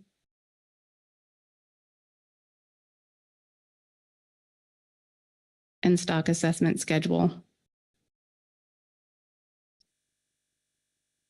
for 26. I guess it would be 2026. Thank you. -2027. In agenda item J.3.A, comma, supplemental SSC report 1, comma, November 2024.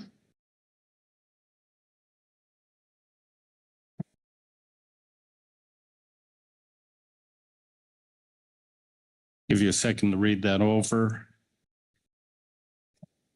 And as I followed along, they're typing. That looks accurate and complete. Is that right? Yes, thank you. Great. Is there a second on the motion?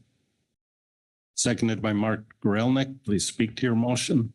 Thank you. It sounded like there were some workload issues outlined, and the schedule will work accordingly, and then we can check in 2 years when we need to. Thank you. Questions for clarification on the motion?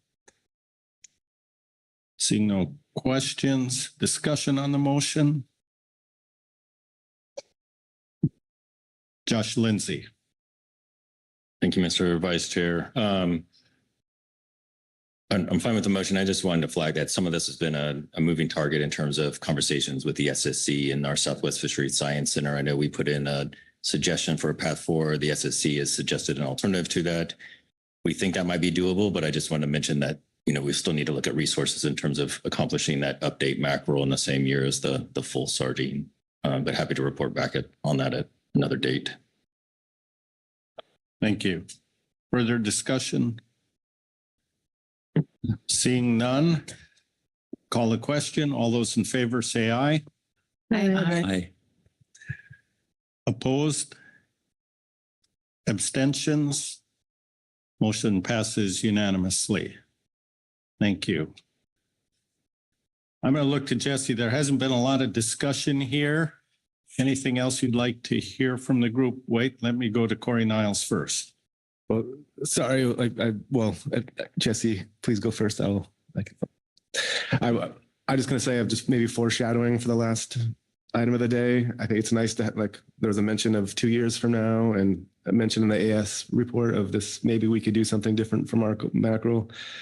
I think this is just an example of how we could use a CPS wide place to talk about all of our science needs. And so I just wanted to note there was those ideas thrown out there. And again, the mention of we can revisit this, but just again, foreshadowing what I think we have a broader need for this type of place to talk about priorities for these science and science related ideas. Thank you. Jesse. Thank you, Mr. Vice Chair. Yes, this takes care of your council action today. You have adopted your stock assessment and survey priorities for 26-27, which would be to do the integrated survey methodology review for 2026, a benchmark assessment of Pacific sardine in 2027, and an update assessment in 2027. We will work on sending a letter to the Southwest Fishery Science Center on your recommendations. All right, thank you. Scan the room once more, just in case anything came to mind. Anyone wants to discuss? Not seeing that, I'll close this agenda item. And for the last time at this meeting, I'll send the gavel back to the chair. All right. Thank you, Vice Chair Hassemer. Great work. And we'll get on with C5 when people are seated. So we'll just kind of pause for a little bit here. So.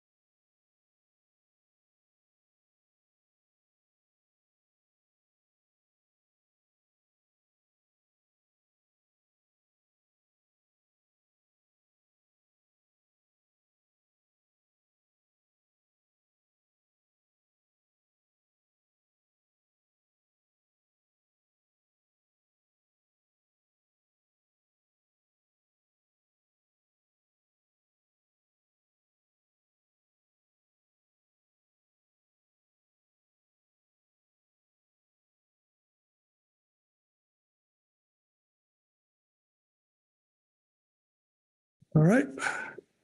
We're ready to go here. C5, membership appointments, COPs. Turn to Kelly Ames. Start us off. Thank you, Chair Pettinger. Good afternoon, council members. This is agenda item C5, membership appointments and council operating procedures, including the final 2025-27 advisory body appointments. During this agenda item, the council considers administrative appointment issues regarding the council's membership roster and council operating procedures.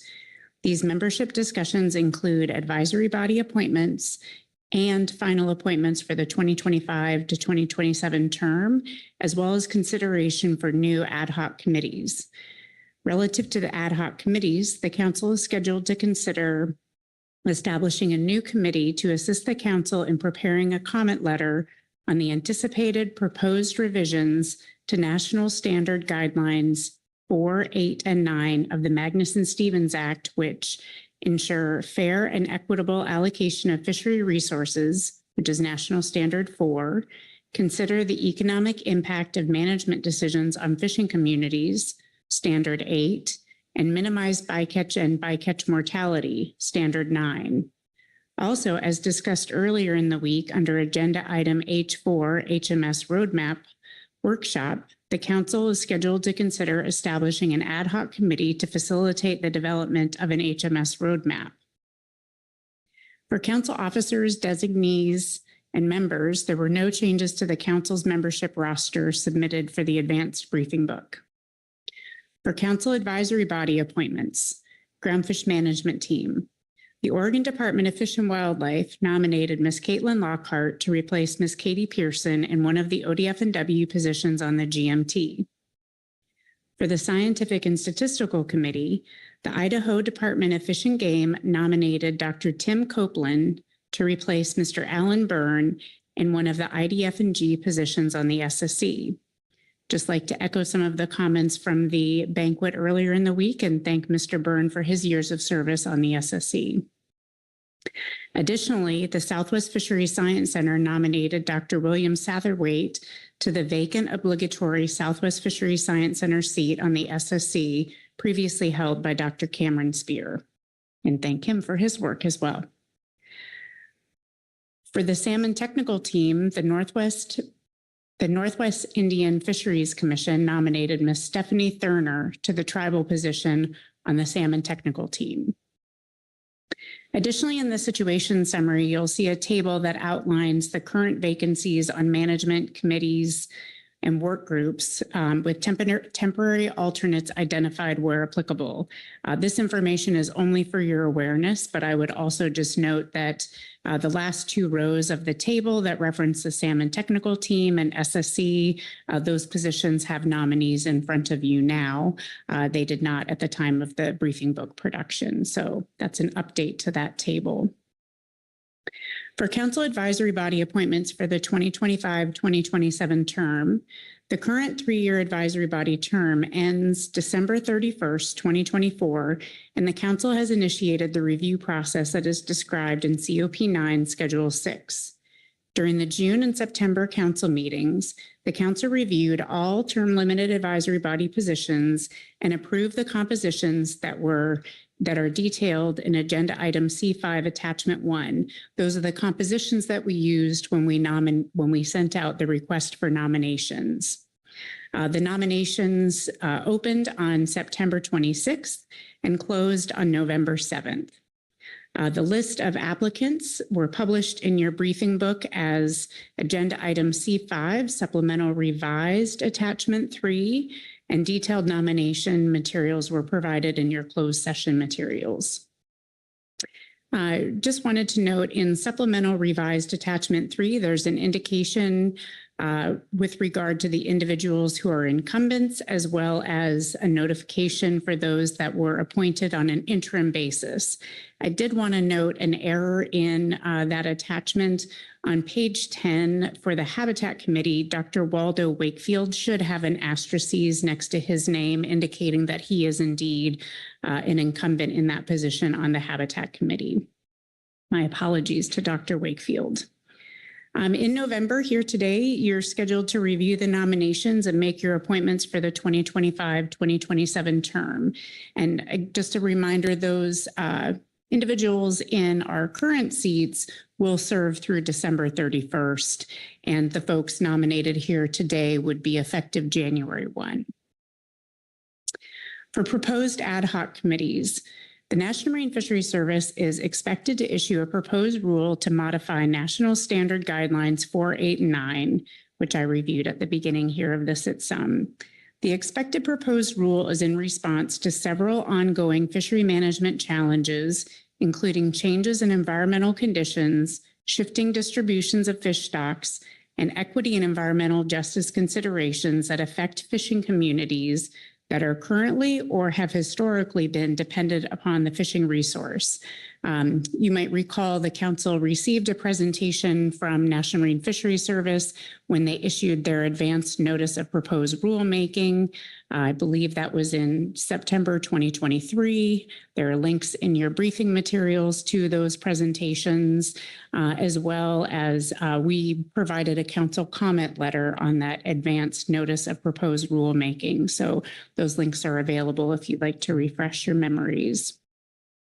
Given the complexity of the issues and the potential broad impact of the proposed changes on fishery managers and industry, council staff recommends forming an ad hoc committee tasked with gathering representative input and advising the council in drafting a comment letter. This committee would include interested members from all advisory bodies and the SSC, similar to the structure of the Marine Planning Committee, as well as the proposed cross-fishery management plan groups that we brought to your attention in June 2024 when we discussed council efficiencies. This approach would replace multiple advisory bodies submitting individual comments on the proposed rule, while also providing a diverse range of viewpoints from council advisors and providing a solid basis for council discussions and optimizing the use of council floor time. Agenda Item C5 Attachment 2 outlines the proposed committee's charge and membership for the council's consideration. I just want to have a note here that when we prepared the proposal for the ad hoc group, we inadvertently overlooked the inclusion of seats for representatives from the EAS. Additionally, neither the EAS or the EWG had the opportunity to meet and review this proposal. That was an oversight on our part, just missing that they were not meeting prior to the November council meeting. If the council does choose to establish this new ad hoc committee, we recommend that you do consider including representatives from the EAS in its composition. And after the meeting, Chair Pettinger could coordinate directly with the EAS to see who on that group might be interested to serve, since these are chair's appointments. Council operating procedures, there were no changes submitted for the advanced briefing book for your consideration. To recap your council action, which is a little different than what is noted in your situation summary, based on the supplemental materials that have come in. The first is to appoint an ODF&W representative to the GMT, appoint an Idaho Fish and Game representative on the SSC, appoint a Southwest Fisheries Science Center representative to the SSC, appoint a Northwest Indian Fisheries Commission representative to the STT, adopt final appointments to all term-limited advisory body positions for the 2025 to 2027 term, approve the formation and adopt a charge for an ad hoc committee tasked with preparing comments on the proposed revisions to National Standard Guidelines 4, 8, and 9, and approve the formation and adopt a charge for an ad hoc committee tasked with developing the HMS roadmap. I'd be happy to answer any questions about the situation summary and the overview. And if there are no questions, I would recommend that we call on Mr. Kerry Griffin to provide an overview in greater detail about the proposed ad hoc committees.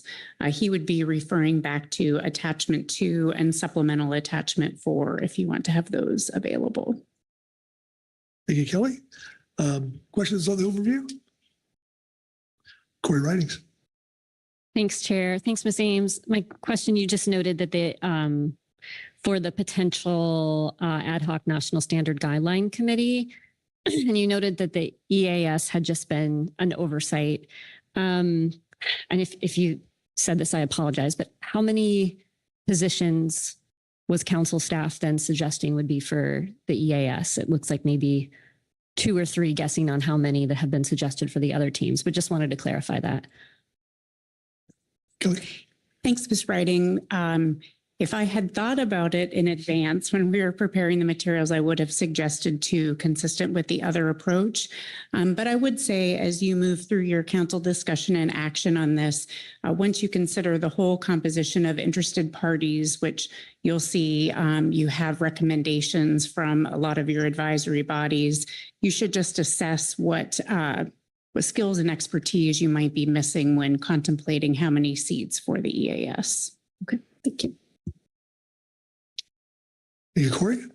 All right, further questions, clarifications?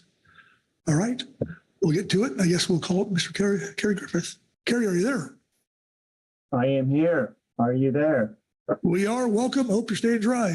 Good. Yeah, the rain's coming. But so far I'm dry.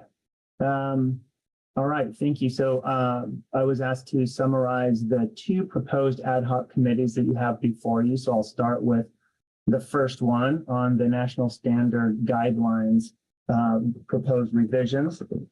This has been in your briefing book. The council has discussed this and considered the issue before. So I'll give I'll skim over the background pretty quickly, assuming that people are somewhat familiar with it. And then maybe I'll take questions on that, and then I can move on to the other proposed ad hoc committee.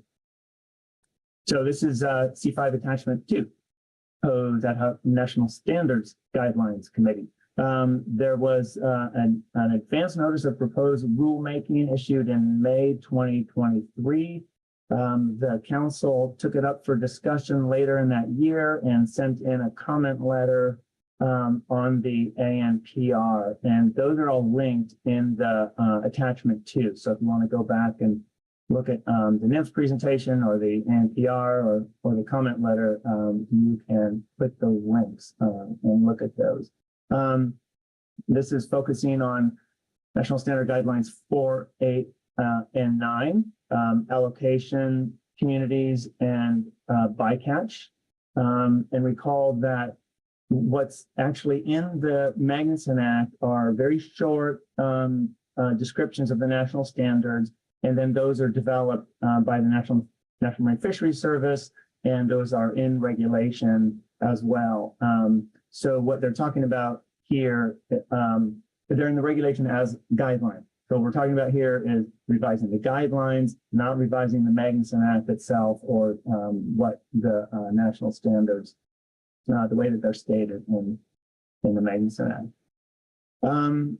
The proposed charge for the committee would be, and this is in anticipation of a proposed rule being issued at some point. There was a stated intent fairly recently to have a proposed rule issued sometime after this November meeting in the next couple of months.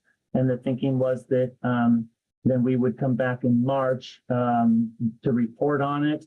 There's a lot of unknowns, of course. A lot of proposed rules don't make it out when there's any administration change. And so we'll just have to wait and see. But the thinking here is to be prepared to tackle it if it does come to fruition. We also don't know the timing, if that it's possible that it would not overlap with the March meeting. And so we've been a quick response letter process. We know how to do those and we can handle it.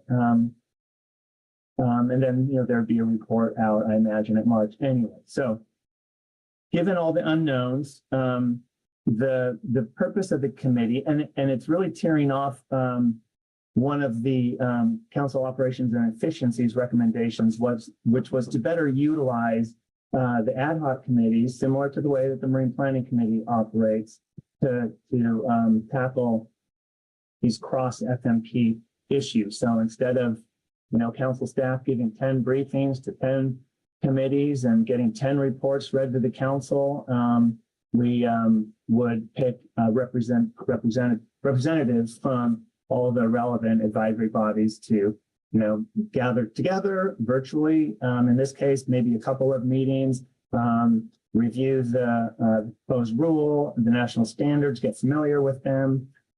Katrina and I briefed almost all of the advisory bodies, and we try to make it clear that this isn't just, we're not just trying to put butts in seats to represent this. We really want people who have some interest in reviewing the national standard guidelines, being thoughtful about the implications that climate change and the overview of EEJ, and how they might be modified to better address sort of the current world of shifting stocks and shifting oceans, and while addressing EEJ and other equity issues. So,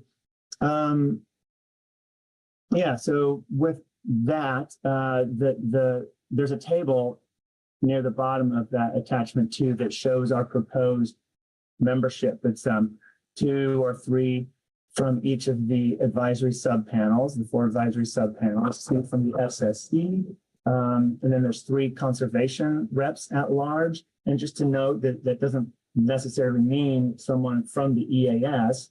It could be, obviously, but wouldn't necessarily be. And in fact, you have 1 nomination for an at-large conservation seat in the GAP report right now. But anyway, just for what it's worth. And then 3 tribal members, and then 4 members, 1 each from each of the 4 states, DFWs.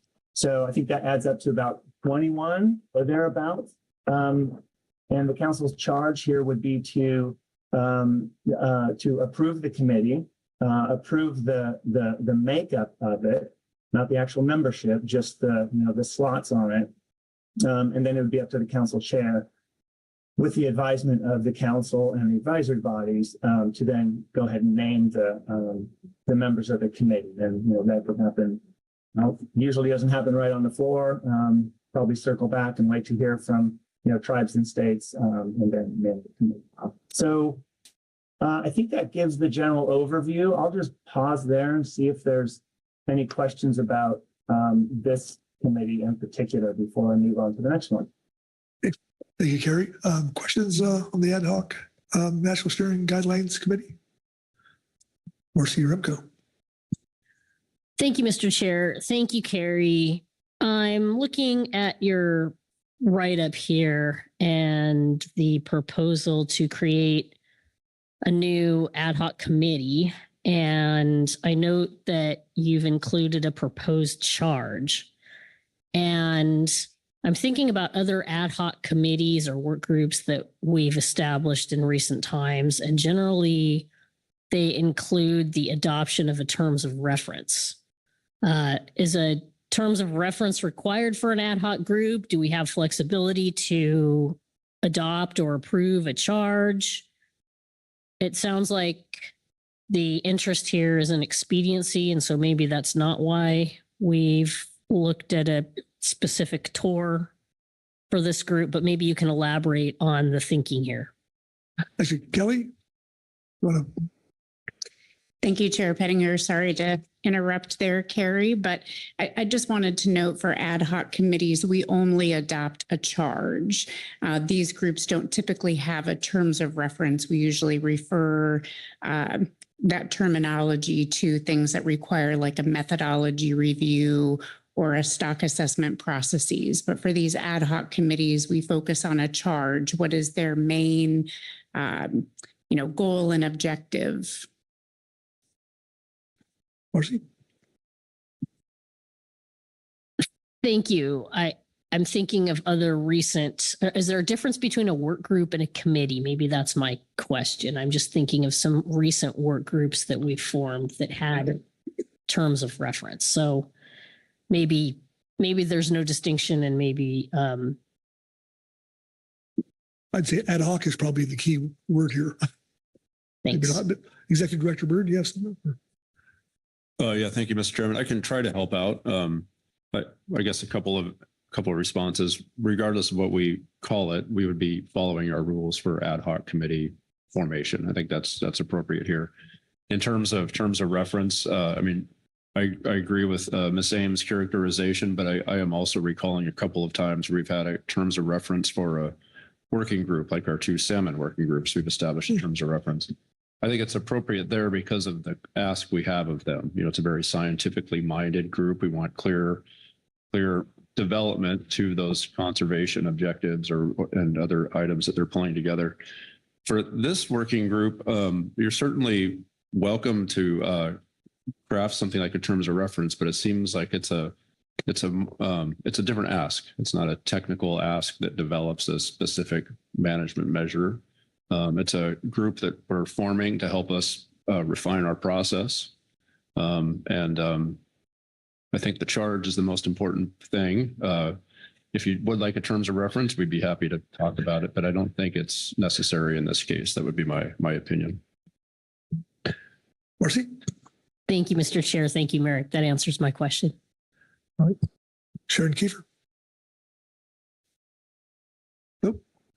Asia Subilo? Thank you. I'm supportive of the committee overall. I actually do. We talked a little bit about this at lunch, and I do think that there is some utility at in directing the group a little bit on what we're expecting them to think about and how we're expecting them to think about different issues, like saying to members from an advisory subpanel, for example, that we're really asking them to deeply think about how the proposed changes would specifically impact their fishery or participants, like some kind of guidance like that.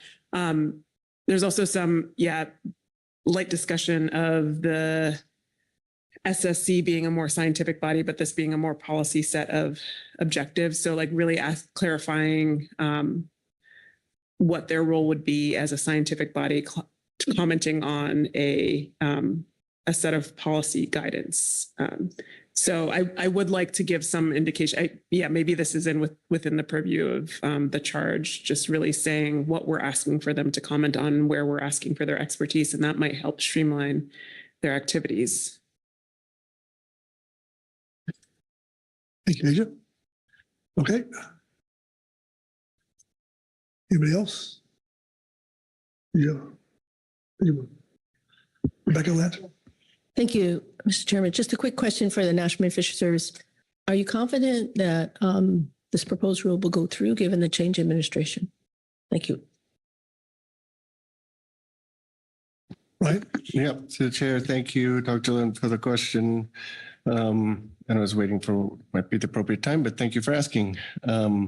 Obviously, I don't have a concrete yes or no, but given where we are in the cycle, in mid-November here, the rule is still not out. It is still currently under review.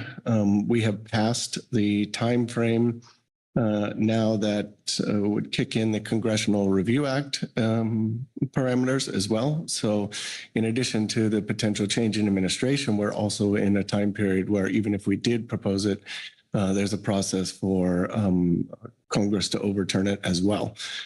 So I think given both of those, it is highly likely that this would either be further delayed or it would be waiting till the next administration came in to decide if they were going to continue to move it forward. Thanks. Thank you, Rebecca. Okay, it's good to know. All right, any more discussion, questions for Carrie for this? Okay. So Carrie, you have the HMS work group. We'll go to that. Sure. Yeah, I will summarize the other proposed ad hoc committee. Carrie, I forgot that John Ugris said he wanted to be voted to panelist for this, I believe. Did you see that? Yeah, I think he was already promoted. Okay. Very good. Let's make sure. So, Marcy? Yes, thank you, Mr. Chair. If I may, Carrie, we're having difficulty hearing you, or at least I am. You sound a little muffled. Maybe closer to the microphone would help. Thank you. Yes, let me adjust here just a sec.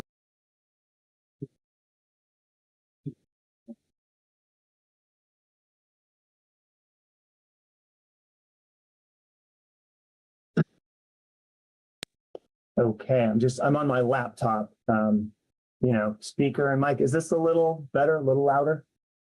Yeah. Yes, thank you. A little bit. Okay. All right. So I think we finished the first one. I'll move on to the second proposed committee. And I forget who it was. I think it was Marcy that asked, was there a difference between a work group and an ad hoc committee? And Merrick's correct. Like if you look at the ecosystem work group, it's an ad hoc committee. So it's formed through the ad hoc, committee COP. And several of those ad hoc committees are called work groups, but they're all ad hoc committees. Okay, so this is C5 attachment 4, the proposed ad hoc committee related to the highly migratory species roadmap work group. A little bit of background first. In June 2024, the council hosted a workshop to develop ideas for creating and refining gear types to help sustain and grow the HMS fishery while minimizing bycatch in the fishery. One focus was on the council process and the speed at which decisions are made related to gear type development, in particular, the council's process around EFPs or EFP proposals that come to the council. Then NMFS obviously actually issues the EFPs. Workshop report was adopted at the council's meeting, the November meeting. And then it envisions a roadmap for the fishery that would build on the workshop, with the draft roadmap document being available at the March 2025 council meeting. This roadmap will include a framework to assist in accomplishing the goals of expanding HMS opportunities, minimizing bycatch, and creating and refining gear types through the council's EFP process. This initiative is also aligned with Inflation Reduction Act project number 3, which is developing climate-ready fishing methods that mitigate bycatch of non-target and associated species in a changing ecosystem. So the charge of this work group, as described in this attachment 4, is to develop a draft HMS roadmap for council consideration. This work group would focus on the key roadmap provisions and actions to support its implementation. This includes inter alia, a council framework for HMS EFPs, provisions that support IRA project number 3, and other items contained in the roadmap workshop report or related advisory body management entity reports as appropriate. This work group would also provide advice related to the implementation of these provisions and would report regularly to the council on progress. This could also include consideration of how the roadmap would align with or utilize the HMS pilot program in the national seafood strategy.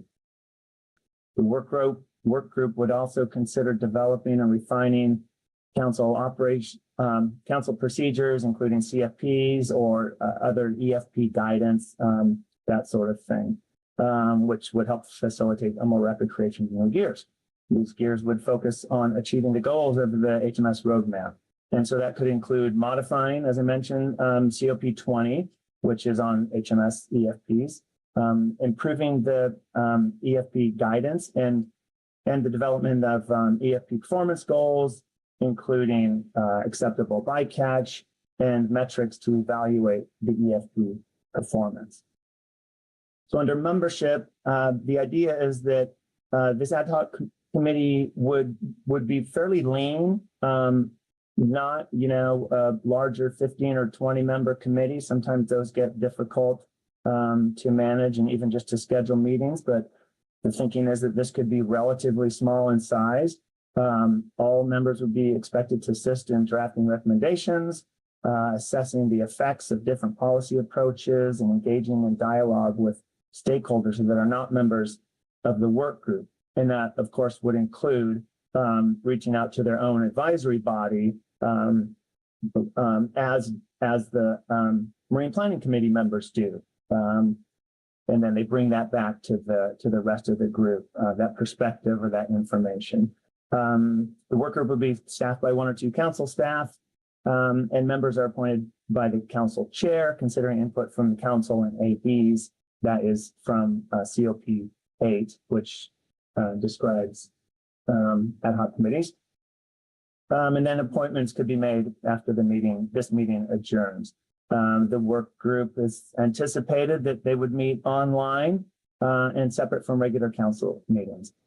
The composition in this proposal would include 2 HMSMT members, 3 HMSAS members, and NIMS West Coast Region representative, and 2 council members. The council discussed this the other day and put some ideas out there and thoughts on that. And so we took, a fair bit of input, looked at the advisory body reports and some of the council discussion and, not everyone's view of this is perfectly aligned, but we did the best we could to put something together that is at least a starting point for council discussion. So that is my overview of this proposed HMS roadmap work group ad hoc committee. And I'd be happy to take any questions or Kelly, I can't see hands raised or anything. So just shout at me if a question is directed at me specifically, or if someone else can take it in the room, that's fine too. Very good. Thank you, Carrie. Questions for Carrie on the HMS roadmap? You did an excellent job, Carrie. They're speechless. Okay. I really knocked them dead, didn't I? You did. You did. Kudos. All right. Nope, except for Marcy. Sorry about that. Thank you, Mr. Chair. Thank you, Carrie. Just a question on the document itself and actually the title of the committee that you've proposed. It sounds like the suggestion would be that we form an ad hoc committee termed the Highly Migratory Species Roadmap Work Group. And I just want to flag that it's my understanding that the management team has already been tasked with developing the roadmap itself. So perhaps a different title for this work group would be more appropriate. Thanks. for Carrie? Or just a comment in general? Yeah. Noted. I think the council has the discretion to suggest a name that seems appropriate, but it's a noted, excuse me. Gotcha, Marcy. Thanks. Thanks, Marcy. Anyone else? Ryan? Oh, wait till we get to discussion. I thought you were asking for questions. I don't have a question. Yeah. Okay. Very good. Okay. Thank you, Carrie. Next up, we'll go to the supplemental SAS report and Dave Johnson. Dave.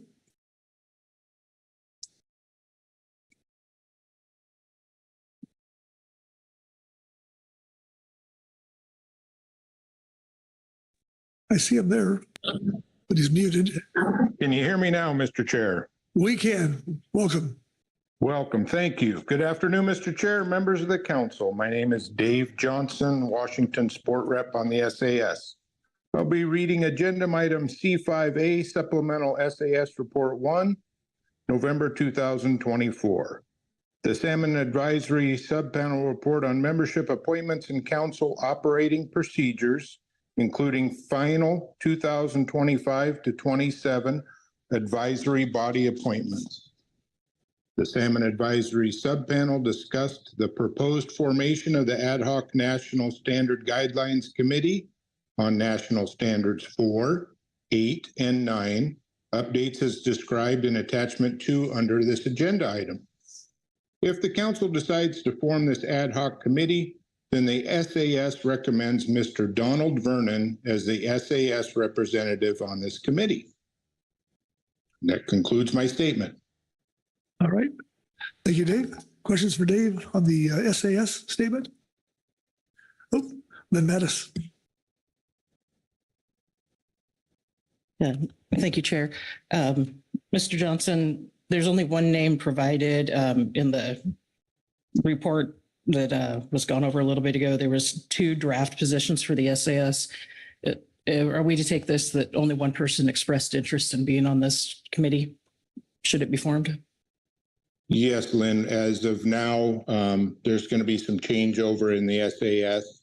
And at this time, there was one person that was interested in applying for the position. Okay, thank you. I appreciate the clarification. Thank you, Lynn. Okay, anyone else? All right, thanks, Dave. Next, we'll go to the SSC report and Dr. Jason Schaffler. Everybody. We got you. Did you call for Jason Schaffler, Mr. Chair? Okay. Thank you, Mr. Chair and members of the council. I am Jason Schaffler, and I will be reading agenda item C5A, Supplemental SSC Report 1, Scientific and Statistical Committee Report on Membership Appointments and Council Operating Procedures, including final 2025-27 advisory body appointments. The Scientific and Statistical Committee received a presentation from Katrina Burnhouse on the formation and adoption of an ad hoc committee tasked with preparing comments on the proposed revisions to the National Standard Guidelines 4, 8, and 9. The SSC sees value in this ad hoc committee and recommends Chris Free, Galen Johnson, and Matthew Reimer for consideration due to their expertise across a broad range of topics related to these national standard guidelines. And that concludes the SSC statement.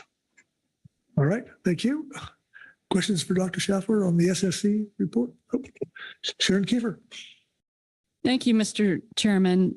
So I see according to the staff recommendation of the structure of the committee, they note recommendation of 2 positions for the SSC.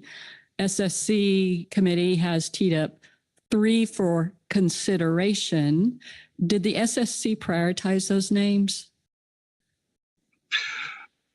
Thank you for the question, Ms. Kiefer. No, the SSC did not prioritize these names. Sure. Follow up, if I may, Mr. Chairman. Recognizing the note that a social scientist or economist was desired, regarding the individuals that the SSC has recommended for consideration. Do any of those individuals have expertise in those sectors? Thank you for the question, Ms. Kiefer. Yes, Matthew Reimer is an economist. Thank you. All right, further questions for the SSC report? I'm not seeing any hands. Thank you, Jason. Okay, next up will be the GAP report and Susan Chambers. Susan, welcome. Good afternoon. Thank you. My name is Susan Chambers, Chair of the GAP in the Processor at Large seat, and I'll be reading our statement into the record. Agenda item C.5. The Groundfish Advisory Panel discussed the proposed formation of an ad hoc National Standard Guidelines Committee on National Standards 4, 8, and 9 updates as described in Attachment 2 under this agenda item. The GAP supports formation of this ad hoc committee as these National Standard Guideline changes could have significant impacts to our fisheries and coastal communities. It is vital the Pacific Fishery Management Council provide input on these. If the council decides to form this committee, the GAP recommends adding another GAP position for a total of 4 instead of 3 to fully cover the geographical scope and various fleets that participate in the groundfish fishery. With that in mind, the GAP suggests the following members of the GAP be appointed to the ad hoc committee. Mr. Bob Alberson, representing Fixed Gear, Mr. Merritt McCrae, Recreational, Ms. Sarah Nayani in the at-sea seat, and Mr. Jeff Lackey in a trawl seat. Additionally, the GAP recommends Mr. Shems Judd for one of the 3 conservation seats. The GAP has full confidence in each of these members representing GAP and conservation views regarding these national standards. And that concludes our statement. I'm happy to take any questions. All right, thank you, Suze. Questions on the GAP report?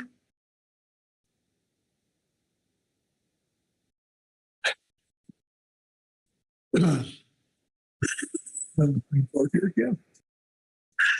Sharon Kiefer. Thank you, Mr. Chairman. So similar to my last line of questioning, I appreciate the recommendation to the council for 4 members so that each sector is explicitly represented. But if the council does not pursue that particular recommendation, are these individuals in any sort of priority? Thank you, Ms. Kiefer, through the chair. No, they are not in any priority. If the council chooses, it's up to the chair of the council afterward. I'm happy to work with the chair on that. Or I think he is also familiar with these members to make that decision as well. So. Thank you for the clarity. Yep, thank you. Thank you, Sharon. Anyone else? All right. Thank you, Susan. All right. Next up will be the Mike Conroy reading the HMS-AS report. Mike. Yeah, good afternoon, Mr. Chair. Mike Conroy, Vice Chair of the HMS-AS. Just real brief, we support the creation of the ad hoc committee to review proposed rules to modify National Standard Guidelines 4, 8, and 9, and we nominate myself and Josh Madera. And that concludes our statement. Okay, thanks, Mike. Questions on the HMS-AS report? Krista Stinson. Yeah, thank you. And question related to this report. Earlier in the week, you made the recommendation to have an ad hoc committee, and obviously we made that decision after you all left. But wondering if there was any discussion in the group around who could potentially be appointed or would be recommended from your group with regard to decisions for forming that committee as we discuss it today. Yeah, through the chair. Thanks, Krista, for that question. We actually did discuss that, but not knowing the timing of it and not knowing who would be on the HMS-AS after January 1st. I think we kind of punted on that at this meeting until we knew what the timing of it was. If it's desired to establish that before the March meeting, then obviously I think we can work through the chair and get a list of names to help fill that. Thank you. Thanks, Krista.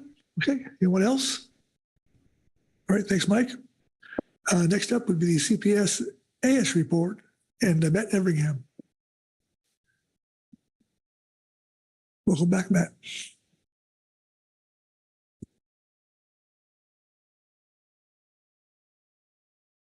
So this is Matt Everingham of the Coastal Pelagic Species Advisory Subpanel with our report on agenda item C5A. Coastal Pelagic Species Advisory Subpanel report on membership appointments and council operating procedures, including final 2025 to 27 advisory body appointments. If the Pacific Fishery Management Council decides to form an ad hoc National Standard Guidelines Committee, then the Coastal Pelagic Species Advisory Subpanel recommends Mark Fina and Matt Everingham as the CPS-AS members. That concludes our report. Thank you. All right. Thank you, Matt. Questions on the CPS-AS report? Okay, you're free to go. Thank you. Okay, that concludes our reports and takes us to public comment, which we have 7. All right. Okay.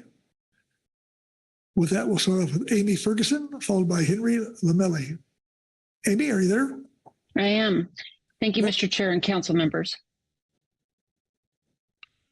On behalf of the Board of Directors of the Northern California Guides and Sportsmen's Association, we would like to endorse Mr. Henry Lamelli to serve as the Pacific Fishery Management Council's Salmon Advisory Subpanel California Sport Fisheries position as an inland representative.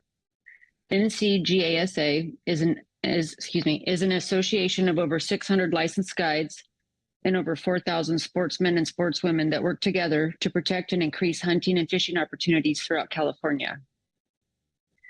NCGASA acts as a voice to represent all people who use California's waterways and lands. We work closely with many other conservation organizations to make sure we leave a legacy for our children and our grandchildren. The same access to outdoor recreation and appreciation for abundant wildlife and fisheries that was instilled in so many of us. More specifically, we represent the sportsman's voice of the inland recreational angler and the guiding community that relies on California's waterways and water bodies to support and feed their families. NCGASA believes that it is important for the SAS to continue its past 6-year practice of representation from the inland river fishery community. Prior to 2018, the SAS positions included troll, charter boat, and sport fisheries, with the sport fishery position almost always being filled by an ocean recreational angler. In 2018, the PFMC expanded the sport fisheries position from 1 to 2 seats, reserving 1 seat exclusively for each inland and ocean anglers. This decision was made to reflect balance, add relevant context to the panel expertise, and allow our inland fisheries to have a voice in decisions that ultimately affect inland salmon anglers and professional businesses to the same extent that they affect our ocean-going counterparts. The previous 6 years, the committee seat was held by Mr. James Stone. As his replacement, the inland community wishes to propose Mr. Henry Lamelli, a longstanding inland recreational angler, guide, NCGSA member, former CDFW employee, and inland water ecotour operator to serve in this dedicated inland angler position on the SAS. Mr. Lamelli studied wildlife management at Humboldt State. He retired from the California Department of Fish and Wildlife with 30+ years of experience as a wildlife biologist and environmental scientist in 2022. He has dedicated himself to bringing education and recreation to outdoor enthusiasts throughout California over the past 25 years as an owner of Sacramento River Ecotours, LLC. His formation as an advocate for healthy and abundant salmon stock comes from his experience sport fishing for salmon on most of the Northern California rivers as a sportsman and commercial fishing guide. His career molded his understanding that nature sometimes does not conform to the latest technology or models, and that there are still ecological mysteries beyond our grasp or control. He possesses a strong working understanding of science, tempered with wisdom and field experience. We know that Mr. Lamelli's presence on the PFMC will serve the people of California as well as the best interests of all stakeholders throughout the West Coast fishery. It is our hope that the council will retain the inland fishery seat so that inland sportsmen and women have representation and their voices can be heard within this council and not be forced to voice their concerns elsewhere. We strongly encourage you to appoint Mr. Lamelli to the SAS on behalf of the recreational inland community. Thank you. All right. Thank you, Amy. Questions for Amy on her testimony? Sharon Kiefer. Thank you, Mr. Chairman. Amy, were you addressing the Salmon Advisory Subpanel Committee or the Ad Hoc Committee for National Standard Guidelines? I'm sorry, it was for the Salmon Advisory Subpanel Committee. Thank you. Thank you, Sharon, for that clarification. All right, anybody else? All right, thank you, Amy. Next up will be Henry Lamelli, followed by David Kashida. Henry, are you there?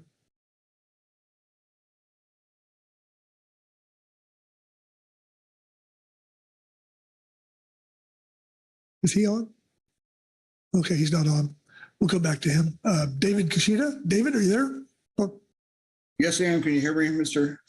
We can. Welcome, David. Okay, thank you. I'm speaking on behalf of Coastside Fishing Club for the nomination of Kevin Goddess for the California Sport Representative on the Salmon Advisory Subpanel.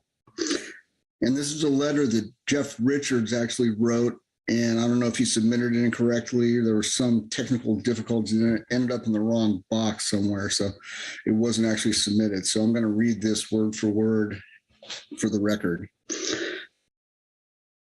Okay. Dear members of the Pacific Fisheries Management Council, on behalf of the Board of Coastside Fishing Club, we are writing to express our strong support for the nomination of Kevin Goddess for the position of the California Sport Representative on the Salmon Advisory Subpanel. Kevin has been an active and dedicated board member of Coastside Fishing Club for the past 3 years, and his commitment to sustainable fisheries and management and active engagement with the recreational fishing community makes him an ideal candidate for this role. Kevin's expertise is rooted in both his hands-on experience with our organization and his formal training as a graduate of the 2021 Marine Resources Education Program, MREP.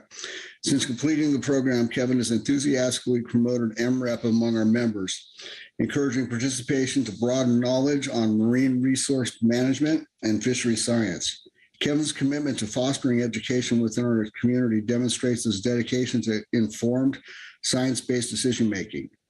In addition to his work with MREP, Kevin has been attending PFMC meetings and those of advisory bodies since 2020, gaining valuable insight into the complex regulatory and policy landscape affecting our region's fisheries.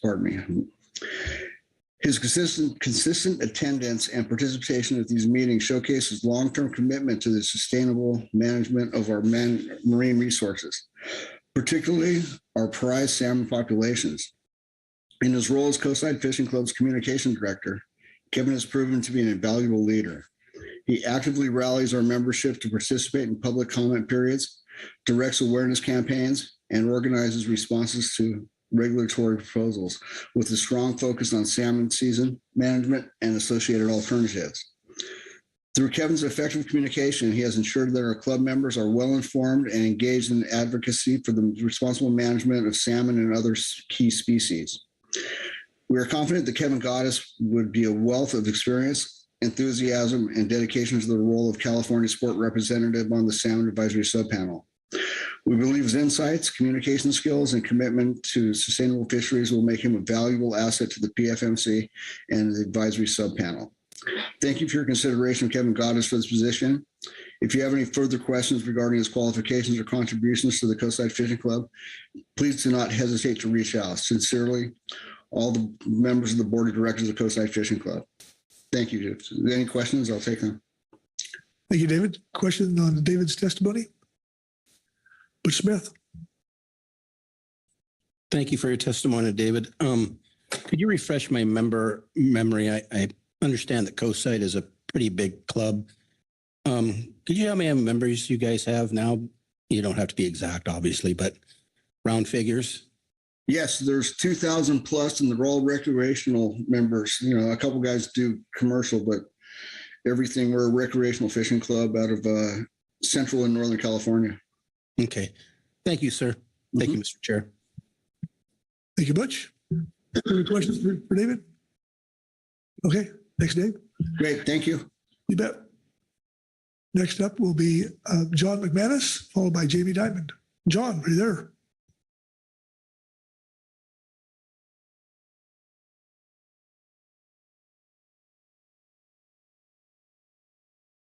Is John there? John, we can't hear you. John, you're muted. You need to unmute yourself. There you go. You can hear me now?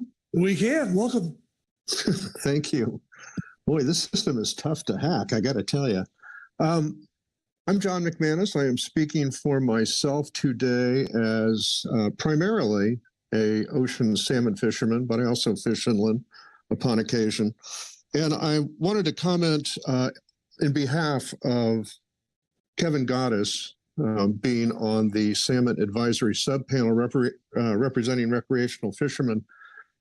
You just heard from Dave, and I would include by reference everything that Dave and the Coastside Fishing Club said. And I would just point out that I think you'll find Kevin is dedicated, he's passionate, he's a good communicator, he's a good conduit for the council to get information to the recreational fleet.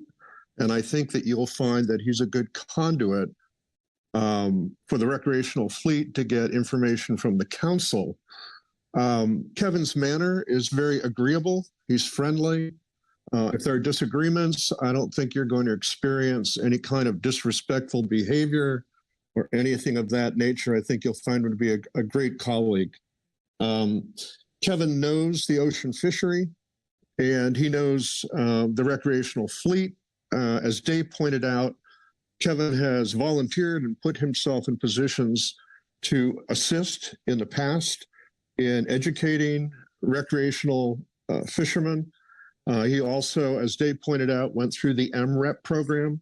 So he has familiarity with council process and procedures.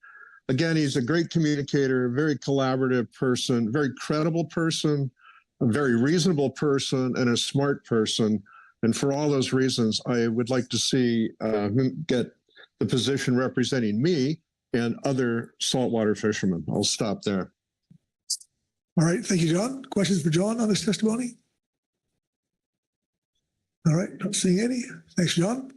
Next up will be Jamie Diamond, followed by Wayne Couto.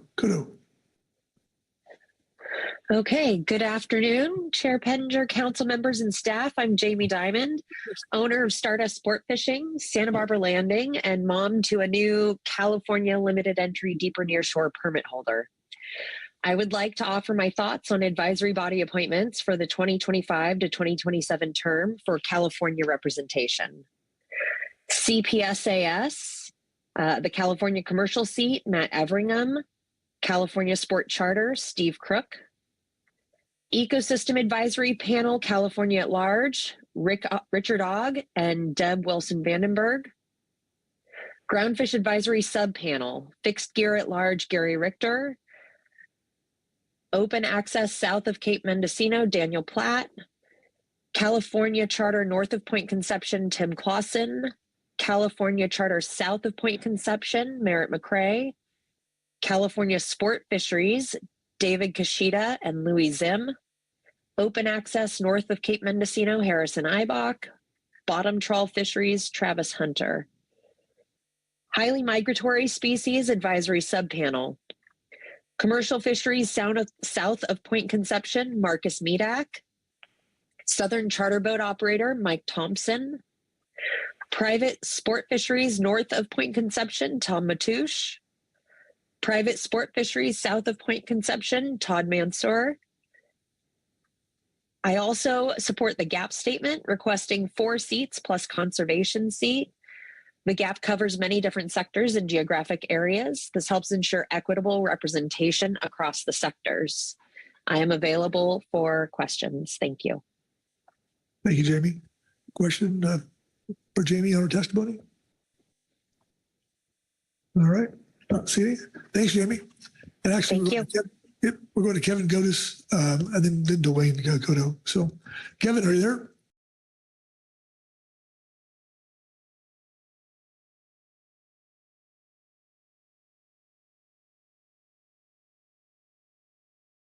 See, Kevin, you're muted. There you go. Okay, can you hear me now? We can. Welcome. I am unmuted. We hear you, Kevin. You're there.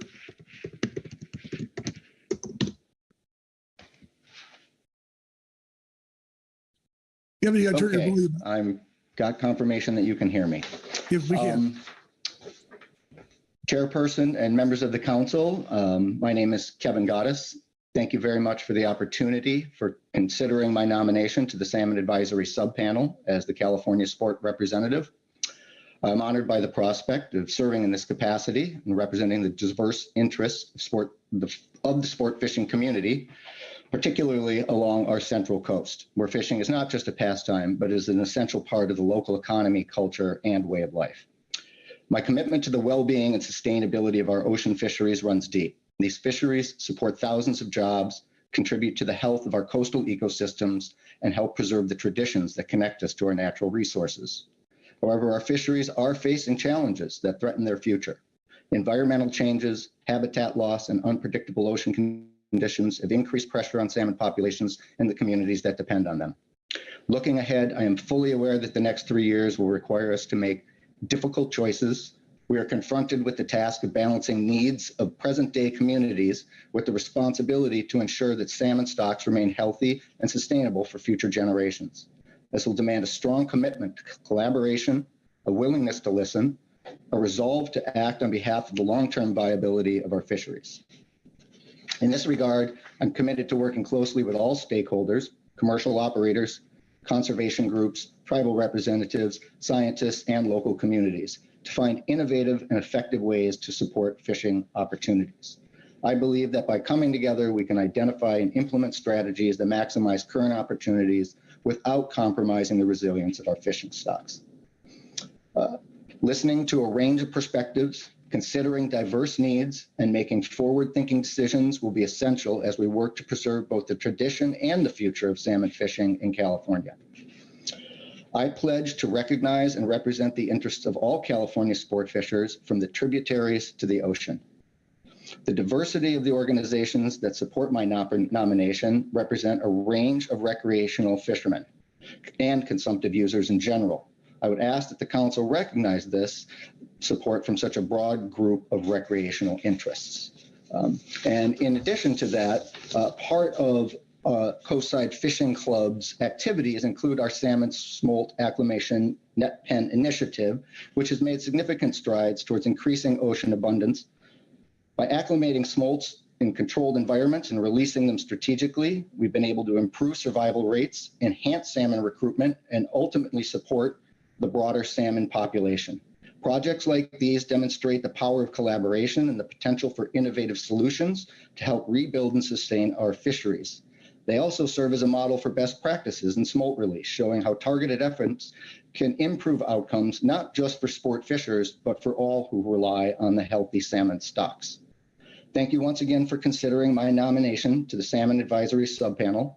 I am eager to contribute to the council's work and help shape a sustainable, inclusive path forward for California's fisheries. I look forward for the opportunity to serve and making a positive impact for our coastal communities, our fisheries, and the generations that follow. Thank you. Thank you, Kevin. Question for Kevin on this testimony? I'm not seeing any. Thanks, Kevin. Next up is Wayne Cotto. Wayne, are you there?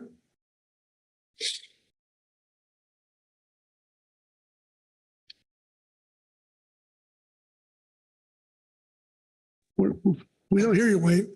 Can you hear me? We can now. Welcome. Okay, perfect. Bringing up the last one here. Good afternoon. Wayne Cotto, Coastal Conservation Association of California, representing the recreational anglers. Thank you, Chair Pettinger, Vice Chair Hessemer, council members, and staff. We just want to put in a few recommendations. We got to tell you that we believe that most of those advisory panels are running better than they ever have. Good representation, great interactions, and they're providing very good insight and recommendations for you all to use. We'd like to make sure that we keep some of that, and at times you need to change a few people up, to bring in some new insights and blood into some of the panels. But right now, CPSAS, we want to make sure that Matt Everingham and Steve Crook stay there in the gap. Got to tell you, the management of that with Susan and Louie and Sarah managing GAP, it's a really good organization, and the members in there. So we want to make sure that Tim Klassen, Merritt McCrae, Dave Kashida, Louis Zim stay on there even the list that Jamie put out there, because it's such a good group and they all work well together. They communicate. You can have disagreements, but it's not personal, right? And that's important. In the HMSAS, we'd like to make sure that we try to get Marcus Medak in there for the commercial seat, Mike Thompson, Tom Matoush, and we'd like to add Todd Manser for the private recreational south of Point Conception. For the SAS, we'd like to add Kevin Goddess for that seat. I think he can represent it. You've heard multiple people talk about his background. You just heard him talk. He'd be a good addition to that group.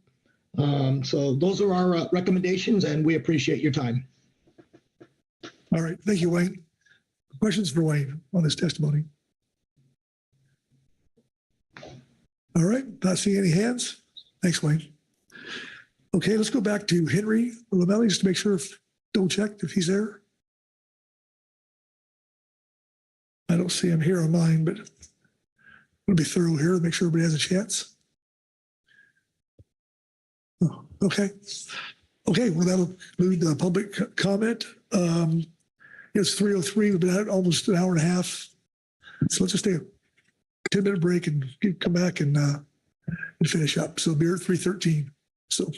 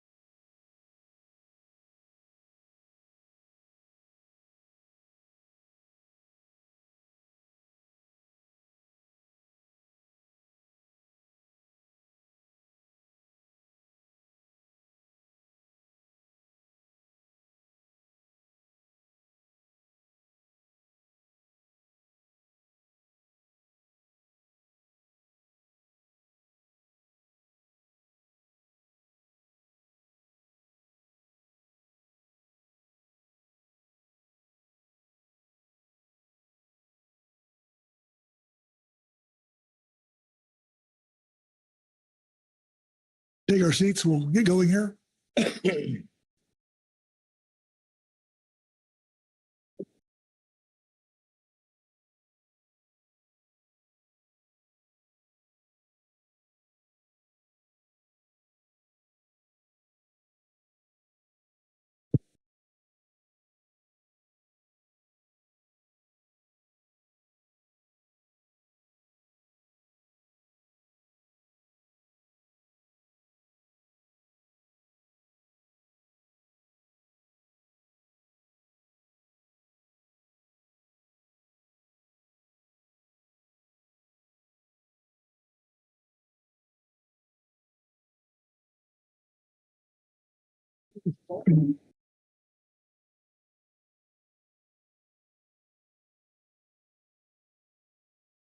Okay, all right, we're back.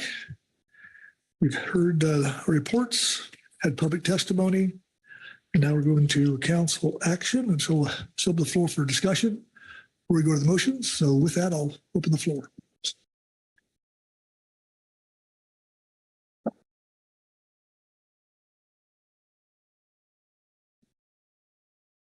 Okay. Lynn Mattis. Thank you, Chair.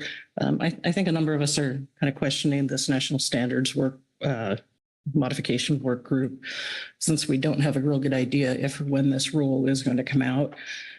Do we need to create this work group now, knowing it could be later on? Or is it best to go ahead and create it now so that we're ready when that rule publishes, assuming it publishes at some point? Just trying to get a feel for the need for it at this time. And I'm not sure who to direct that question to. Executive Director Burton. Yeah, thank you, Mr. Chairman. I'd also invite Ms. Ames to weigh in. But I think it's a question of timing. You know, if this is going to come out, we had been anticipating that it would be coming out in, you know, matter of weeks. And then if it waits until to come out after the new administration is in, either way, it's a long time until our next council meeting. And so we had some thought that it'd be better to put it in place and have the structure that we're desiring should it come out at a time between now and the next council meeting.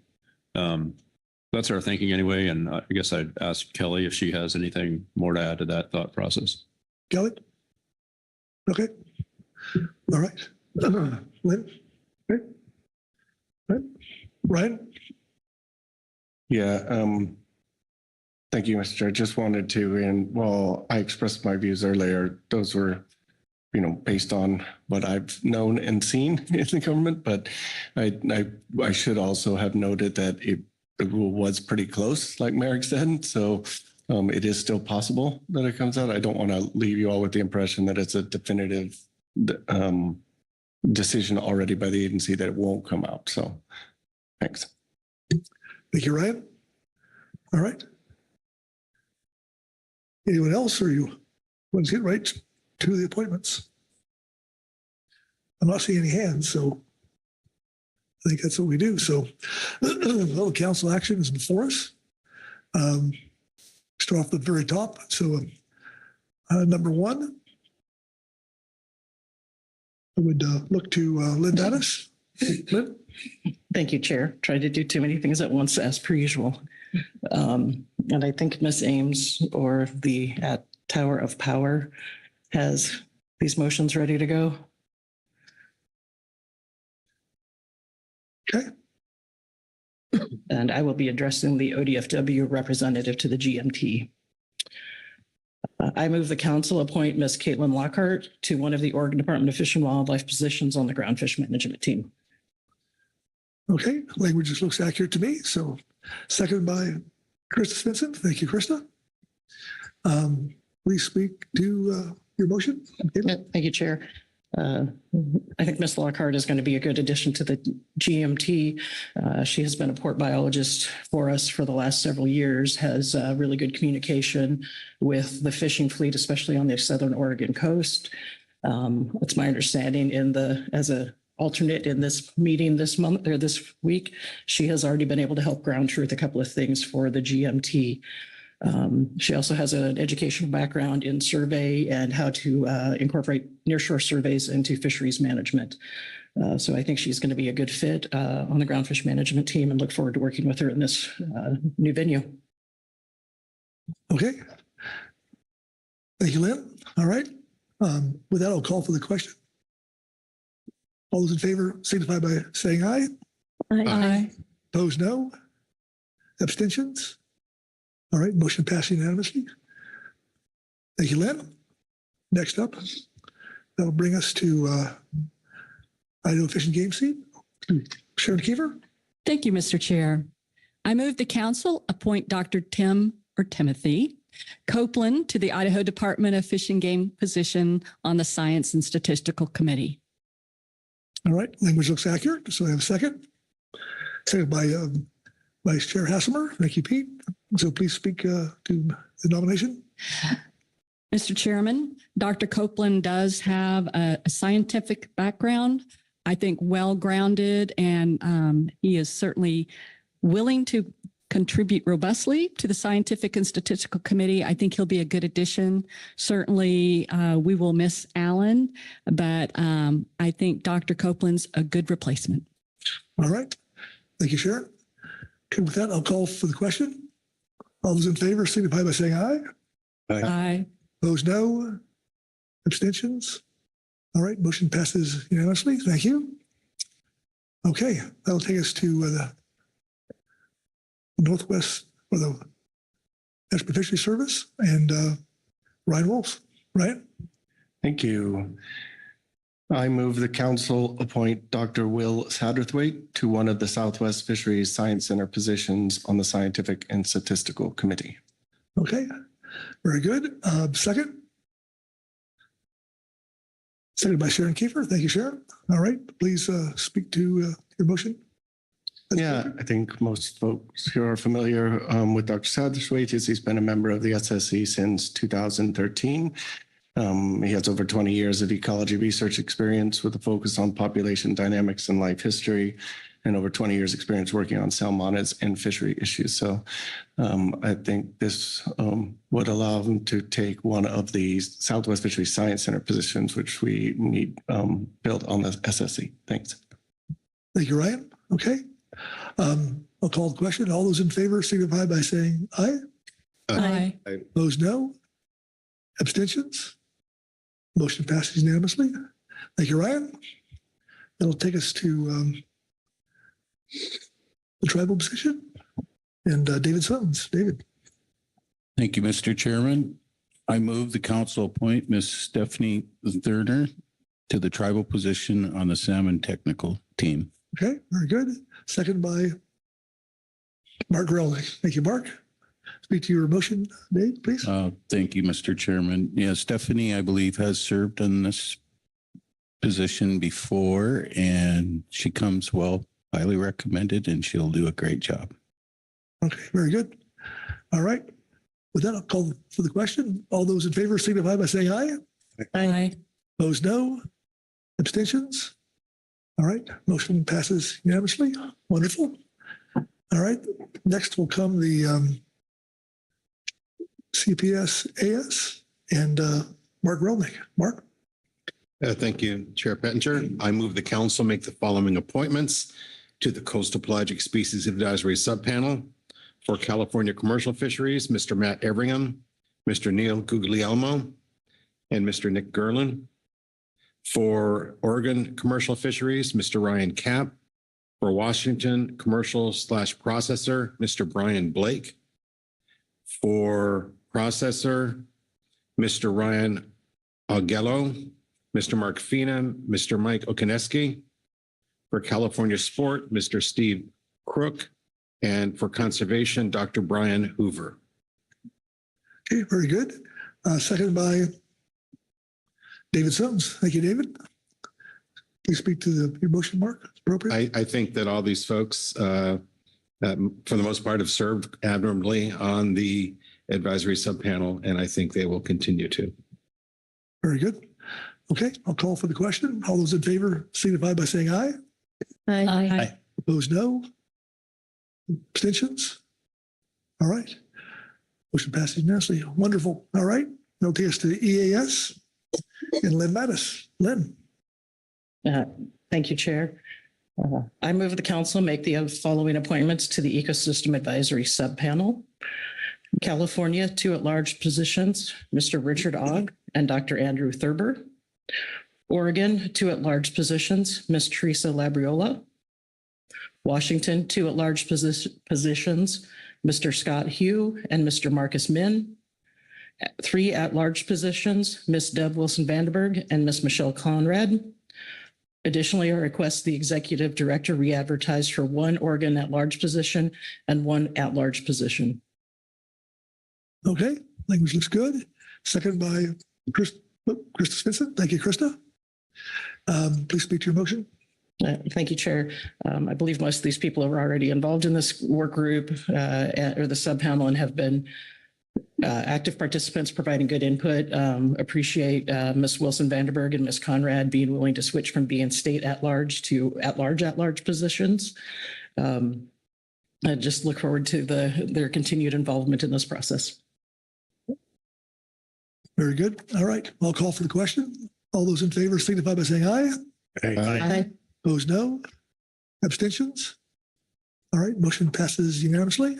Very wonderful. That'll bring us to the Groundfish Advisory Subpanel and Asia Sumalo. Thank you, Mr. Chair. I move the council make the following appointments to the Groundfish Advisory Subpanel. For fixed gear fisheries, Mr. Robert Alverson, Mr. Gorgon Latham, and Mr. Jerry Richter. For bottom trawl fisheries, Mr. Travis Hunter. For midwater trawl fisheries, Mr. Jeff Lackey. For at-large trawl fisheries, Mr. Kevin Dunn. For open access fisheries north of Cape Mendocino, Mr. Harrison Eibach. For open access fisheries south of Cape Mendocino, Mr. Daniel Platt. Processors, Mr. Steve Bessick and Miss Susan Chambers. At sea processor, Miss Sarah Nyani. Washington charter boat operator, Mr. Paul Moranti. California north of Point Conception charter boat operator, Mr. Tim Clausen. California south of Point Conception charter boat operator, Mr. Merritt McCrae. Washington Sport Fisheries, Mr. Phil Anderson. Oregon Sport Fisheries, Mr. Steve Godin. California Sport Fisheries, Mr. David Kashida and Mr. Louis Zim. Conservation Group, Mr. Shems Jed. And additionally, I request the executive director re-advertise 1 at-large trawl position, 1 Oregon charter position, and 1 tribal position.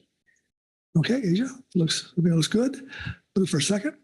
Second by Krista Svensson. Thank you, Krista. Please speak to your motion. Thank you, Mr. Chair.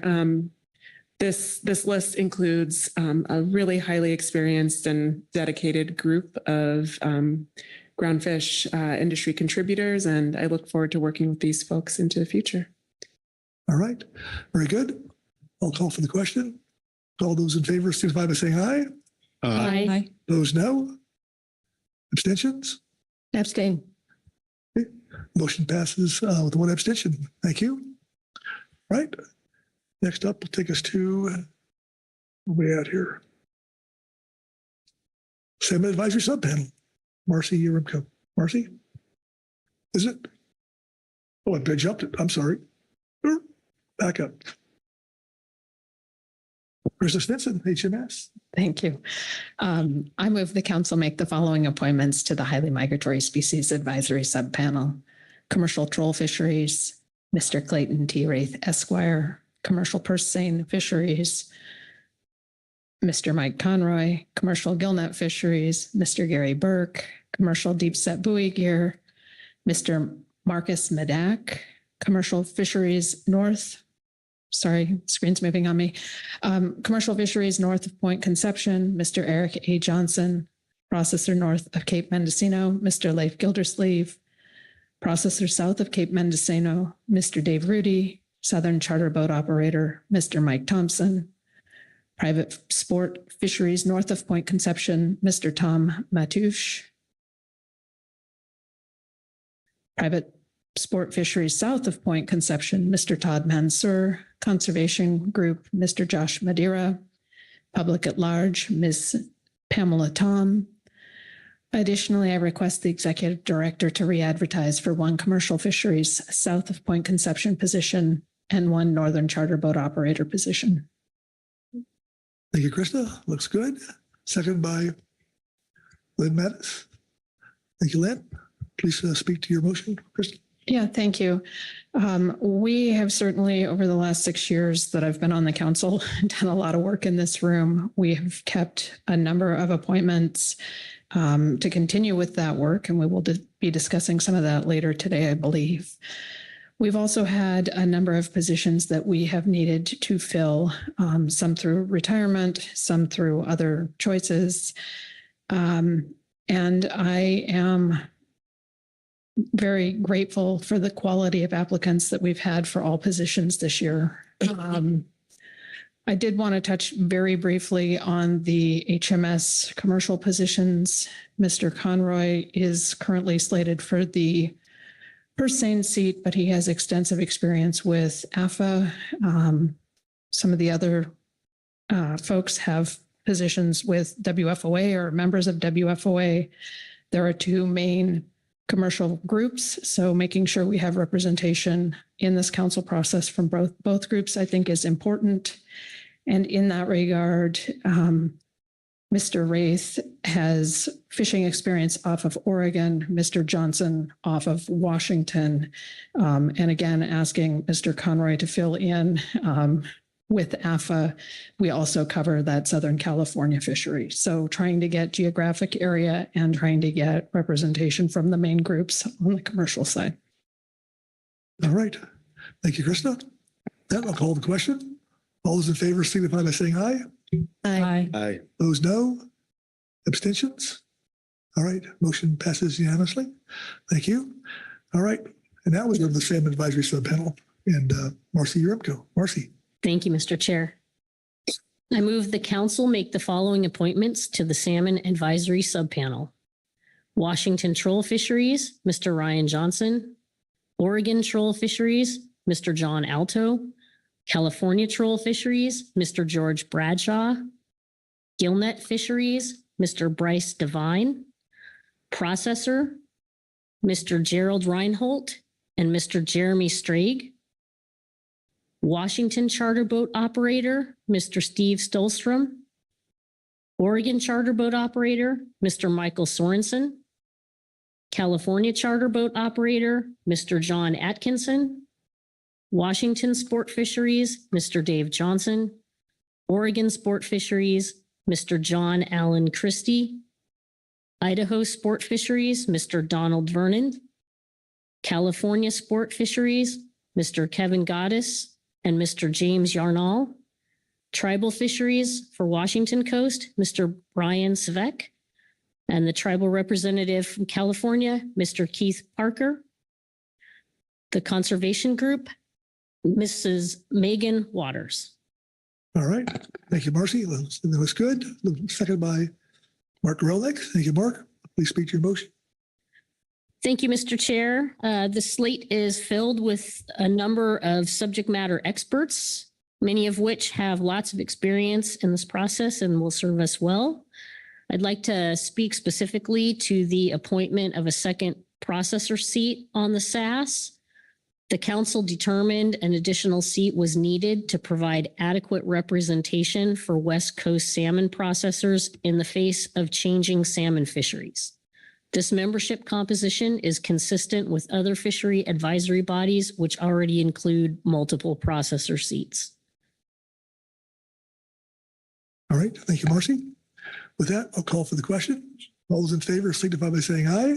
Aye. Aye. Those no. Abstentions? All right, motion passes unanimously. Thank you very much. Okay, that takes us to the SSC. Inquiry writings. Corey. Thanks, Chair. I move the council make the following appointments to the Scientific and Statistical Committee. Dr. Christopher Free, Dr. Michael Hinton, Dr. Dan Holland, Dr. Tommy Moore, Dr. Andre Punt, Dr. Matthew Reimer, and Dr. Jason Schaffler. Additionally, I request the executive director re-advertise for 2 at-large positions, highlighting the council's interest in candidates with stock assessment and social science expertise. All right. Thank you, Corey. Second by David Sones. Thank you, David. All right. Please speak to your motion as appropriate. Thank you, Chair. These folks all have the relevant scientific qualifications to serve on the SSC. Actually, all of these folks are reappointments and have been valuable and engaged members of the SSC. They're showing a willingness to continue serving, and we thank them for their good work and commitment to science in the council process. Okay. Thank you, Corey. All right. With that, I'll call the question. All those in favor signify by saying aye. Aye. Those no. Abstentions? All right.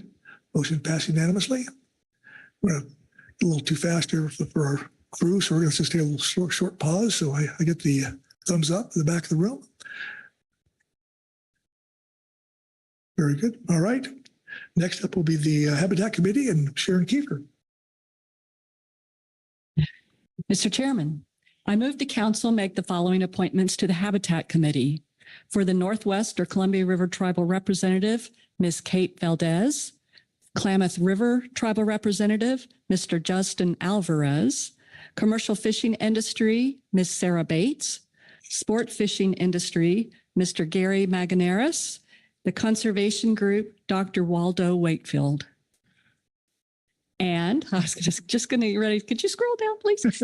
And for the two at-large positions, Dr. Karen Barcelo and Dr. Scott Heppel. Very good. Maybe second by Vice Chair Hasselmer. Thank you, Pete. All right. Thank you, Sharon. Please speak to your motion. Mr. Chairman, I do point out that many of these individuals are new to the Habitat Committee, but they cover a wide range, obviously, of experiences and their areas that they're coming from. I will also note that Sarah Bates was in my MREP class, and I am very pleased to make this nomination. All right. Well, thank you, Sharon. With that, I'll call for the question. All those in favor signify by saying aye. Aye. Those no. Abstentions? All right. Motion passes unanimously. Very good. So, all right. So we take a deep breath through all that.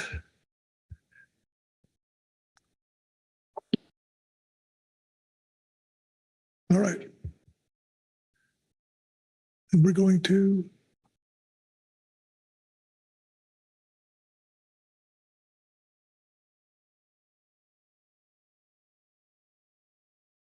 oh, there it is.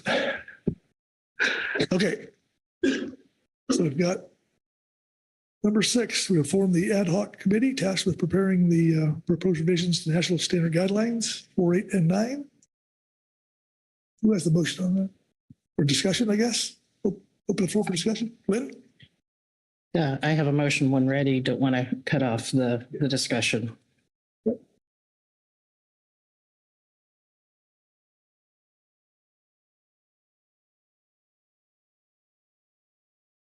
Pause here for a second from the tower in the back of the room.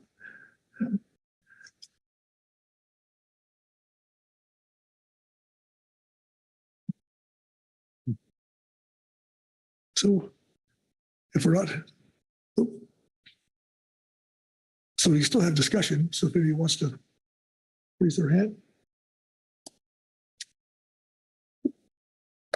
Bush Smith. I just want to go back a smidge on the appointments we just did. I mean, it's a great commitment through all those people that joined, and very thankful that they did. And the MREP program has helped spawn some of those off. Very important. And, I think we better be prepared to keep our eye on Phil Anderson. He'll probably need some help. But other than that, I think the list looks complete and a very great group of advisory panel people coming on for the next 3 years. Thank you, Mr. Chair. Thank you, Bush. They are the foundation or a large part of what we do, right? So just awful happy to have those. Absolutely. So anyway, still kind of a pause here. So for discussion as needed. You ready? All right. Then Mattis. Thank you, Chair. Need to get my other glasses to read that one. There, thank you. Remember, we're kind of old people up here. I move the council approve formation of an ad hoc committee charged with preparing comments for council consideration on the proposed revisions to the National Standard Guidelines 4, 8, and 9 as outlined in Agenda Item C5, Attachment 2, November 2024. The makeup of the work group should include the following positions based on Attachment 2 and our advisory body reports, noting the addition of the EAS positions. I don't know that I need to read everything in that table. There are some additions and some subtractions based on what was in the advisory body reports. Thank you, Lynn. Language is accurate, right? Seconded by Sharon Kiefer. Thank you, Sharon. Please speak to your motion. Thank you, Chair. I appreciate Mr. Burden and Mr. Wolf's feedback earlier that while we don't know when or if this group is going to be needed, it's better to have it and not need it than need it and not have it. So there was a good basis, a good foundation in the Attachment 2, but based on interest from or lack of interest or extra interest, as example, 4 instead of 3 on the GAP, 1 instead of 2 on the SAS, have provided this list. With the addition of 2 seats for the EAS, as we had some discussion earlier. The advisory bodies have provided names, but that is under the purview of the chair, so I will let him deal with that. Speaking with the other agency staff via email this morning, we were hoping to all have a TBD for the agency staff. Depending on when that work group meets, we will decide who will be the position. This is a lot of people, but since this is going to be remote, the cost should be less than if we were trying to get this many people in person. I do want to ask, or do want to provide some guidance that a meeting should be scheduled when as many people as possible on this group can get together. I don't know that we'll ever find a time when everybody on that group can get together, but don't let that prevent work from happening. Thank you. Okay, thanks, Lynn. Any questions for the motion maker? Rebecca? Thank you, Chair. I wasn't sure, did the original proposal have just 1 slot for HMS or were there 2? Because 2 people were nominated.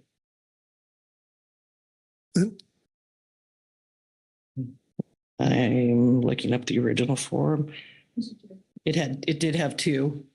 It did have 2 and would be up for a friendly amendment if needed. There was a recommendation and some discussion earlier that one of the HMSAS people could be moved to a conservation seat because they represent conservation. And I forgot to go back and put that seat back on the HMSAS. Okay, Rebecca? Yeah, if I recall, then one of the national standards being reviewed is National Standard 9, which is bycatch, which is a huge issue for developing the HMS fishery. So it'd be great to see adequate representation of HMS. Thank you, Chair. Thank you, Rebecca. Krista? Thank you, Mr. Chair. Well, I'm going to jump on this conversation and make a friendly amendment.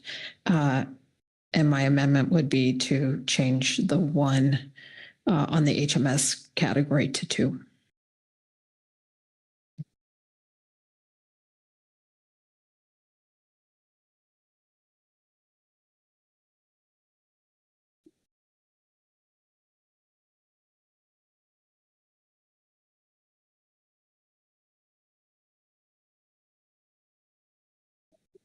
The language looks accurate to me, so you agree? Yes, as long as it's changed up above where we strike 1 and put 2 in there. But the language of the motion, yes. Okay, very good. All right, second by Rebecca Lett. Thank you, Rebecca. All right, speak to your amendment. Yeah, I agree as we work through things like the roadmap, gear development and design and understanding what these are, that it would be beneficial to have 2 HMS people. We can certainly adjust that if needed later, but I think hearing about, hey, it's online and cost is hopefully not exorbitant, that it would be beneficial to have that experience. Very good. Discussion of the motion. Corey Niles? Yeah, thanks for the emotion. And well, I'll just speak to the amendment. When I heard this idea, I think my gut was telling me to be skeptical. I've been a member of 3 or 4 ad hoc groups and seen how various models work. And I think we're up to, I don't know, I lost count, 24 now. I'll support this, but it seems like it's a low probability we employing this model, but that group is too big to have any kind of dialogue. I've seen the MPC work, and it works because of the efforts of a couple individuals have a lot of time to put into it. So just voicing, I want to voice in a timely or in a concise manner that I don't know if WFW will help try to make this work, but I don't think it's workable. But I will support the motion and the amendment and the motion. All right. Hey, Corey. Sharon Kiefer. Thank you, Mr. Chairman. And it certainly caught my eye that this is a very large group, but just a process question. I'm assuming because as an ad hoc group, it's essentially the call of the chair. I'm assuming the call of the chair can include disbanding if indeed it does not appear that the work group is making the kind of progress or products anticipated by the the chair. I'm not going to touch that, so I'll turn to Executive Director Burden on that one. Thank you, Mr. Chairman. Could you restate your question, please, Ms. Kiefer? Well, my understanding is the filling the individuals, since it's an ad hoc committee, will fall to the chairman. My question was, does the chairman, because it is an ad hoc work group, have the authority if it's too big, it's too unwieldy, things are not happening, the council is not getting, I think, what it expected, can the chair disband an ad hoc committee? Yeah, thank you, Mr. Chairman. Appreciate the question. I think in practice, what we do is have the chair frequently consult with the council before anything like that is done. I don't recall offhand if technically the chairman can or cannot, but I think for purposes of disbanding, I think consulting with the council. But I think your question does raise some other questions, which I think you might be getting at, which is essentially is there a plan B if this doesn't work? How would we create comments if this doesn't work? Is that what you're getting at? Yes, that is kind of part of it, but more it was just a curiosity question. Once again, my newness on the council in terms of just proceed. But certainly, I mean, this council, I think, generally does base a comment letter on the work of committees and staff working together, but just more a curiosity question. Okay. Thank you, Sharon. All right. Okay. So we have a discussion. All right, I'll call for the question on the amendment to the motion. All those in favor signify by saying aye. Aye. Aye. Opposed, no. Abstentions? Okay, motion passes unanimously. Thank you. All right, now we'll go to the full motion. Discussion on it, on the amended motion. Okay, not seeing any hands. Not seeing hands, I will call for the question. All those in favor signify by saying aye. Aye. Opposed, no. Abstentions? All right. Motion passes unanimously. Thank you very much. Okay, that takes care of the National Standards Work Group. And that takes us now to the HMS Roadmap Work Group. So, Marcy? Yes, thank you, Mr. Chair. I'm ready with the motion, if now's the time. Okay. I just open the floor for a little discussion before we get there, but I don't see any hands. I think they've warmed down enough sufficiently. So, please. Thank you. I move the council form an ad hoc HMS Roadmap Fisheries Innovation Work Group as follows. Number 1, membership. 2 HMSMT members, 3 HMSAS members, a NMFS West Coast Region representative, 2 council members, and up to 2 other members at the discretion of the council chair. Number 2, charge. The work group is tasked with developing and refining council procedures which help facilitate the more rapid creation of new HMS gears and achieve the goals of the HMS roadmap. The work should include modification of the Council Operating Procedure 20, which is the HMS EFP process, improvement of HMS EFP guidance, development of HMS EFP performance goals, including acceptable bycatch and metrics to evaluate EFP performance, consideration of the National Seafood Strategy as it pertains to HMS fisheries, review of the draft HMS roadmap as appropriate, and discussion of relevant innovative fishery tools or measures needed to support a robust HMS fishery. All right, Marcy, the language on the screen accurate? Yes, it is. Very good. For a second? Second by Krista Svensson. Thank you, Krista. All right, please speak to your motion. Yes, thank you, Mr. Chair. We heard quite a bit of discussion under the HMS agenda items earlier this week about the need for some work to be done by an additional group. Just want to highlight the content supplied today by Carrie Griffin in supplemental attachment 4, describing that the roadmap would be built from the workshop that was held back in June of 2024. And that roadmap document is slated for availability at the March 2025 council meeting. The roadmap is expected to include a framework to assist in accomplishing the goals of expanding HMS opportunities, minimizing bycatch, and creating and refining gear types through the council's EFP process. The initiative is aligned with the IRA project number 3, which is developing climate-ready fishery methods that mitigate the bycatch of non-target associated species in a changing ecosystem. Thank you, Marcy. All right. Questions for the motion maker? Corey Ridings and then Rebecca. Corey?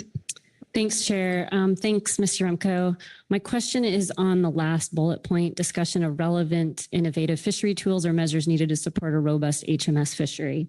That bullet point seems incredibly broad to me and could encompass a lot of different things. So I'm wondering if you could speak a little bit more about what you had in mind with that bullet. Marcy? Thank you, Mr. Chair.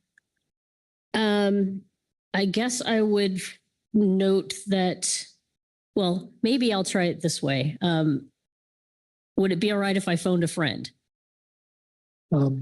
Absolutely. Thank you. I'd look for another hand to offer some detail on this bullet. Would that be Mr. Ugertz? Or Mr. Wolf? Oh, all right. So that's not quite stoning, but got it. Yes, the Chair, thank you, Mr. Wright, for the question. I think this would allow, I think it is broad, and I think it just allows some additional discussion if things come up that are broader than just EFPs.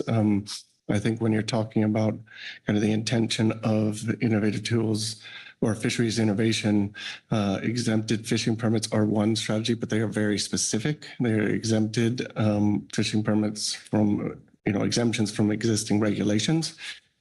So there may be other tools or other measures that get at the same kind of intent, but are not in EFP specifically.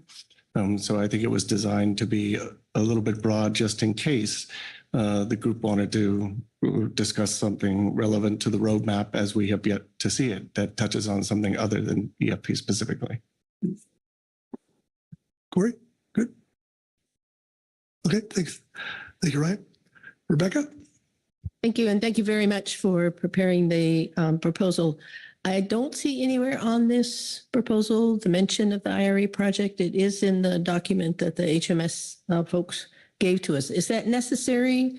I'm still trying to figure how all that weaves together. Thank you, Chair. Executive Director Burton? Yeah, thank you, Mr. Chairman. As I interpret this motion, should it pass, there are substantial elements in here that link back to the IRA work. And Mr. Remco did speak to that as she was speaking to her motion. So I'm comfortable that this does fit under the umbrella of the IRA grant. Rebecca? Good. All right. Okay. Mr. Stinson? Yeah, thank you. Would it be possible to see the top of this motion just so that I don't ask? Okay, and that was the piece. I just wanted to look at the membership makeup. I don't think we need to talk about who or any of that today, but I just wanted to double check that. So thank you. Very good. Okay. All right. Not seeing other hands. I'll call for the question. All those in favor signify by saying aye. Aye. Aye. Opposed, no. Abstentions? All right. Motion passes unanimously. Very good. Okay. Kelly? I think we're doing pretty good here, aren't we? I think you're doing a great job. You've made appointments to the GMT, the SSC, the STT, as well as several appointments to the term limited advisory bodies for 2025, 2027. We'll be reaching out to those folks to welcome them to our process. We'll also update our council operating procedures with the final advisory body compositions as you adopted here today. Additionally, you created 2 new ad hoc committees to deal with the proposed rule, potential proposed rule on the national standard guidelines, as well as the HMS Roadmap Fisheries Innovation Work Group. So staff will start thinking about the coordination of those committees as appropriate and begin the work as you have envisioned. Thank you, Kelly. Well, certainly we're in great shape for the next triennium, right? Just made that up. All right. With that, we're going to go straight to C6 and get this day. Some people have planes to catch, and let's go straight to it. So with that, I'll turn to Executive Director Burton to get us going. Yeah, thank you, Mr. Chairman. This is agenda item C6, which is future council meeting agenda and workload planning. This agenda item is intended to refine general planning for future Pacific Fishery Management Council meetings with a focus on finalizing the proposed agendas for the March and April 2025 council meetings in Vancouver, Washington, and San Jose, California, respectively.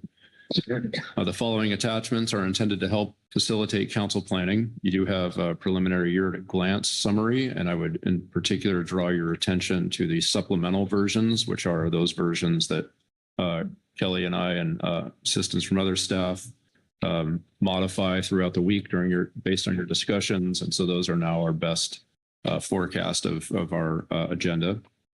And then the complementary, there are 2 supplemental quick reference agendas for March and April.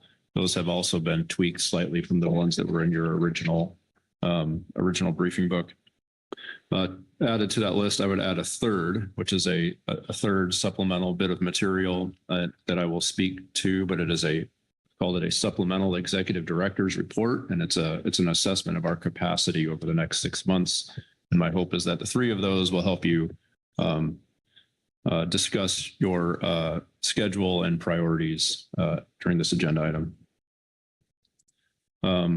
So let's see, council action here. So you'll review pertinent information and provide guidance on potential agenda topics for future council meetings, provide final guidance on the proposed March and April agendas and plans for future council meetings, and 3, identify priorities for advisory body workload considerations.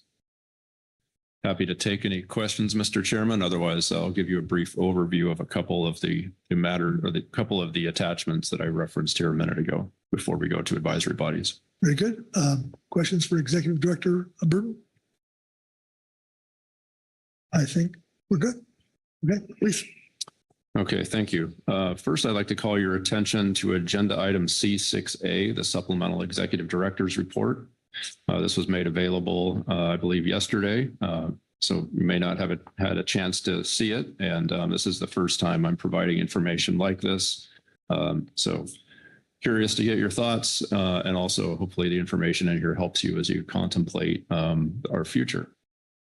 So in the interest of summary, as you work through the document, the first major section to call your attention to is titled Staff Capacity and Workload Forecast. And so as I have asked my staff to produce forecasts of their workload over the January through June time period, I've taken that data and I've summarized it and used that to help guide our thinking about what sort of capacity is available to us now and how we would need to prioritize some matters if we wanted to move some things around. So the top line message here is that as we look across all of our staff, everyone on average is forecast to work at about 120% of time. And I don't think it's any secret that council staffers work hard. They always work more than 100%. Right now, on average, we're looking at about 120% time over the January through June time period. This varies on project specific basis. And so as you go down to the next page, I've summarized this by different, I guess you could think of this in terms of different FMPs, even though halibut isn't technically an FMP. But thinking about salmon and the folks that we have with us that work on salmon, that time period, of course, is incredibly busy. Our salmon folks are forecast to work about 140% of full time during that period. They will be incredibly busy with the salmon schedule. And then after that time, I strongly encourage them to take a breather in the interest of their own well-being. And then that means that when June rolls around, they will have not had much time to do really anything in time for June. So some capacity issues there. Salmon matters that we have scheduled, we cannot move those, of course. That's the core salmon season process. So those folks are fully prescribed and then some. Moving down to groundfish staff officers forecast to work about 125% of full time during that period. And there are a few things to make note of that are happening that are not necessarily on your agenda. Some of them are, but some of them are not, and others are not for quite some time. So one consideration is that it's a stock assessment year, and so there's a lot of work going on in the background on that. And then there are some other measures that we are putting together for you. That includes things like the Cordell Bank matters, stock definitions. We'll have likely some deeming of gear switching regulations. Some of these things you'll see and some of those things you will not see. Halibut, to make halibut progress, we borrow from our groundfish and salmon people. And our halibut folks are forecast to work about 135% of full time during that period. And so bottom line here is absent some reprioritization of a couple of groundfish issues, which there are very few we could reprioritize, we'd be looking at not picking up halibut till the second half of the year. CPS, the workload is, I would characterize it as a fair bit of uncertainty. Those staff are forecast at about 112% of time. And it's uncertain due to a few things. One is staff transitions. Another is that we have some agenda items that we're still gaining clarity on. And so as you think about what to add potentially to the year at a glance, I would say there's reason to look at CPS and think about what we could do there. I think there's a wiggle room there to add some work and clarify some work. On HMS, we have very little visibility at the moment because we will have Mr. Dahl retire, and I still have not backfilled his position. So for a time, I won't have a lot of clarity, but I would note that our HMS work, a lot of that is substantially tied to IRA at the moment, as we just talked about under the previous agenda item. And that gets to the last category, which is where IRA is included and also marine planning. These folks are estimated at about 112% of capacity. There is some uncertainty here, and that's due to the state of our IRA projects, the buildup of them and the execution of them. And so any refinement or clarity around ecosystem or IRA work, I would say could be accommodated and would be welcomed. So it's the first time you've all have seen this sort of information to my knowledge. So I'll pause there and see if you have any questions about that summary. But otherwise, I hope that that assessment is helpful in thinking about what we may be able to do and what we not be able to do as we go through the year at a glance and agendas here in a minute. Okay. Questions on that overview? All right, I'm not seeing any. With that, I'll go to the reports. Right? Yes, more. Okay. Okay, if there are no questions on that report, then I'll just give you a quick overview of the year at a glance and quick reference agendas before we go to the advisory bodies. So I'll start with the year at a glance agenda. There are a few things to call to your attention that have differed. You'll note as we look at March, we do have a couple of things that have been stricken. Gear switching, the regulatory deeming, we don't see that coming up in March. That has been moved over to June for the time being. We have the Initiative 4 update, groundfish risk tables, that has been stricken. We do have Cordell Bank scheduled as an FPA, although I note that all these matters are shaded. Let's see, moving down through HMS, there's the 25-26 biennial harvest specs. We took care of that here at this meeting, so that is no longer necessary.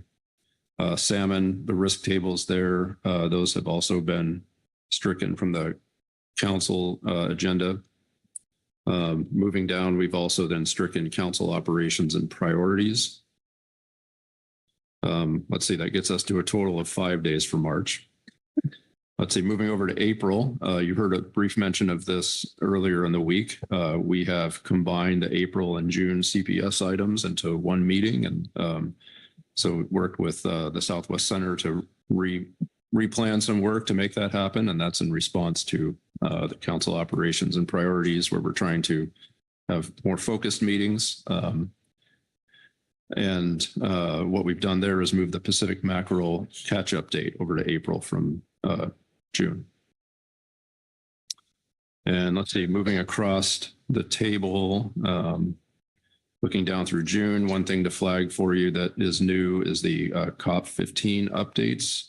We've scheduled that for June. Let's see, moving through. So those are the few matters I'll highlight for you that may be different from what you saw earlier on. And I guess one other thing, as you're thinking about April in particular, is right now we're looking at about 4 days, and that would be a substantial change from our usual practice. We do have coordination with the tribes, for instance, and it's not clear exactly what the implication is for that coordination. So I appreciate some thinking on that when we get to it.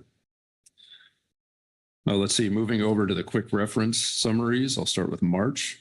You'll note that in advance, we have a few groups meeting, and that is an attempt to align those advisory bodies thinking on research and data needs with the SSC and provide for that dialogue that we talked about earlier in the week. So that's what you see on the left-hand side with the in advance meetings.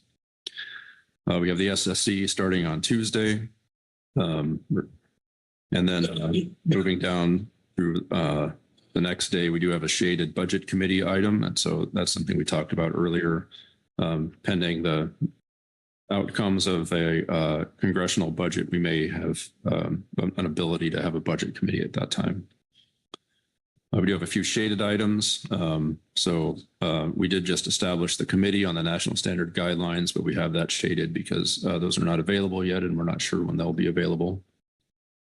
We also have under H5, the Cordell Bank Conservation Area.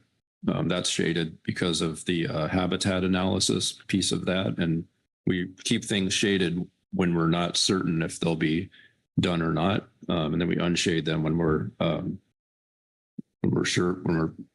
confident we can get the work done. And so it's shaded there because we're not exactly sure what the habitat analysis will take just yet. And then let's see, moving across the week, the other thing we do have in response to the tentative budget committee meeting, we then do have a tentative fiscal matters agenda item. Let's see, moving over to April. But once again, we have some meetings in advance. And we also have a tentative budget committee meeting. The idea is that we wouldn't meet in both March and April. We would have budget committee meet one of those or none of those months, depending on the progress Congress makes with passing a budget. And then as I spoke to, looking at agenda item H4, the Pacific mackerel update is scheduled now for April. The other item to call your attention to is, once again, fiscal matters would be on the agenda if the budget committee does meet. And then as I indicated here earlier, this would be a very short meeting. And I do have some, I'll admit, I have some hesitancy about that because of the iteration we do in salmon. And I'm grappling in my mind with whether it's realistic to be able to do that in that short of a time period, especially with the engagement of all the different parties and the tribes. And so I have half a mind to just stretch it out into the second to the last day on your meeting here, just to make sure we have time for that iteration. But some thinking there, I think, would be appropriate. So, Mr. Chairman, I'll stop there. I'm happy to take any questions on that. Otherwise, I would suggest we turn to the advisory bodies. Okay. Questions for Executive Director Burden on that overview of the next few months, next few meetings, I mean? All right. Okay, we'll go to the advisory bodies. With that, I'll turn to the tribal report, David Sones. David, you ready?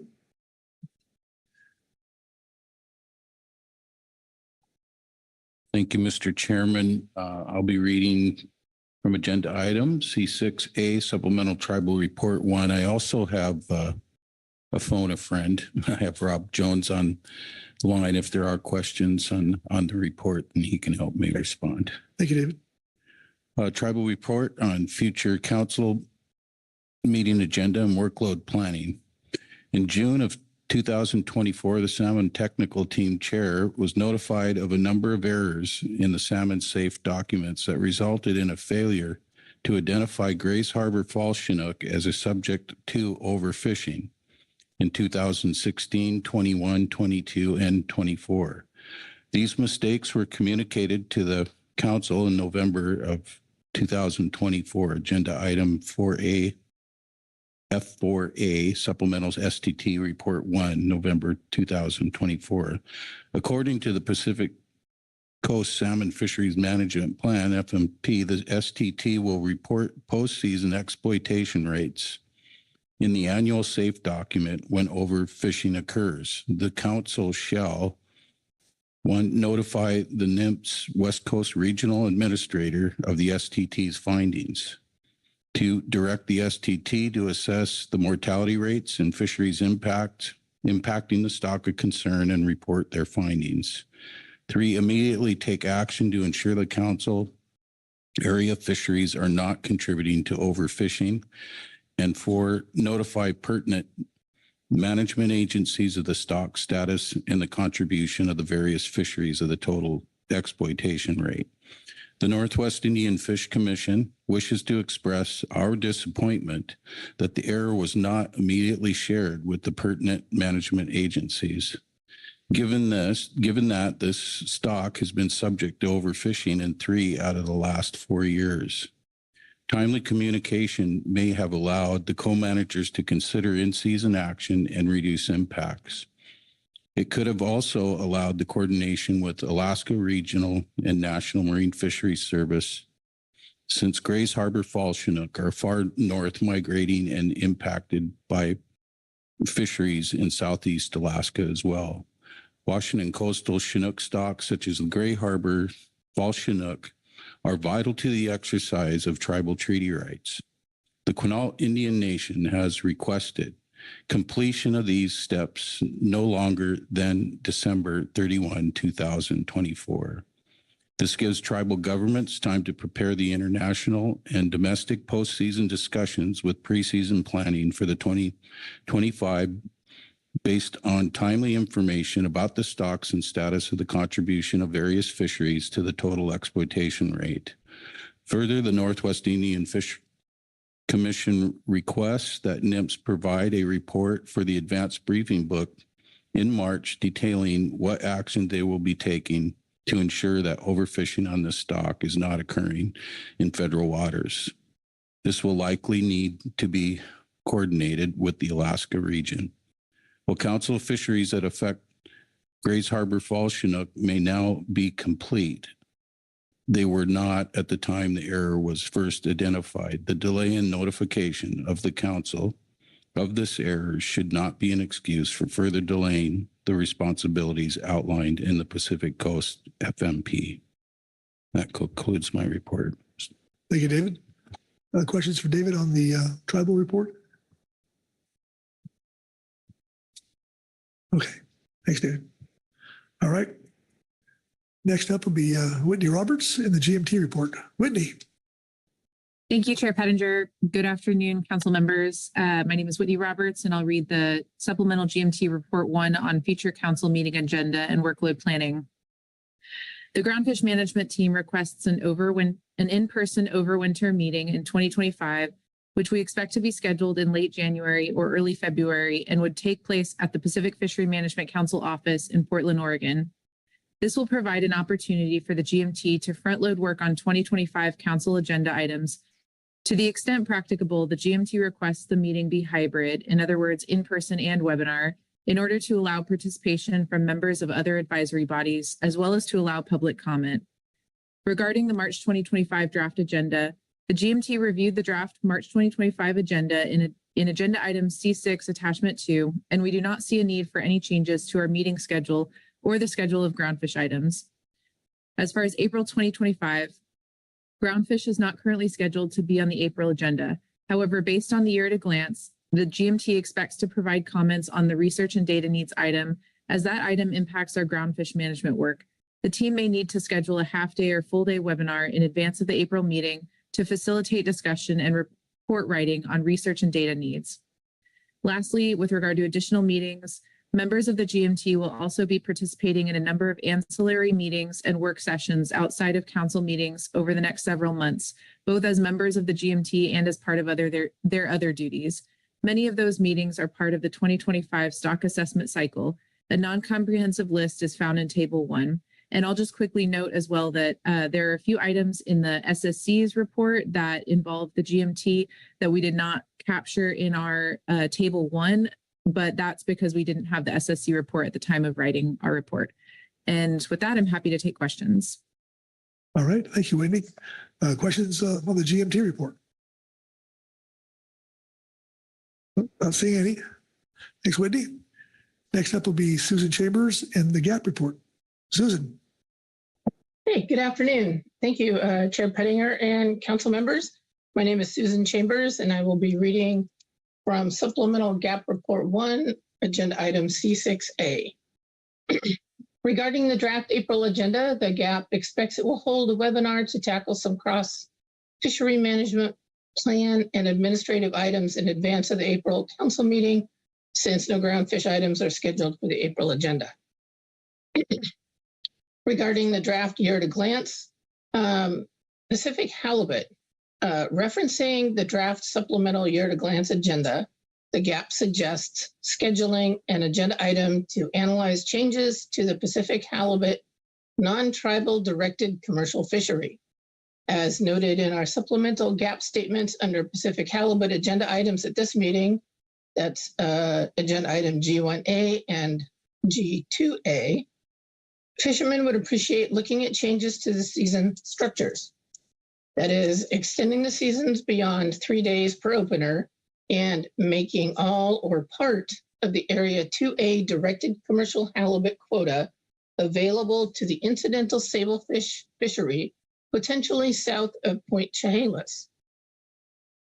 Lastly, regarding gear switching regulations and deeming, the GAP recommends unshading this item for June 2025, so those changes can be implemented by January 1st, 2026. And that concludes our GAP statement. Thank you, Susan. Questions on the GAP report? Marcy, you're up. Go. Yeah, thank you, Mr. Chair. Thank you, Susan. Regarding your comments on the directed commercial halibut fishery, I was wondering if the GAP had any discussion about whether that type of development of changes to the DC fishery to better align with directed groundfish fisheries like sablefish.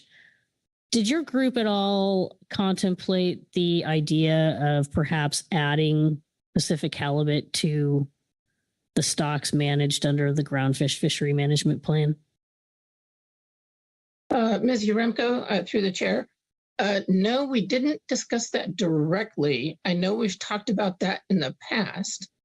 And I think it's fair to say that, halibut is in this weird non-ground fish, but it's a ground fish type of world.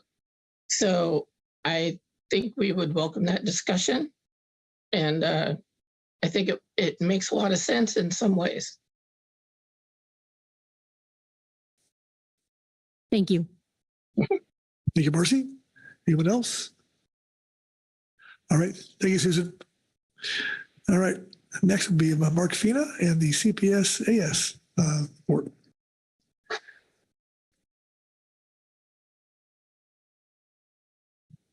Good afternoon, Mr. Chair. I'm Mark Fina from the CPS-AS. Mike Okanowski is with me here.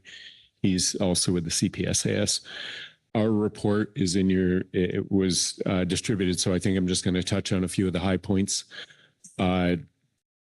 You heard a lot about the concerns with sardine management in an earlier agenda item and the fact that we only manage the north subpopulation, that there are a lot of sardines that are off the U.S. coast and some that are caught that aren't part of that subpopulation. What we're suggesting here is an agenda item that can be brought forward in April that would develop sardine stock definitions, is what it was proposed to be called by staff. But effectively, let's move on a path toward managing all the sardines in U.S. waters. We don't scope out alternatives here, but we feel it would be beneficial to have staff bring back a discussion paper that could be used by the council to identify alternatives to then move toward analysis after the April meeting. What we think can be brought forward are the latest papers, latest science on the topic of the stock structure and distribution. We cite a few examples of things that have come out recently, including some papers out of the Science Center, the newest habitat model, another paper that is in your briefing book that's by Richard Parrish and Diane Steele. We hope that you can have staff review those items and kind of bring together a good discussion that you then can look at and say, okay, this is the science that best informs us and how to move forward and how to develop a management program that will include all sardines off the West Coast. And I think that's all I need to say on this for now. Thanks. All right. Thank you, Mark. Questions on the CPS-AS board? Rebecca?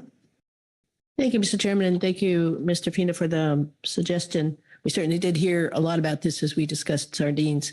We also heard from Executive Director Merrick that there are issues with council staff being overly burdened. So do white papers always come from the staff? Could they come from advisory committee? Are there alternatives for putting this information together into a discussion paper?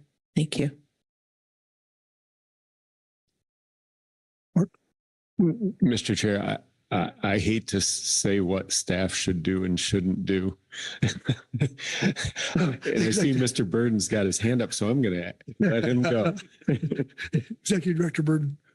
Thank you for the question. And thanks, Mark.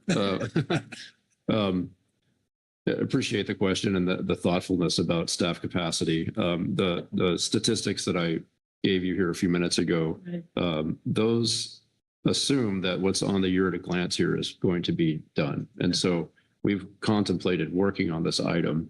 And the idea of a staff white paper to help facilitate, your consideration of whatever this item is, I think we would welcome that. I think some people on staff would actually find that fun. So we're prepared to do that if that's the road that you would like to go down. Thank you, Rebecca. Corey House. Excuse me. Thanks, Mr. Vice Chair. Maybe this is a question for discussion, but I would like the Science Center involved in something like that. So I don't know if NIMS did the Science Center. Did you ask the Science Center for their workload? The message we heard earlier today was they're pretty swamped. So I don't know if the Executive Director or NIMS has a response or you guys had that discussion, but yeah, I think that's something we'd want the Science Center involved with. Mr. Chair, I absolutely agree with the comment. We did discuss this with Science Center staff a little bit today. They know what we're up to, and I didn't ask for a pledge from them to to help write this or anything like that, but I agree that they need to be involved and coordinate with the staff. I guess from the CPS AS standpoint, the one thing that we feel that the prerogative to comment on is that we feel this really should come to the top of the heap in terms of priorities. And that's kind of the one perspective we have, is a very, very strong perspective that this is should be among the highest priorities given the circumstances in the fishery. And the Science Center is certainly interested in being involved in this, and making sure that they can, from what I heard, making sure they can help shed light on the questions that you'll need to answer to move forward a management package. But that's, of course, easy for me to say, and the follow-up will be in discussions with them and how much time their staff can commit. Very good. Further questions for the yes? All right. Thanks, guys. Thank you. Mike, did you have something? Yeah, Mr. Chair and council members, you may recall that about 7 or 8 years ago, we brought this up. And I don't like to sound out of, how should I say it, angry or anything like that, because I'm not, but we need your help. There's a lot of people on the CPS that have expressed extreme frustration about the fact that they're still sitting on the beach. I don't know that what we're asking for would make any difference in that, but we have to, I think, do as Mark asked in order to find out. The idea about taking the southern population of fish, as it's called, and putting it into the northern population, extraction of sardines out of the water. I don't know where that came from, but it doesn't seem to work real well. And it, I would think, distort the data that comes out as far as managing fisheries. So thank you. And I'll have safe trips home. There you go. Thanks, Mike. All right. Questions? All right. Thanks, gentlemen. Thank you. All right. That takes us to the CPS management team, and Trung, are you there? Yes. Hi. Yes. Welcome. Hi. Yes. Thank you. Thank you, Mr. Vice Chair. My name is Trung Nguyen, and I will be summarizing the supplemental CPS MT report on future workload planning. The full report is in the briefing book, so this will be just a summary. For the March 2025 meeting, the CPS MT plans to hold a webinar to prepare for the March meeting for non-CPS items.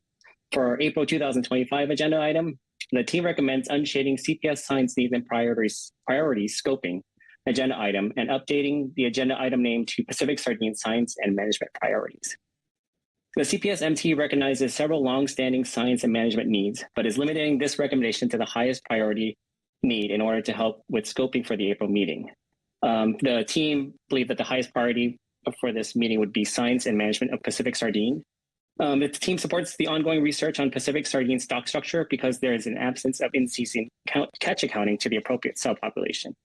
The team also sees continual evaluation of EMSY and distribution terms are additional long-standing science and management priorities for Pacific Sardine, as they are key components of the way harvest control rules are applied to the Pacific Sardine fisheries.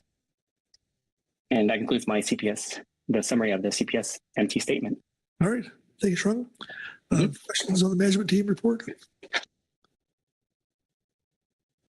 I'm not seeing any. Thanks, Trung. Okay, thank you. Next up will be the EJC report and Corey Writings. Corey. Thank you, Chair. The Ad Hoc Equity and Environmental Justice Committee held an organizational meeting online on November 5th, 2024. At its meeting, the EJC was made aware of 2 recent projects from NOAA.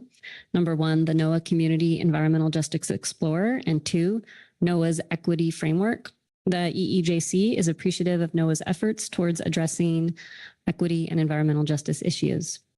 The EEJC supports the work outlined in the Gap Analysis Framework Work Plan the Council adopted in September on efforts to engage with and identify communities impacted by the Council process while addressing existing mandates in the MSA and the National Standard Guidelines. The EEJC also received an update from Dr. Jim Seeger on progress of the Council operations and procedures analysis and webpage development. The EEJC appreciates this work, believes it is on the right track, and looks forward to future updates from Council staff. The EEJC discussed the overall high quality and utility of this work, as well as how to increase engagement in the Council process, reduce barriers to participation, and ensure equitable distribution of costs and benefits of federal fishery conservation and management. As such, to increase public understanding of the group's purpose and activities and bring more members of the public and Council process participants to committee meetings and touch points throughout the Council's agenda, the EEJC requests the group be renamed the Ad Hoc Fishing Community Outreach and Engagement Committee. The EEJC discussed the proposed Ad Hoc National Standard Guidelines 4, 8, and 9 Committee and expressed a desire for there to be open communication between these groups. The EEJC looks forward to hearing updates from the committee if it is formed. The EEJC received a presentation on the NMFS EEJ regional plan and looks forward to future discussions as the agency begins its first annual update. The EEJC hopes the funding and personnel necessary to complete this work is secured and coordination with the Council on the actions outlined in the plan continue. The EEJC discussed how the current plan does not address the historical context of why the proposed actions are necessary and recommends a future version of the regional plan acknowledge this. This is particularly important on the West Coast, given the deep history and current engagement with the tribes. Regarding future meetings, the EEJC requests that their currently scheduled June 2025 meeting be held online. The online format has allowed for greater participation by the public and reduces conflict with other pre-council meetings.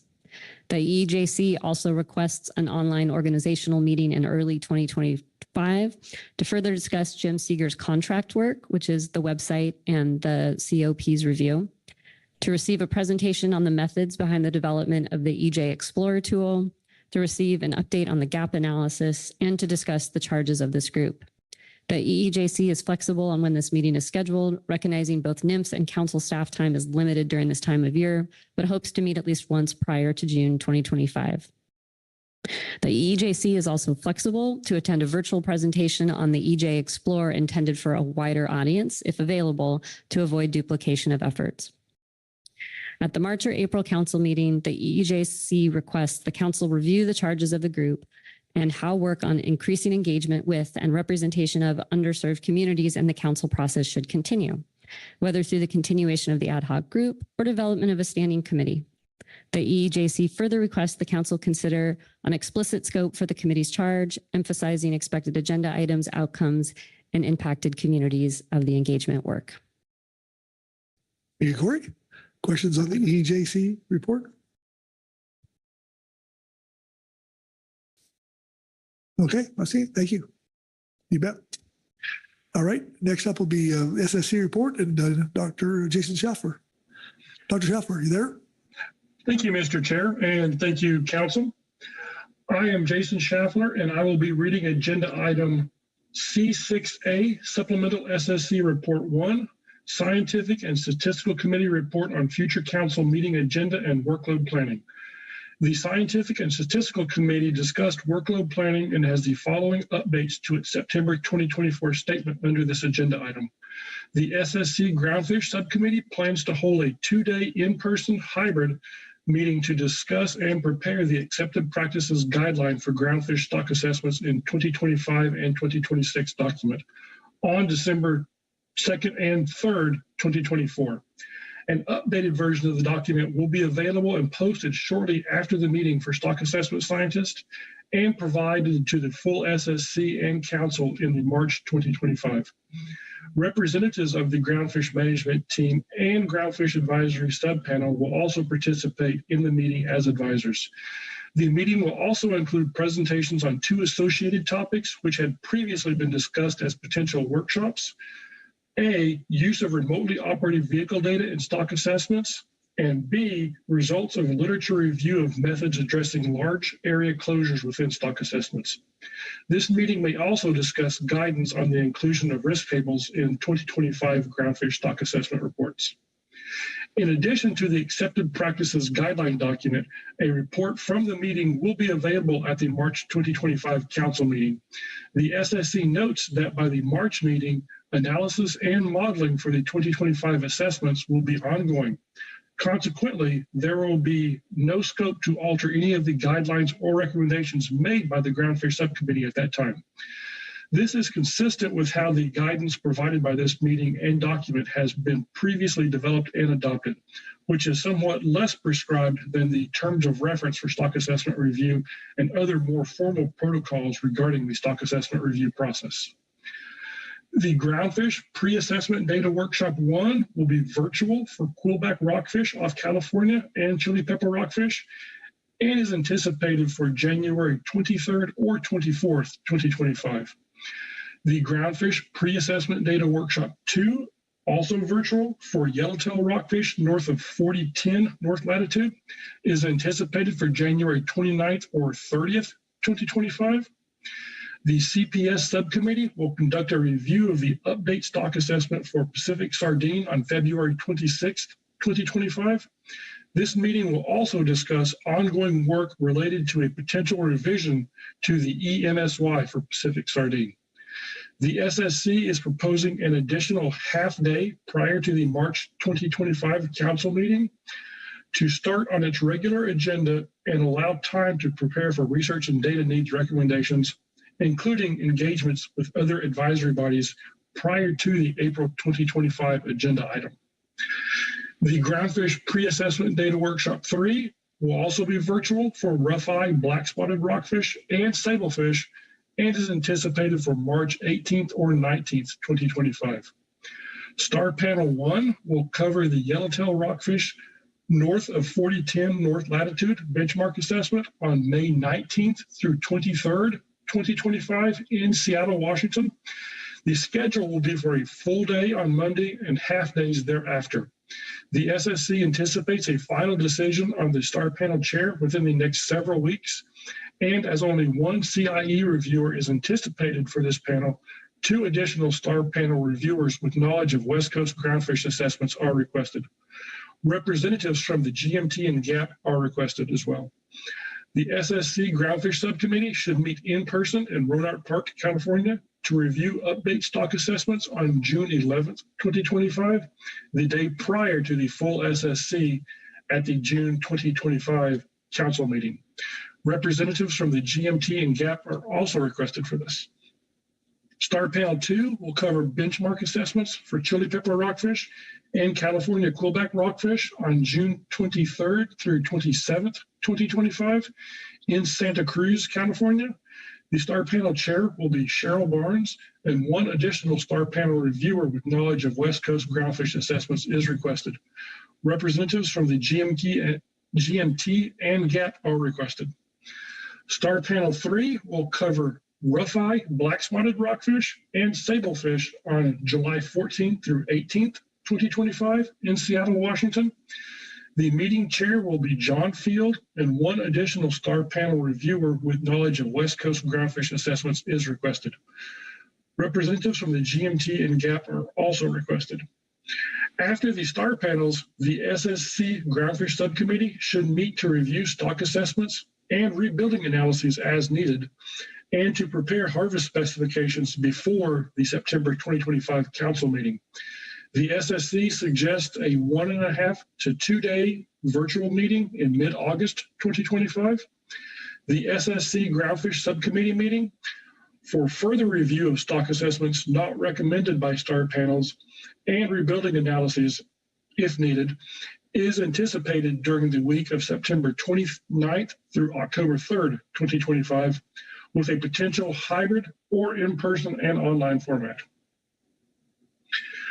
The SSC discussed the potential external review of PFMC stock assessment processes, agenda item A4, supplemental attachment 1, and has some concerns related to the accelerated pace being contemplated for this process. One key concern is that discussions or interviews with assessment analysts could be disruptive to those analysts during the time period in which they are most actively compiling data, developing assessment models, and documenting the results. The SSC also suggests that any review of the assessment developed and review process would be better informed if the reviewers had the opportunity to participate in most, if not all, of the key activities within this process, particularly with respect to the STAR panel reviews, which the SSC regards as a fundamental strength of the PFMC assessment review process. Finally, the SSC noted that if a highly compressed or accelerated review was undertaken and a report produced prior to conducting the 2025 STAR panels, there would be no opportunity to alter the current process nor respond to recommendations which could undermine confidence in the process and in the assessment results by some stakeholders. The SSC recommends that if this review moves forward, it does so with a more measured pace and includes scope for the review body to participate in data workshops and STAR panels, with any report or recommendations to be delivered after the conclusion of the review panels and adoption of the 2025 assessments. The SSC Ecosystem Subcommittee anticipates conducting its annual review of ecosystem status report science topics in fall 2025, pending proposals by the California Current Integrated Ecosystem Assessment Team in March 2025. The SSC proposes the Coastal Pelagic Species Subcommittee conduct a review of the new Southwest Fisheries Science Center, Northwest Fisheries Science Center integrated survey in early 2026 to identify any issues or additional analyses to be conducted prior to use of the results from the survey in CPS stock assessments. The SSC Economics Subcommittee proposes conducting a review of the Trawl Catch Share Program review in advance of the September 2025 council meeting, so that final action can address findings of the SSC Economics Subcommittee and the SSC. This review could occur in the summer of 2025. SSC statements need to be clear, complete, and accurate to provide scientific advice to the council. The SSC appreciates having a full day to draft and review statements following their review of a topic, as it did at this meeting. To ensure adequate time for statement development and review by the SSC, as well as time for council members and advisory bodies to consider the finished statements ahead of an agenda item reaching the council floor. Some changes in how the SSC approaches reviews could be warranted, especially given the desire for shorter council meetings and flexibility in the SSC for taking up items not on the advanced briefing book agenda. Possible changes include starting a half day earlier, 1.5 days prior to the first day of the council meeting, reviewing some items a meeting ahead of when the SSC statements are needed, moving items that need SSC input to later in the council meeting agenda, or moving SSC meetings to be fully ahead of the council meeting. An additional challenge previously identified is review of the preseason report 1 for salmon management. While key pieces of this document are provided to the SSC with as much advance notice as possible, the complete document is typically not available until just days prior to the start of the March council meeting. Only a few pieces of information in this document routinely change, so scheduling additional review of this document for accuracy could be completed outside of the March council meeting. And there is a very large now table at the back of this document. I will not go through that. The text has mostly identified everything in there. And with that, I would be happy to take any questions the council may have. All right. Thank you, Jason, for a fantastic report. Wow. Questions for the SSC? Lynn Mattis.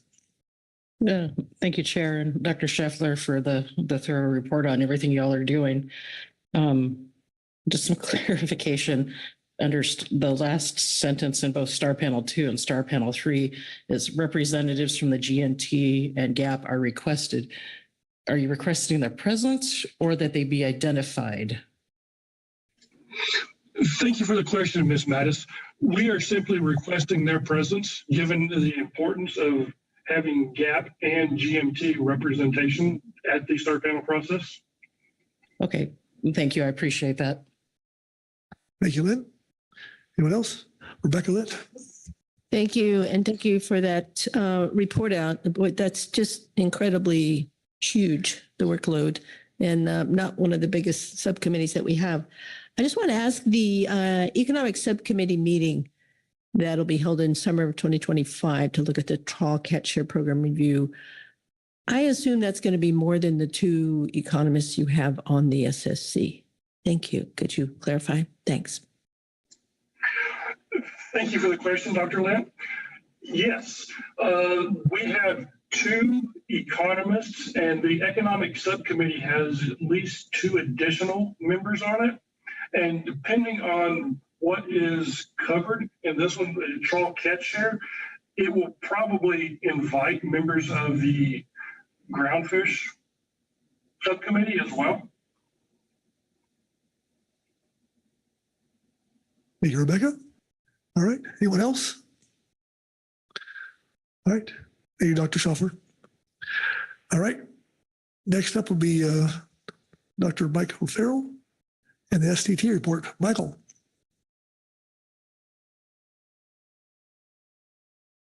See there? Hi, Mr. Chair. This is Angela Forrestal. I don't know if we have Mike online, but I can read the report if needed. Okay. Well, if he's not here, then absolutely. Please. Okay.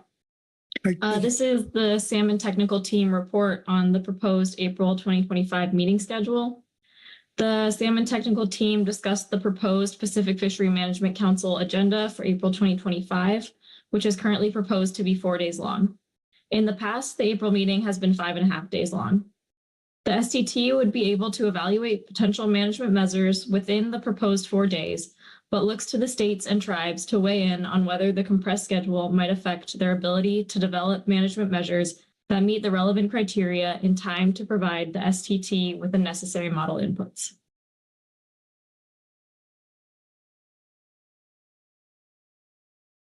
Okay. Thank you, Angela. Questions on the STT report? All right. Okay. Next will be Robin Elke and the SAS report. Robin. Good afternoon, Mr. Chair. This is the SAS report for agenda item C6A. So the Salmon Advisory Panel also discussed the shortening of the April council meeting from 5.5 days to 4 days. Essentially, SAS is saying thanks, but no thanks. We prefer the 5.5 day schedule over 4, noting the type of work that needs to be done over that time period. The SAS working with the STT and the co-manager discussions. And so the SAS is recommending the council schedule the April meeting at status quo, 5.5 days. That concludes the SAS report. Okay, thank you, Robin. Questions on the SAS report? All right. Very good. And we'll go to the HMS-AS report and Jessica Watson. Thanks, Mr. Chair. This is, for the record, Jessica Watson with the HMS Management Team report. Would you like me to do that one first, or do you want me to wait? Well, actually, I'm sorry. Just, I guess my bad. Tell you what, once you do the management team, and I'm not sure who's given the AS report, but we'll find out. So go ahead and give me a report. Thank you, Mr. Chair, members of the council. I will summarize the HMSMT report for this agenda item. The team reviewed the year at a glance and the draft March meeting agenda. And for the March 2025 meeting agenda, it looks like the revised supplemental attachment for that has addressed our recommendation. On the YAG, the team recommends the council add a shaded agenda item to the June 2025 meeting to discuss the EFP framework. This agenda item would allow the council to address considerations for the EFP framework prior to the IRA Project 3 discussion, which is currently shaded for September of 2025. And like the GMT, the HMS management team also expects to hold a virtual meeting prior to April, since we do not meet in April, to discuss research and data needs. And I'm happy to take any questions. All right. Thank you, Jessica. Questions for the management team report? Okay. No one. Next up will be the HMS-AS report, and Katrina, we do that with them. Thank you, Mr. Chair. I'll be reading the HMSAS report for agenda item C6. The Highly Migratory Species Advisory Subpanel recommends the Pacific Fishery Management Council for its March meeting replace the 2025 to 2026 biennial harvest specifications and management measures final with an update of the HMS roadmap. In their report, the HMSAS also adds that the proposed agenda for the March meeting does not indicate virtual meetings of the HMSAS/MT during the meeting. However, this has since been corrected by Mr. Kerry Griffin, that it is indeed on the March QR, and they will be meeting in advance of the March meeting. Thank you. Thank you, Katrina. All right. Questions on the AS report? All right.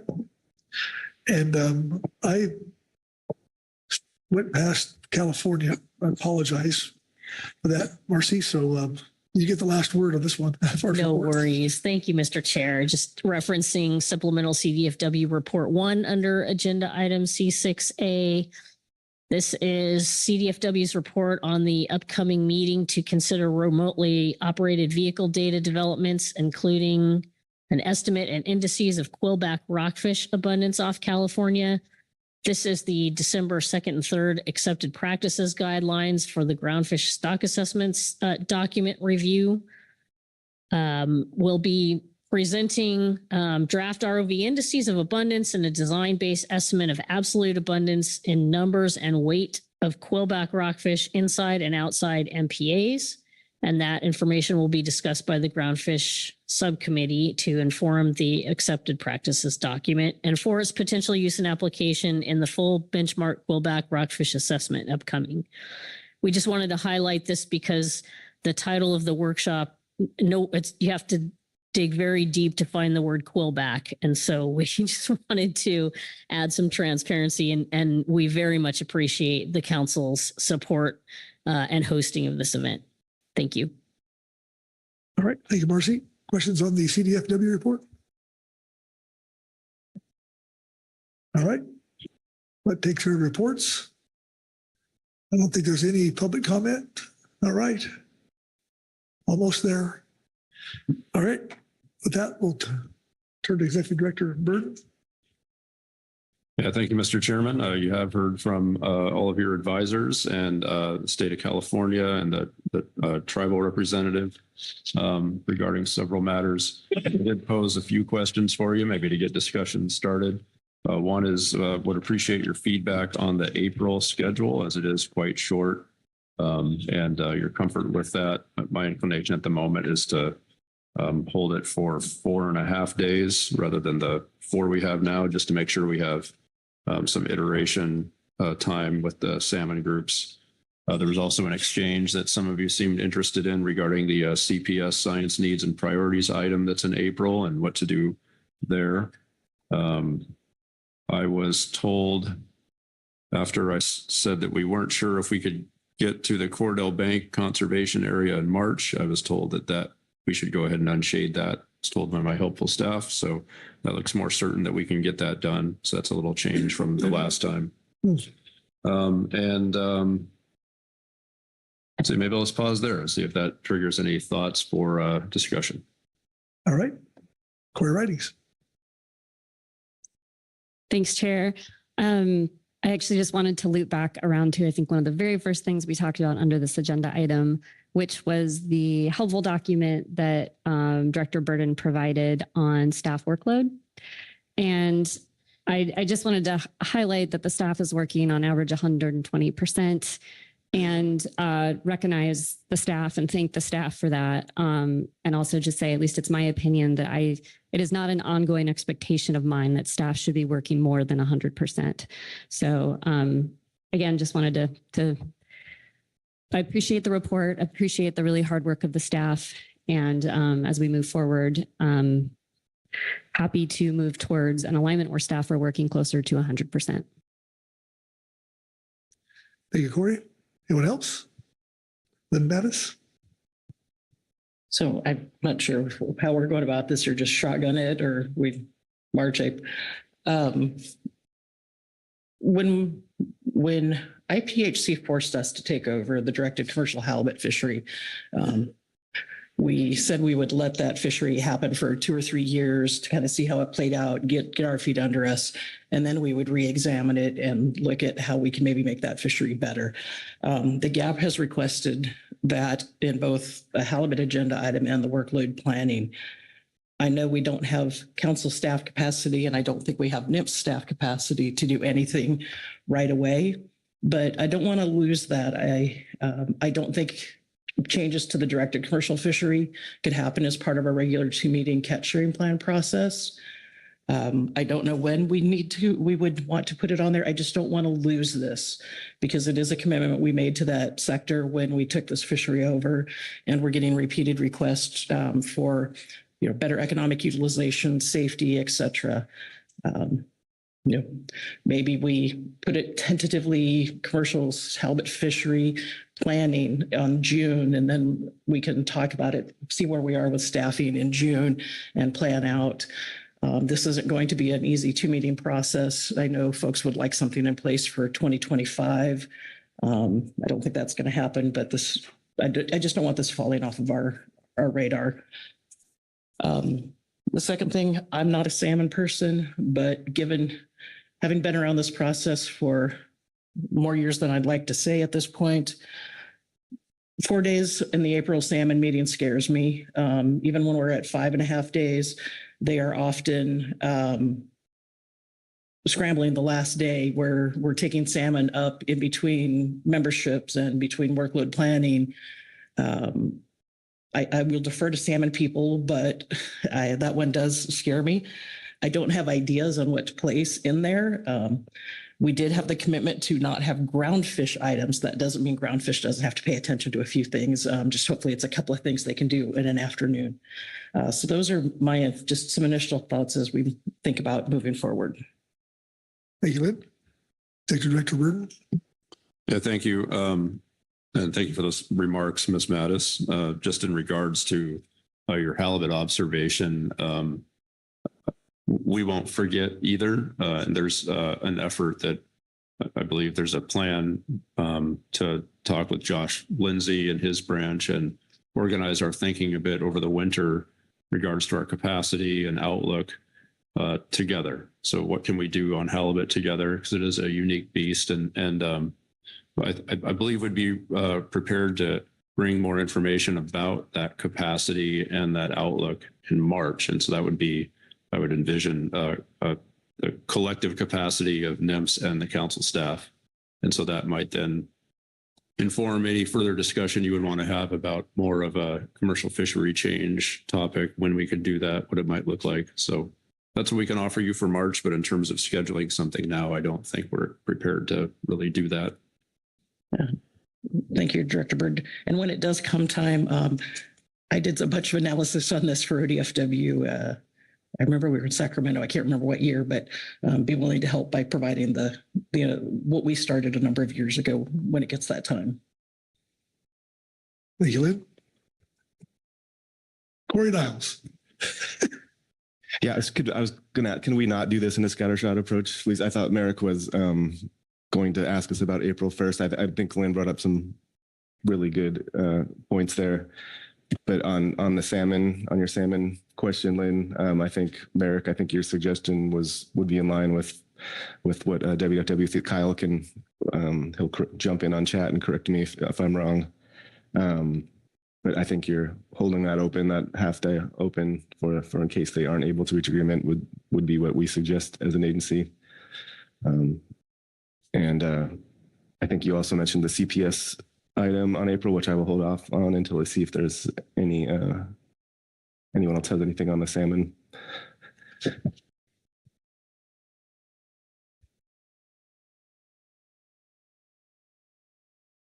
Okay.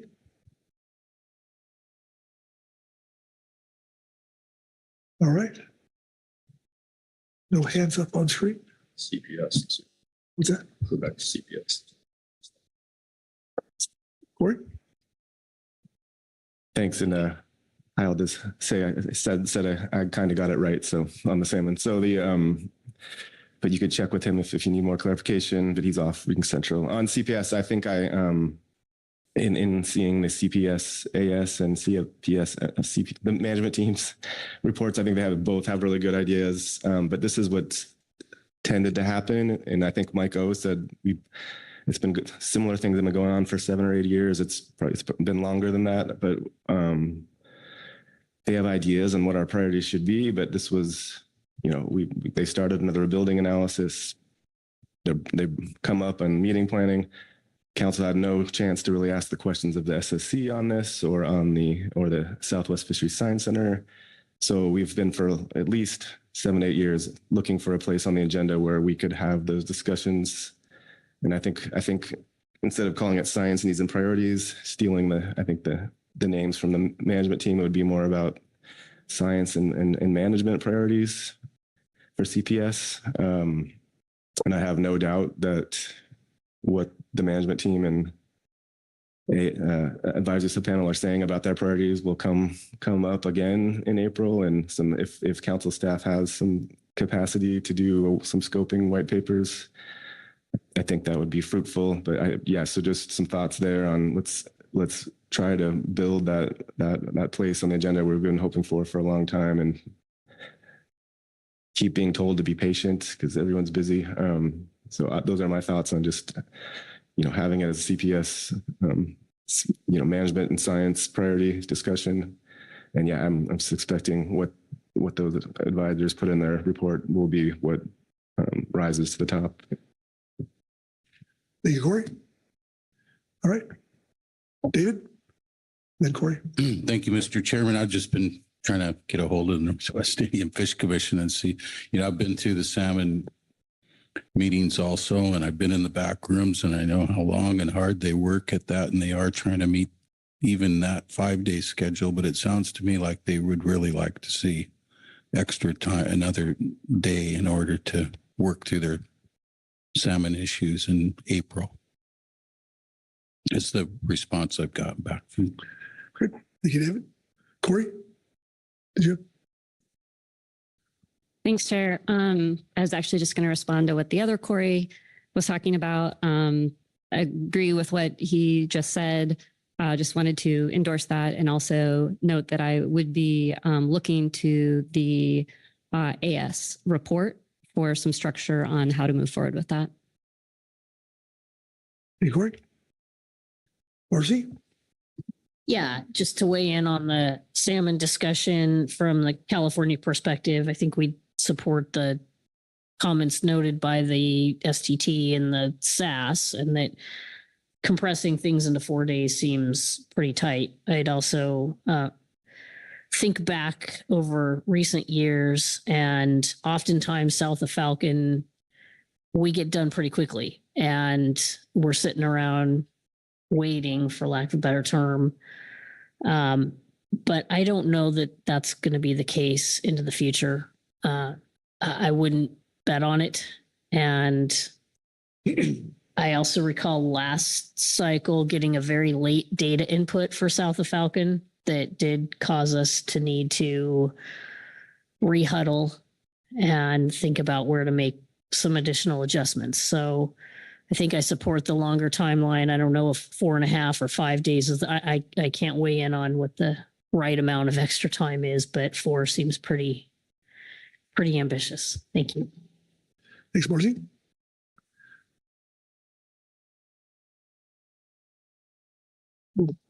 Harry? Thank you, Mr. Chair. If we're ready to move on from salmon, I don't want to jump on anything, but I have a scheduling request for the March meeting. Please. Yeah, I would just request the report, if we can move it to Thursday in the afternoon to align with the Admiral schedule so he can attend. Thank you. Very good. Thank you.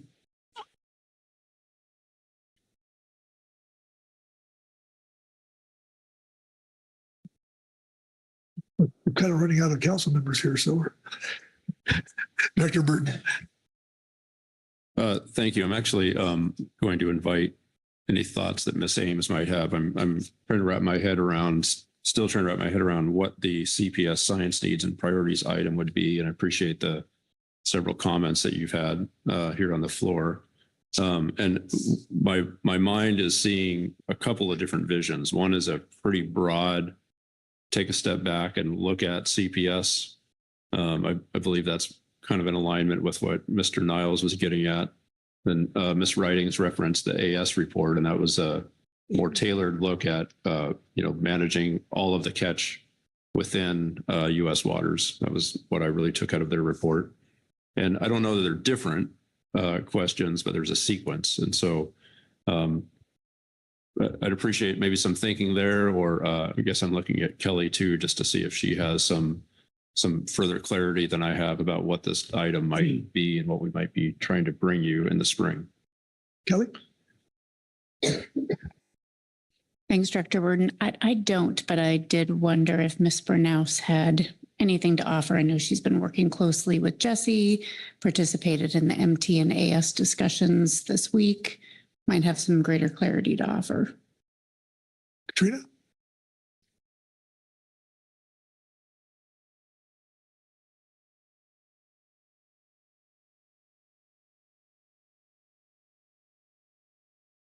Thank you, Mr. Chair, and thank you, Mr. Niles and Ms. Writings, for both your comments on this item. Being in the rooms with the AS and the MT and reading their statements, it seems like they are on the same page of prioritizing sardine management as the first step of a CPS science and management priorities item, which it seems like there may also be support to aptly name this agenda item that's coming up in April. I will also say that going forward with a more focused agenda item for April does not necessarily mean that other future agenda items that take a holistic approach will not come down the line. And the management team and advisory subpanel definitely consider that as well, and that there was other almost sub priorities that may fit under a larger sardine focused item. And that potentially, I believe it was in the management team report, they mentioned that similar to the stock assessment prioritization process that we went through earlier today under J3, as science and management priorities could be reevaluated for CPS on a regular basis to address the holistic approach. Thank you. Okay. Corey? Yeah, thank you for that. And thanks, Merrick. Yeah, we've, again, been asking for this for at least 10 years, I'm going to say. And the issue was we understand what the AS and the management team were saying, but there was no chance to talk to the science centers. There's no chance to talk to the SSC. And Merrick, those aren't different things. What you're saying, they're the one and the same. And as I said, if you do it the bigger picture way, they're not going to change their minds by the time they get to April. They're going to not likely. So they're going to still bring forward their ideas and their statement. But there's also we had in this, I forget which discussions happened where and which happened in the hallway, but we're also, the science centers are working on EMSY. They're thinking about the update assessments, this, that, and that. And so I think you can do what Katrina is saying while also leaving it open for other ideas. Like an example that's probably lower priority that came up today was maybe managing macro-like with a framework like we use for central population of anchovy. So they're not mutually exclusive. I think you can do both. And seeing the tea leaves or reading the tea leaves, you like Katrina saying, you can get started on that one idea because 99% chance they're going to say it again in April. Hey, Corey. Dr. Burton. Okay, that's helpful. Thank you, Mr. Niles. And with that description, I guess I'm still picturing a discussion paper written by, at this point, likely Katrina. And then, per usual, we interact with other agency staff. So I'm sure I'll call you and we'll call folks at the region and the science centers and stuff and helping to create that paper. The content of which I think we could think of the coastwide management issue as one topic within a series of topics, and the paper would then be asking the question of how to prioritize and how to move forward. That's what I'm organizing my thoughts around right now. Corey? Thanks, Chair. Appreciating this conversation. Just in my mind, We have been struggling with this for a long time. That is clear. And I know we have, as we spent time this morning, and there are some outstanding sort of science topics that are ongoing. And I just want to make sure that we're not getting sort of totally just continuing that dialogue. So in my mind, this was something where we would get a white paper that would sort of discuss the state of the science, but focuses on some potential management solutions moving forward for sardine for the purpose of managing fish that are in U.S. waters. So I don't know if that's other Corey, more narrow than you had in mind, but that is what was in my mind. Other Corey? No, we're going to keep talking to each other until everyone goes home. But that's what I heard Merrick say in large part. The difference in my mind would be it's going to be on the SSE's agenda. It's the Southwest Center will be asked to comment on their workload directly, and we hear pieces of it here and there in the region as well. So and there's just a lot more going on than managing.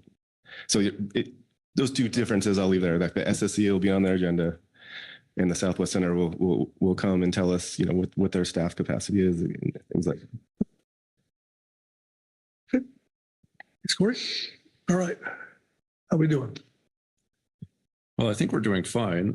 What I'm concluding is that we will not plan for I see a hand over here, but I'll just try to synthesize where I think we're at now. So April, we'll hold that 5th day. And I doubt we can fill it up, but if we're gonna have a half day, we've got the hotel for the full day, and so we'll do that. Let's say we also have, I think, some good clarity on the CPS matter that we just discussed. So I appreciate that dialogue. That would be in April, and then in March, I haven't made note to change anything in March other than the request to try to shift the what was that? Enforcement. Yes, the admirals. Yeah, Coast Guard report. Yes. I knew it came from over here somewhere. Okay. So yeah, I made note of that in March. And so that's where I think we are now. And then obviously we would not forget about halibut, as I indicated before, but we'll come back with another assessment of capacity in March. So that's where I think we are at the moment. But I did notice that Ms. Mattis had her hand up.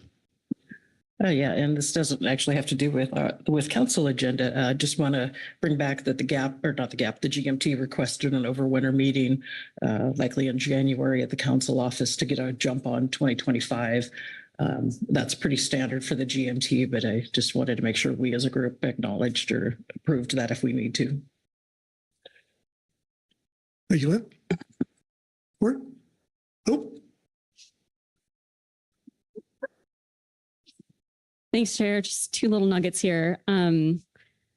Looping back to the very beginning of the meeting, which seems like a year ago, but we heard in open public comment about the TNC workshop report, and looking at this, that the EAS and EWG will be meeting in March, which is our next meeting.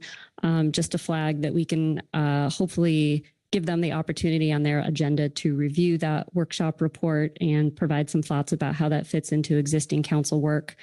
The second nugget is just the request of the EEJC to hold an online meeting in early 2025.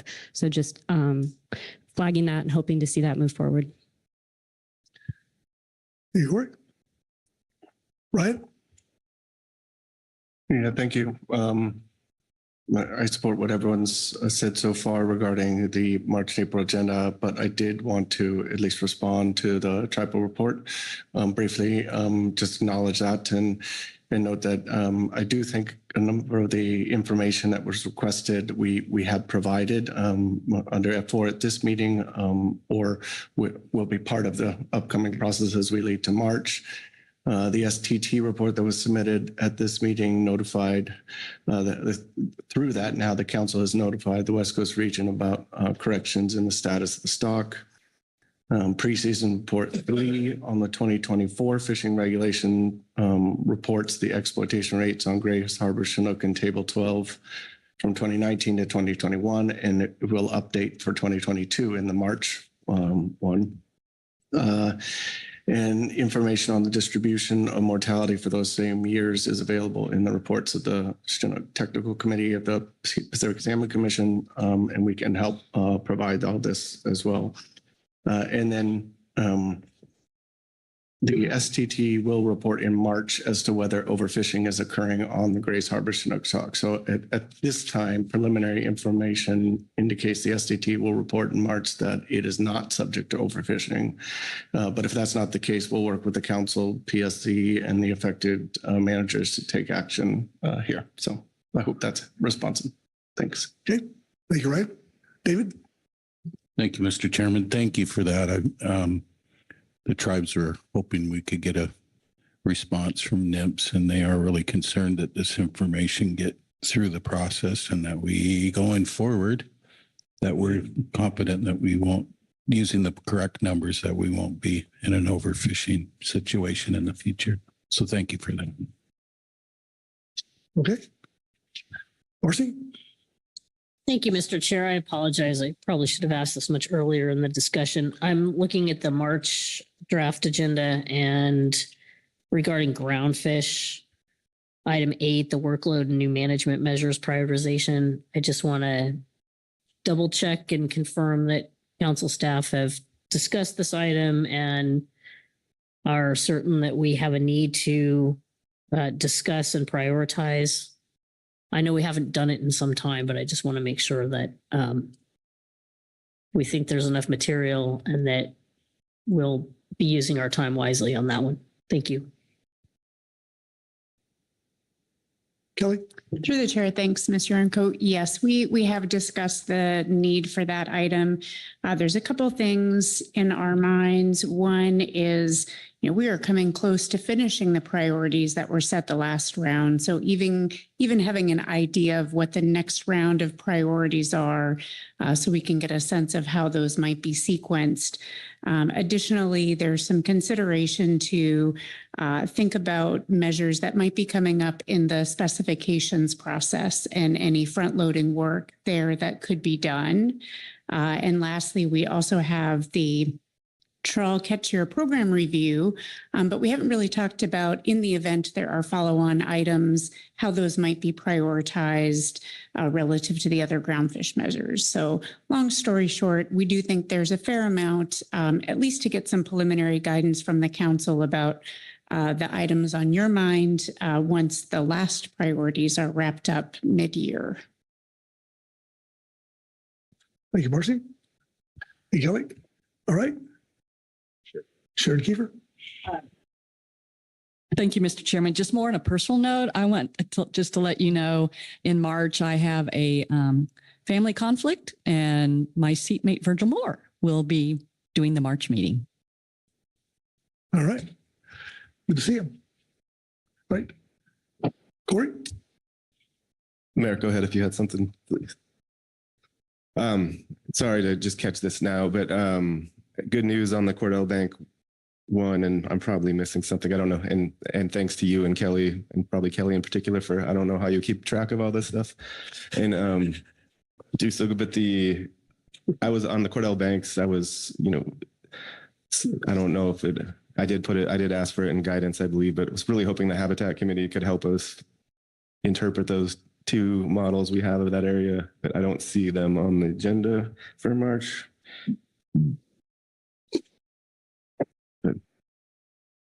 Dr. Burton? Yeah, thank you. We have started, and I appreciate the question, Mr. Niles. There are a lot of moving parts in our process. We have started asking committees to frequently meet ahead of time. And so you'll see in advance, there's a Habitat Committee scheduled there. And so I think what we were thinking mostly at that time, we put that there, was the interaction with the committees and the SSC over research and data needs. But I think perhaps it makes sense to add your question to that meeting. Corey? Okay, thanks. Yeah, I overlooked that box in the in advance part. Thank you. All right. Dr. Burton? Well, I sense that we are winding down, and so I did just want to mention one more thing here. There is the topic of the stock assessment review project. And you heard the SSE comment on that, and they had some concerns. Personally, I am compelled by their arguments to make sure that we slow down and we do this right, and we do it on a timeline that is logical and doesn't disrupt our stock assessment process. I found their suggestion that our contractor participate in some of that stock assessment review process themselves. I found that to be a very good idea. So unless any of you object, I would intend to move forward that way with the project. And so we'd slow down a bit. And that's what I have in mind. But in the interest of transparency, I'm just mentioning that. And if you do have feedback, I'd appreciate it, but I don't know that I need any necessarily. All right. Okay. Yeah, and Mr. Chairman, I'm looking at Kelly's way. Unless there's any additional feedback, I think we are looking good here on our schedule. And I think we've gotten some good input from you all. And I think we can dispense with this agenda item, but I'll look at Kelly just to verify, have a thumbs up. So I appreciate all your input into that schedule. All right. Very good. Good work, everyone. I'm just going to let everybody know that I took my intent to put Butch on the legislative committee for the March meeting. So it's that last, let folks know that last meeting is chair's prerogative. So I meant to do that actually the last meeting, but skip that. So anyway, but I would like to have, wish he was here when I did that, but he snuck off on me. So anyways, so we're done with this agenda item, which means we're done with this meeting, except for one thing. Sharon Kiefer. Mr. Chairman, I move we adjourn. Very good. Looking for a second. Second by Corey Writings. All right. All those in favor signify by saying aye. Aye. Opposed, no. Abstentions? All right. Motion passes unanimously. So great work, everyone. It's been a long meeting.